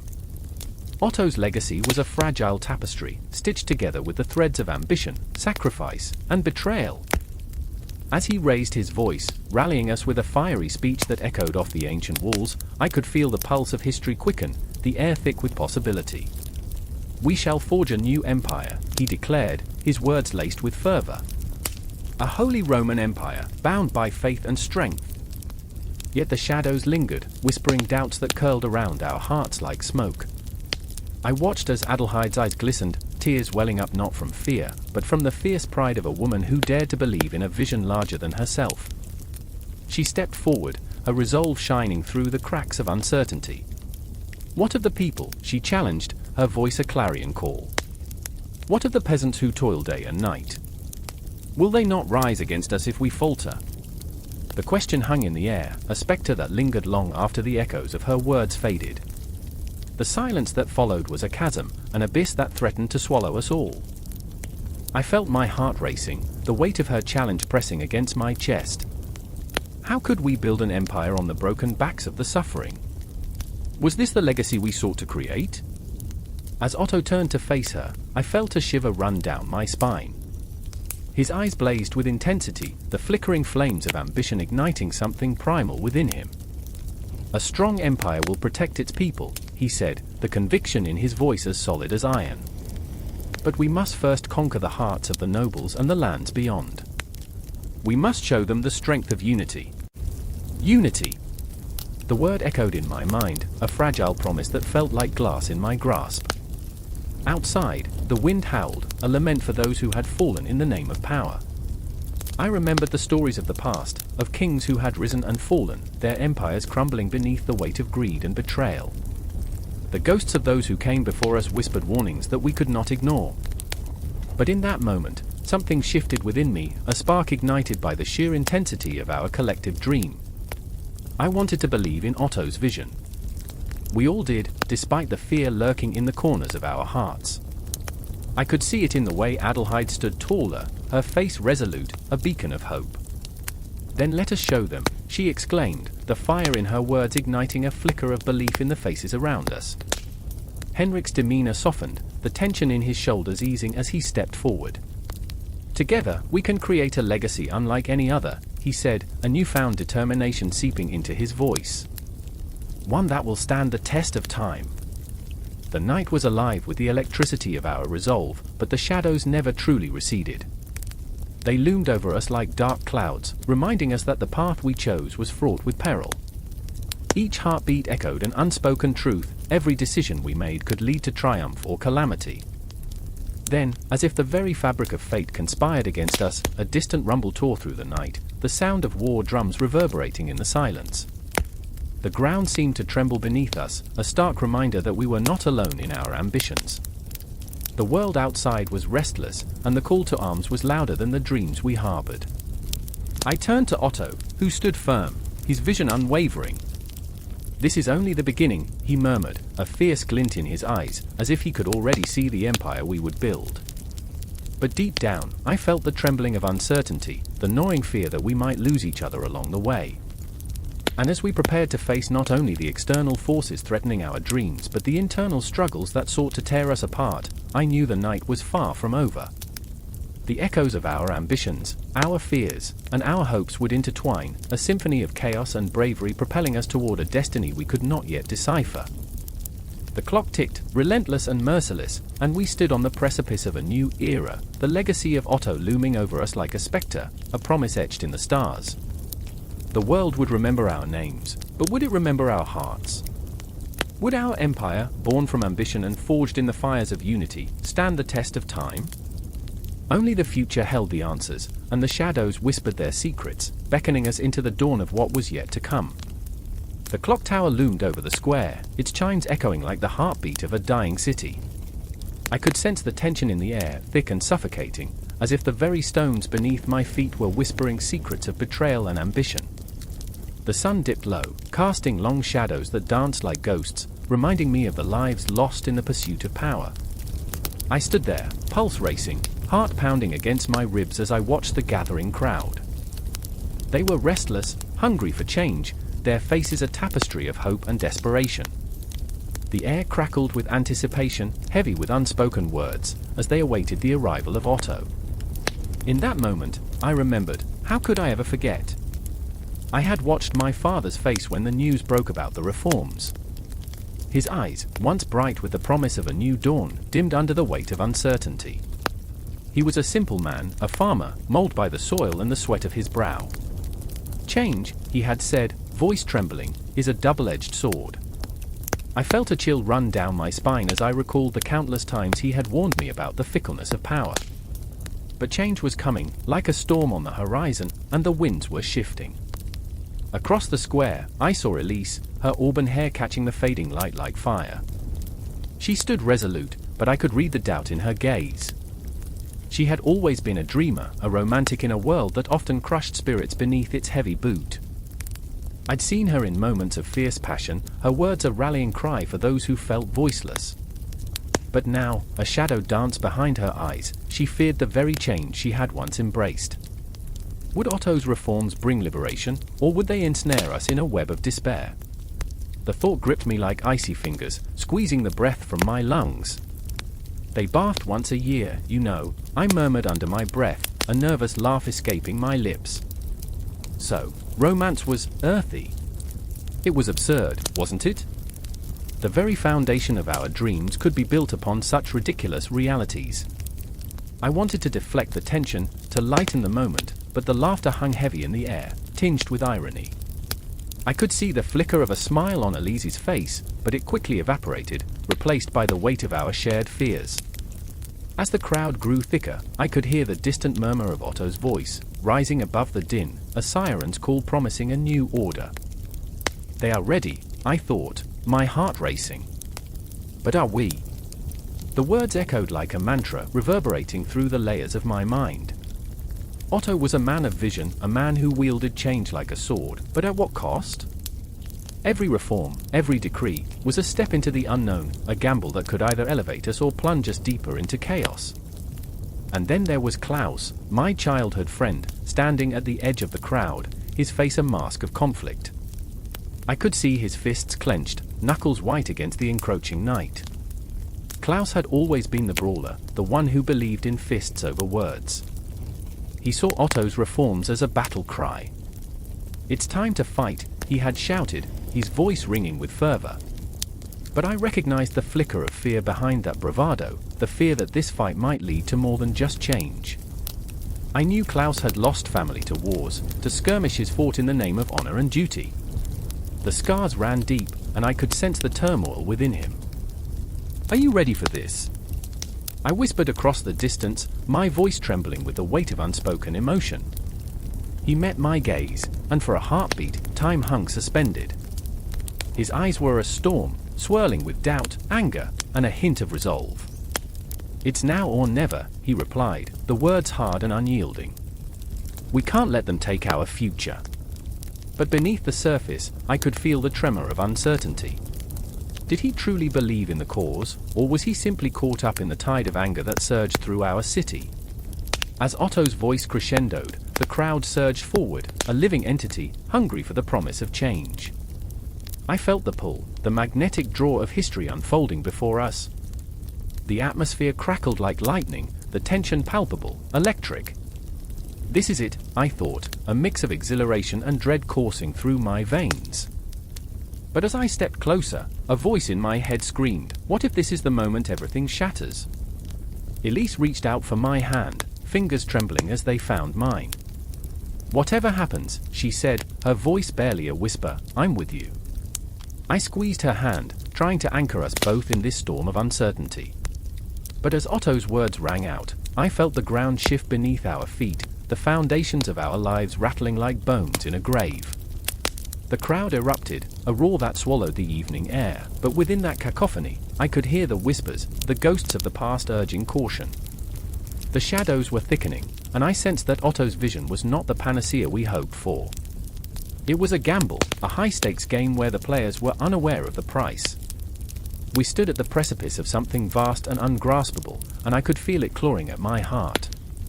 As the first echoes of Otto's reforms washed over us, a chill raced down my spine. Change was a tempest, and we were but leaves caught in the storm, tossed and turned by forces beyond our control. The city, the people, our hopes, they all hung in the balance, pulled taut like a bowstring ready to snap. I held onto Elise, and she held onto Klaus, and together we stood, hearts pounding, souls intertwined, awaiting the inevitable. In that moment, I realized time was an illusion, and the past, present, and future coalesced into one terrifying instant. I felt the weight of history pressing down upon us, a heavy mantle we could neither cast off nor bear. The clock struck again, each toll resonating in my bones, reminding me that we were alive in this fragile moment, teetering on the edge of something monumental. The crowd swelled, and I was swept along, a single heartbeat in a sea of longing and fear, bound eternally to the pulse of change. The clock tower struck midnight, its haunting chimes echoing through the cobbled streets of Magdeburg, wrapping the city in a shroud of darkness and dread. The air was thick with secrets, and the flickering torches cast dancing shadows that whispered of unseen horrors. A figure cloaked in shadows stood at the edge of the cathedral, heart hammering against his ribs, the weight of a crown heavy on his brow. Otto I, warrior, emperor, and a man twisted by his own ambition, gripped the hilt of his sword, feeling the pulse of destiny thrumming in his veins. In the dim light, he could see her, Empress Edith, his wife, her face pale and lined with worry. Her eyes, usually so full of warmth, now mirrored the depths of a stormy sea. She stepped forward, the breath hitching in her throat, as if the very air between them crackled with unspoken words. "Otto," she whispered, the fear in her voice slicing through the night, raw and unfiltered. "What have you become?" He turned sharply, her words pierced him like arrows. He wanted to tell her that this was all for them, for the future of the Empire, for their legacy carved in stone and blood. But the truth clawed at him from the inside. He was building a tapestry of power, but each thread was soaked in the desperation of betrayal, of alliances forged in darkness. "I am becoming what I must, Edith," he said, the weight of his resolve thickening the air. "For us." Meanwhile, shadows crept closer, and in the dark corners of his mind, he remembered the blood-soaked battlefields where men fought not just for glory, but for survival. He remembered the screams, the clashing of metal, and the cries of the dying. He remembered the faces of those who had once called him friend. Otto's heart ached, a gnawing sensation that echoed like the toll of the clock. Would he be remembered as a god or a monster? In the periphery, the specter of Heinrich, Otto's cunning rival, loomed like a dark cloud ready to unleash its storm. Heinrich, with a smile that could charm serpents, brought promises wrapped in silk but laced with venom. The two were intertwined in a dance of power, each step calculated, but with the ever-present danger of misstep. Otto felt the pull of their rivalry tug at the frayed edges of his sanity. Even now, he could hear Heinrich's laughter, echoing through the hallways of his mind, taunting him, daring him to fail. "Otto," Edith pressed, stepping closer, her voice trembling. "This path, it's tearing us apart. You're building a titanic empire, but at what cost?" Her hands trembled, and he could see the tears pooling in her eyes. "You're losing yourself." He felt the truth of her words like a noose tightening around his throat. How could he tell her that every decision felt like a dagger lodged in his heart? The empire rose like a phoenix from ashes, but the flames burned deep, scarring him with every victory. Could he sacrifice love for power? Or was the crown he wore merely a gilded cage? "Is this what you imagined?" he said, voice low, almost a growl. "A world where we reign as kings, or a dream shattered by the whispers of the past?" He could taste the bitterness of regret on his tongue. He had fought for this, clawed his way through treachery and deceit, yet the throne felt like a tomb, cold and unyielding. As his gaze drifted to the vast expanse of land that spread before them, the lights from the villages twinkled like stars in the vast, unfeeling night. He felt the weight of the empire pressing down on him, an invisible force that pushed at his very soul. Each flickering flame was a life, a story cut short or one yet to unfold. Suddenly, an uneasy silence enveloped them. It was as if the world held its breath, waiting for the inevitable collapse. A chill washed over him as he considered the fragility of his reign. The emperor's shadow was long, but fear was a fickle mistress, and loyalty was as elusive as smoke. Edith stepped back, her eyes filled with a fierce desperation. "If you continue down this road, you'll become the very thing you fear. You'll be alone in that castle, surrounded by enemies, ghosts of your own making." Her voice cracked, and the shattering of her hopes rippled through him, each shard piercing deeper than the last. "Tell me, Otto," she continued, her voice rising like a tide, "when did you lose sight of what really matters? The laughter of our children? The warmth of home? Or have you traded it all for the illusion of greatness?" His breath hitched. He felt raw, exposed, as if he were standing naked in front of the world. The thought of their children, innocent and untouched by this darkness, swirled in his mind like autumn leaves caught in a storm. He had fought to make a future for them, but what kind of future was it if they had no father left to guide them? In that heartbeat, a decision began to form, but shadows gathered, the specter of Heinrich bellowing in his mind. If he faltered now, if he reeled back into the arms of love and warmth, would he lose everything he had fought for? In that clash of loyalty and ambition, Otto felt as though he were standing on the precipice of an abyss, the darkness below whispering promises of power, seducing him like an alluring siren. With a heart torn between two worlds, he turned to Edith, eyes blazing. "I will not let this empire crumble. I will not let my dreams die." Her expression hardened, a mirror to his resolve. "Then fight for them, Otto, not against yourself." The air crackled with tension, the weight of their unspoken fears hanging like a shroud. The clock continued to toll in the distance, each chime a reminder that time was fleeting, an echo of both their ambitions and their love. But as the shadows deepened, a flicker of hope sparked within Otto, igniting a fire that had been smothered beneath layers of ambition and dread. Could he reclaim the man he had once been and still build an empire that stood for more than just power? As the night stretched on, the stakes grew ever higher, and Otto felt the eerie silence of history surrounding him, urging him onward. In the crucible of desperation and defiance, the empire was not just a dream, it was a living, breathing entity, and they were its architects, stitched together by love, ambition, and the haunting specters of their choices. And as the chimes grew louder, the echoes of their heartbeats entwined, not yet knowing if they were destined for glory or ruin, the darkness deepened, and the stakes rose higher than ever. They were left standing on the edge, the shadows swirling around them, as history awaited its next chapter, ready to pen it in blood or light. The air was thick, laden with the metallic tang of blood and betrayal. A night like this, dark, treacherous, could devour a man whole. I stood in the shadows of a crumbling castle, its stones steeped in centuries of whispers, where ghosts lingered like the scent of damp earth. The wind howled, a mournful elegy for those who dared to dream of power, for those who craved the throne. There was a chill in my bones, a reminder that ambition feeds on the frail flesh of hope. I remember Otto, a flickering flame of determination wrapped in the heavy cloak of his lineage. His eyes blazed with the intensity of 1,000 suns, a passion that was both terrifying and inspiring.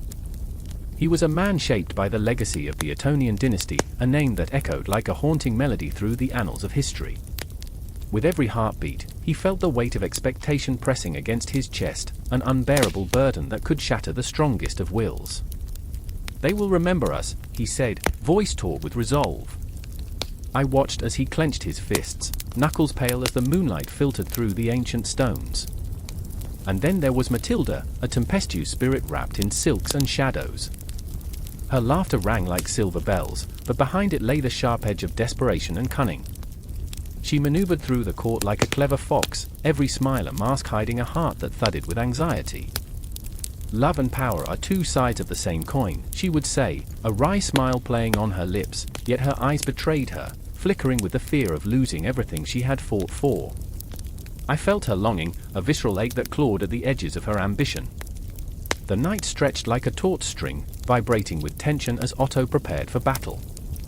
War drums echoed in the distance, a grim reminder that history is written in blood. "What if I fail?" he whispered, a crack in his armor. The vulnerability shocked me, cutting deeper than any blade.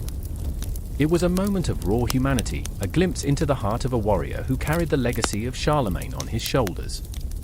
"You won't," I said, hoping my words could hold the weight of the world, but doubt shadowed my voice.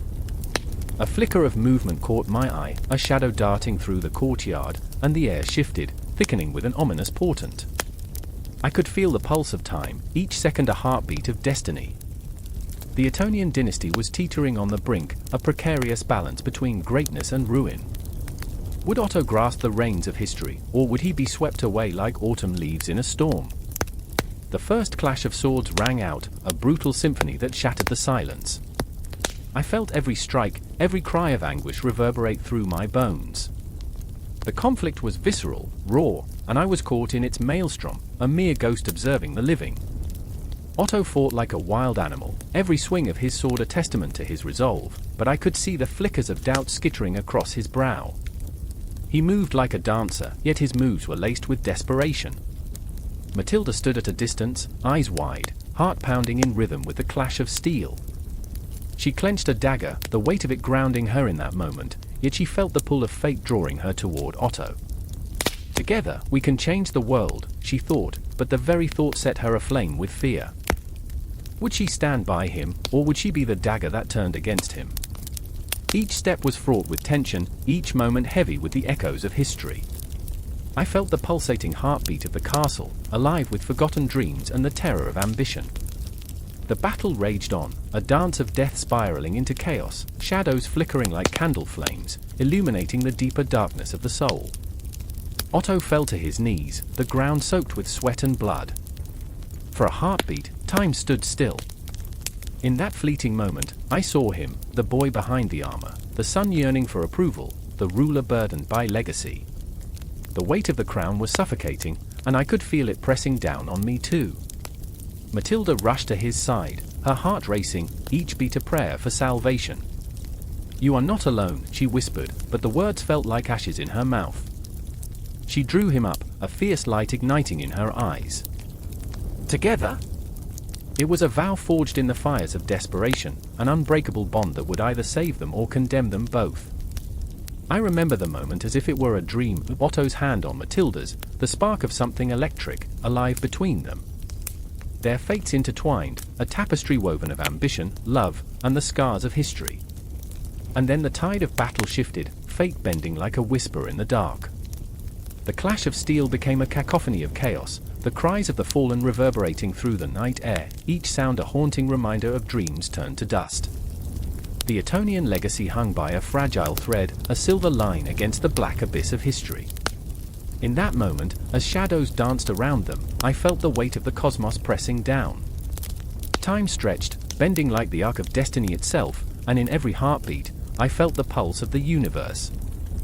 Would they rise, or would history consume them whole, leaving nothing but echoes and silence in its wake?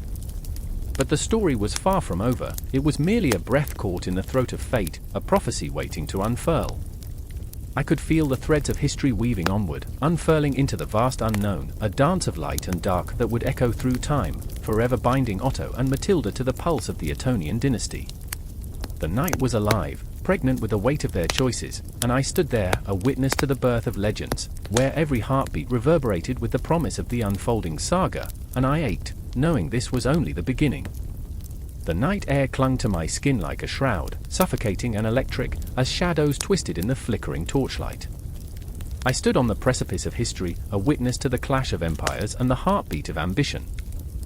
Otto I loomed before me, a figure carved from the obsidian of fate, his armor glinting with the weight of every decision that had ever haunted him. He was a man of towering dreams, yet he was not untouched by the gnawing specter of fear. It lingered in his gaze, a silent companion that whispered of betrayal, loss, and the crushing weight of legacy. "Do you see them?" he rasped, his voice a gravelly whisper that hung in the air like smoke. "The shadows of my predecessors, casting their doubts. Charlemagne, with his colossal dreams and blood-soaked victories, Louis the Pious, whose very faith was his undoing. They haunt me, relentless phantoms.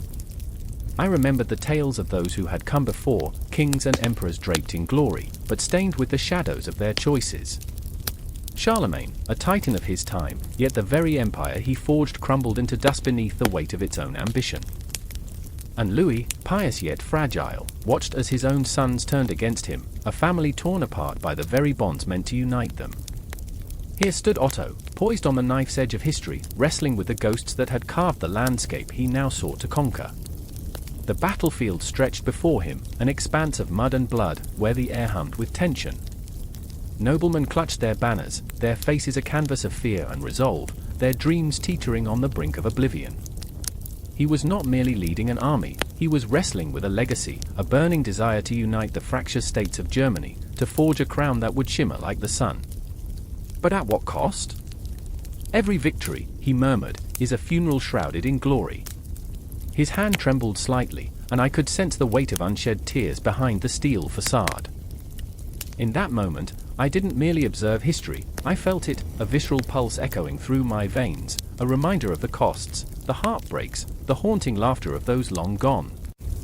Across the battlefield, Duke Heinrich watched with a calculating gaze, a predator cloaked in the guise of a loyal ally.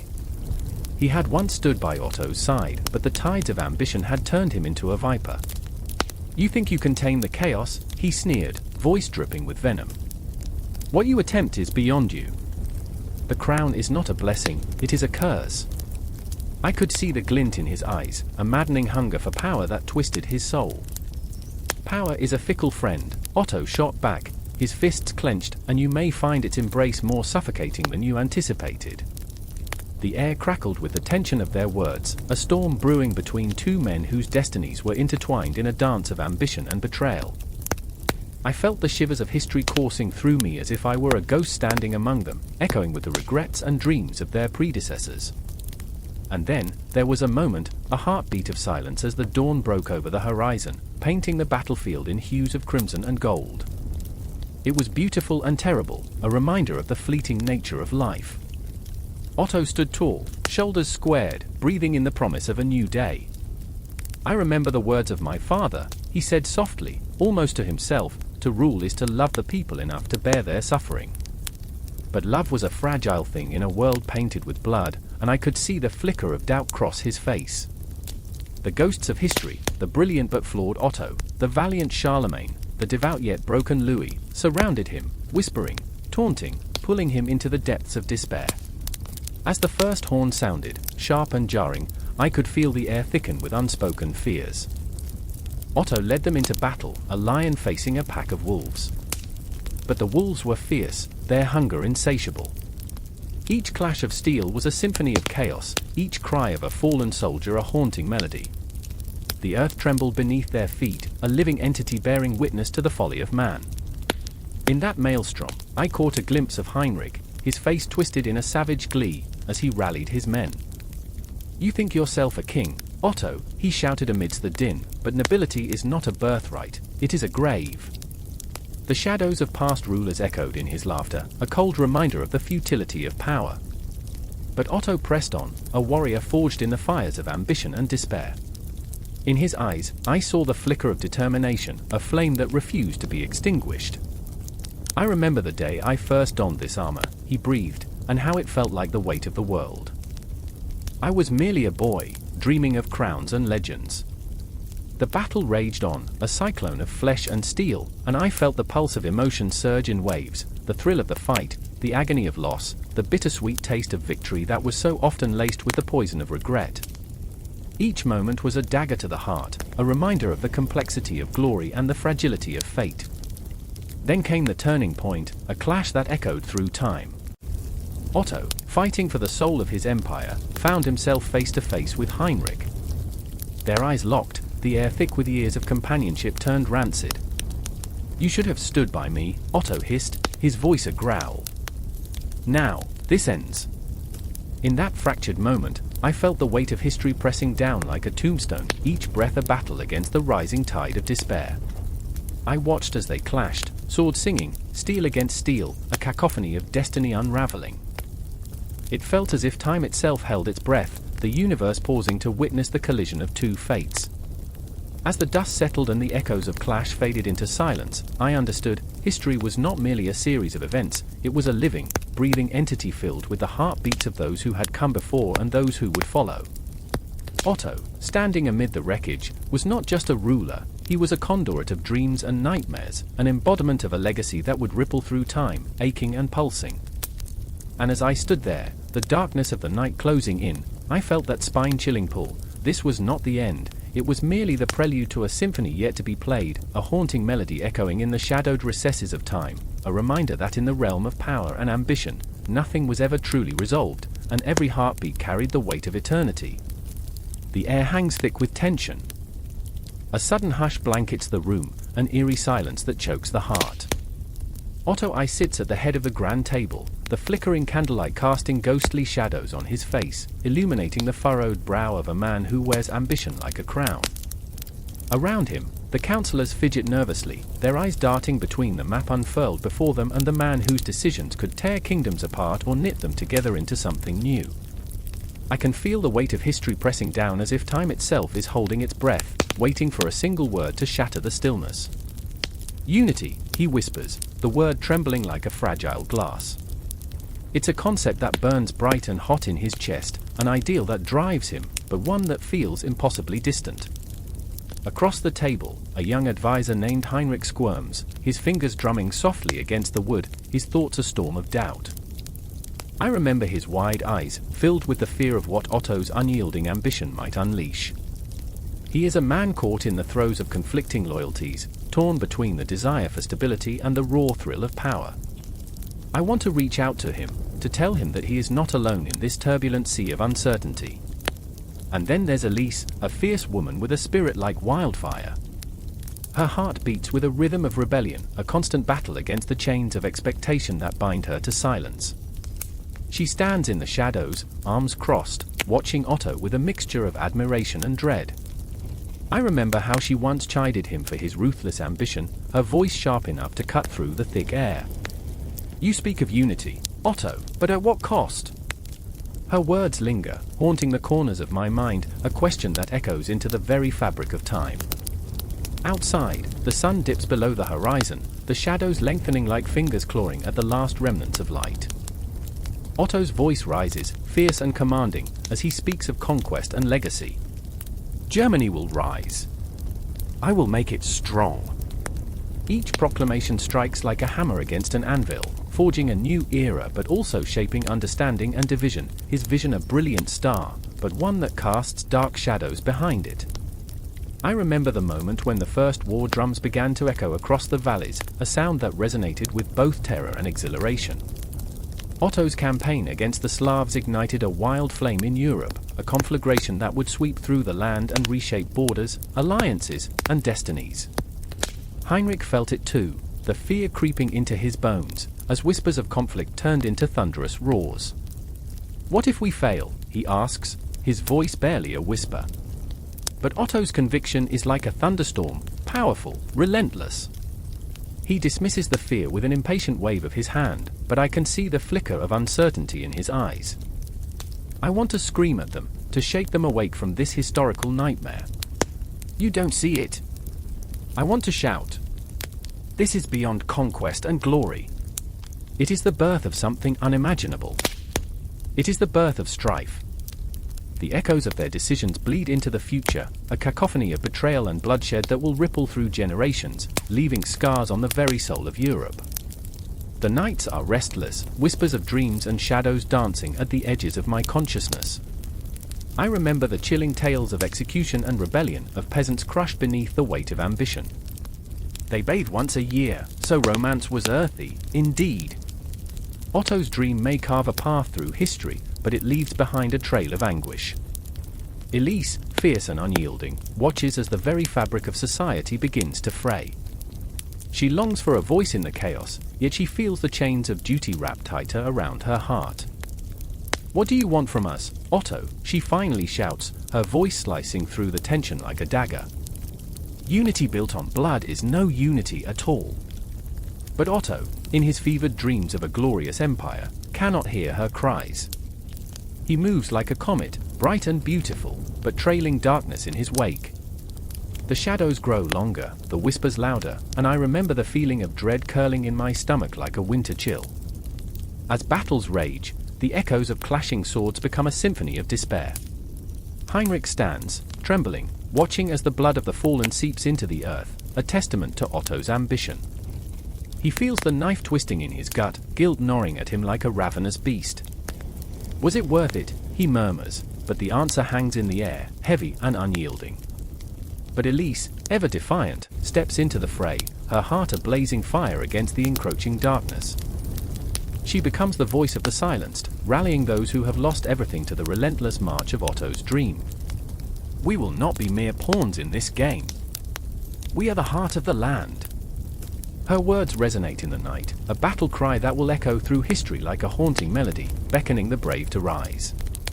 In this moment, the world holds its breath, suspended in time. History is a treacherous beast, unpredictable and capricious. I can feel the pulse of time quickening, the inevitability of consequence looming like a storm on the horizon. Otto may think he stands at the helm of destiny, but the truth is more complex, tangled in the web of human emotion and ambition. As the battle rages on, the line between ally and enemy blurs. The shadows deepen, and I am left with the eerie feeling that the truest battles are not fought on the fields but within the hearts of men and women caught in the relentless tide of ambition.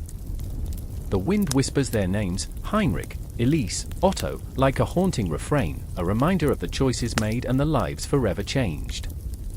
And just like that, with the sound of clashing steel and the cries of the fallen, the stage is set for an unfolding drama that will reverberate across the annals of time. The destiny of Europe hangs precarious, a delicate thread woven into the tapestry of history, waiting for the next chapter to be written. The hearts of men and women will beat on, wrestling with the weight of ambition and the thirst for unity, for centuries to come.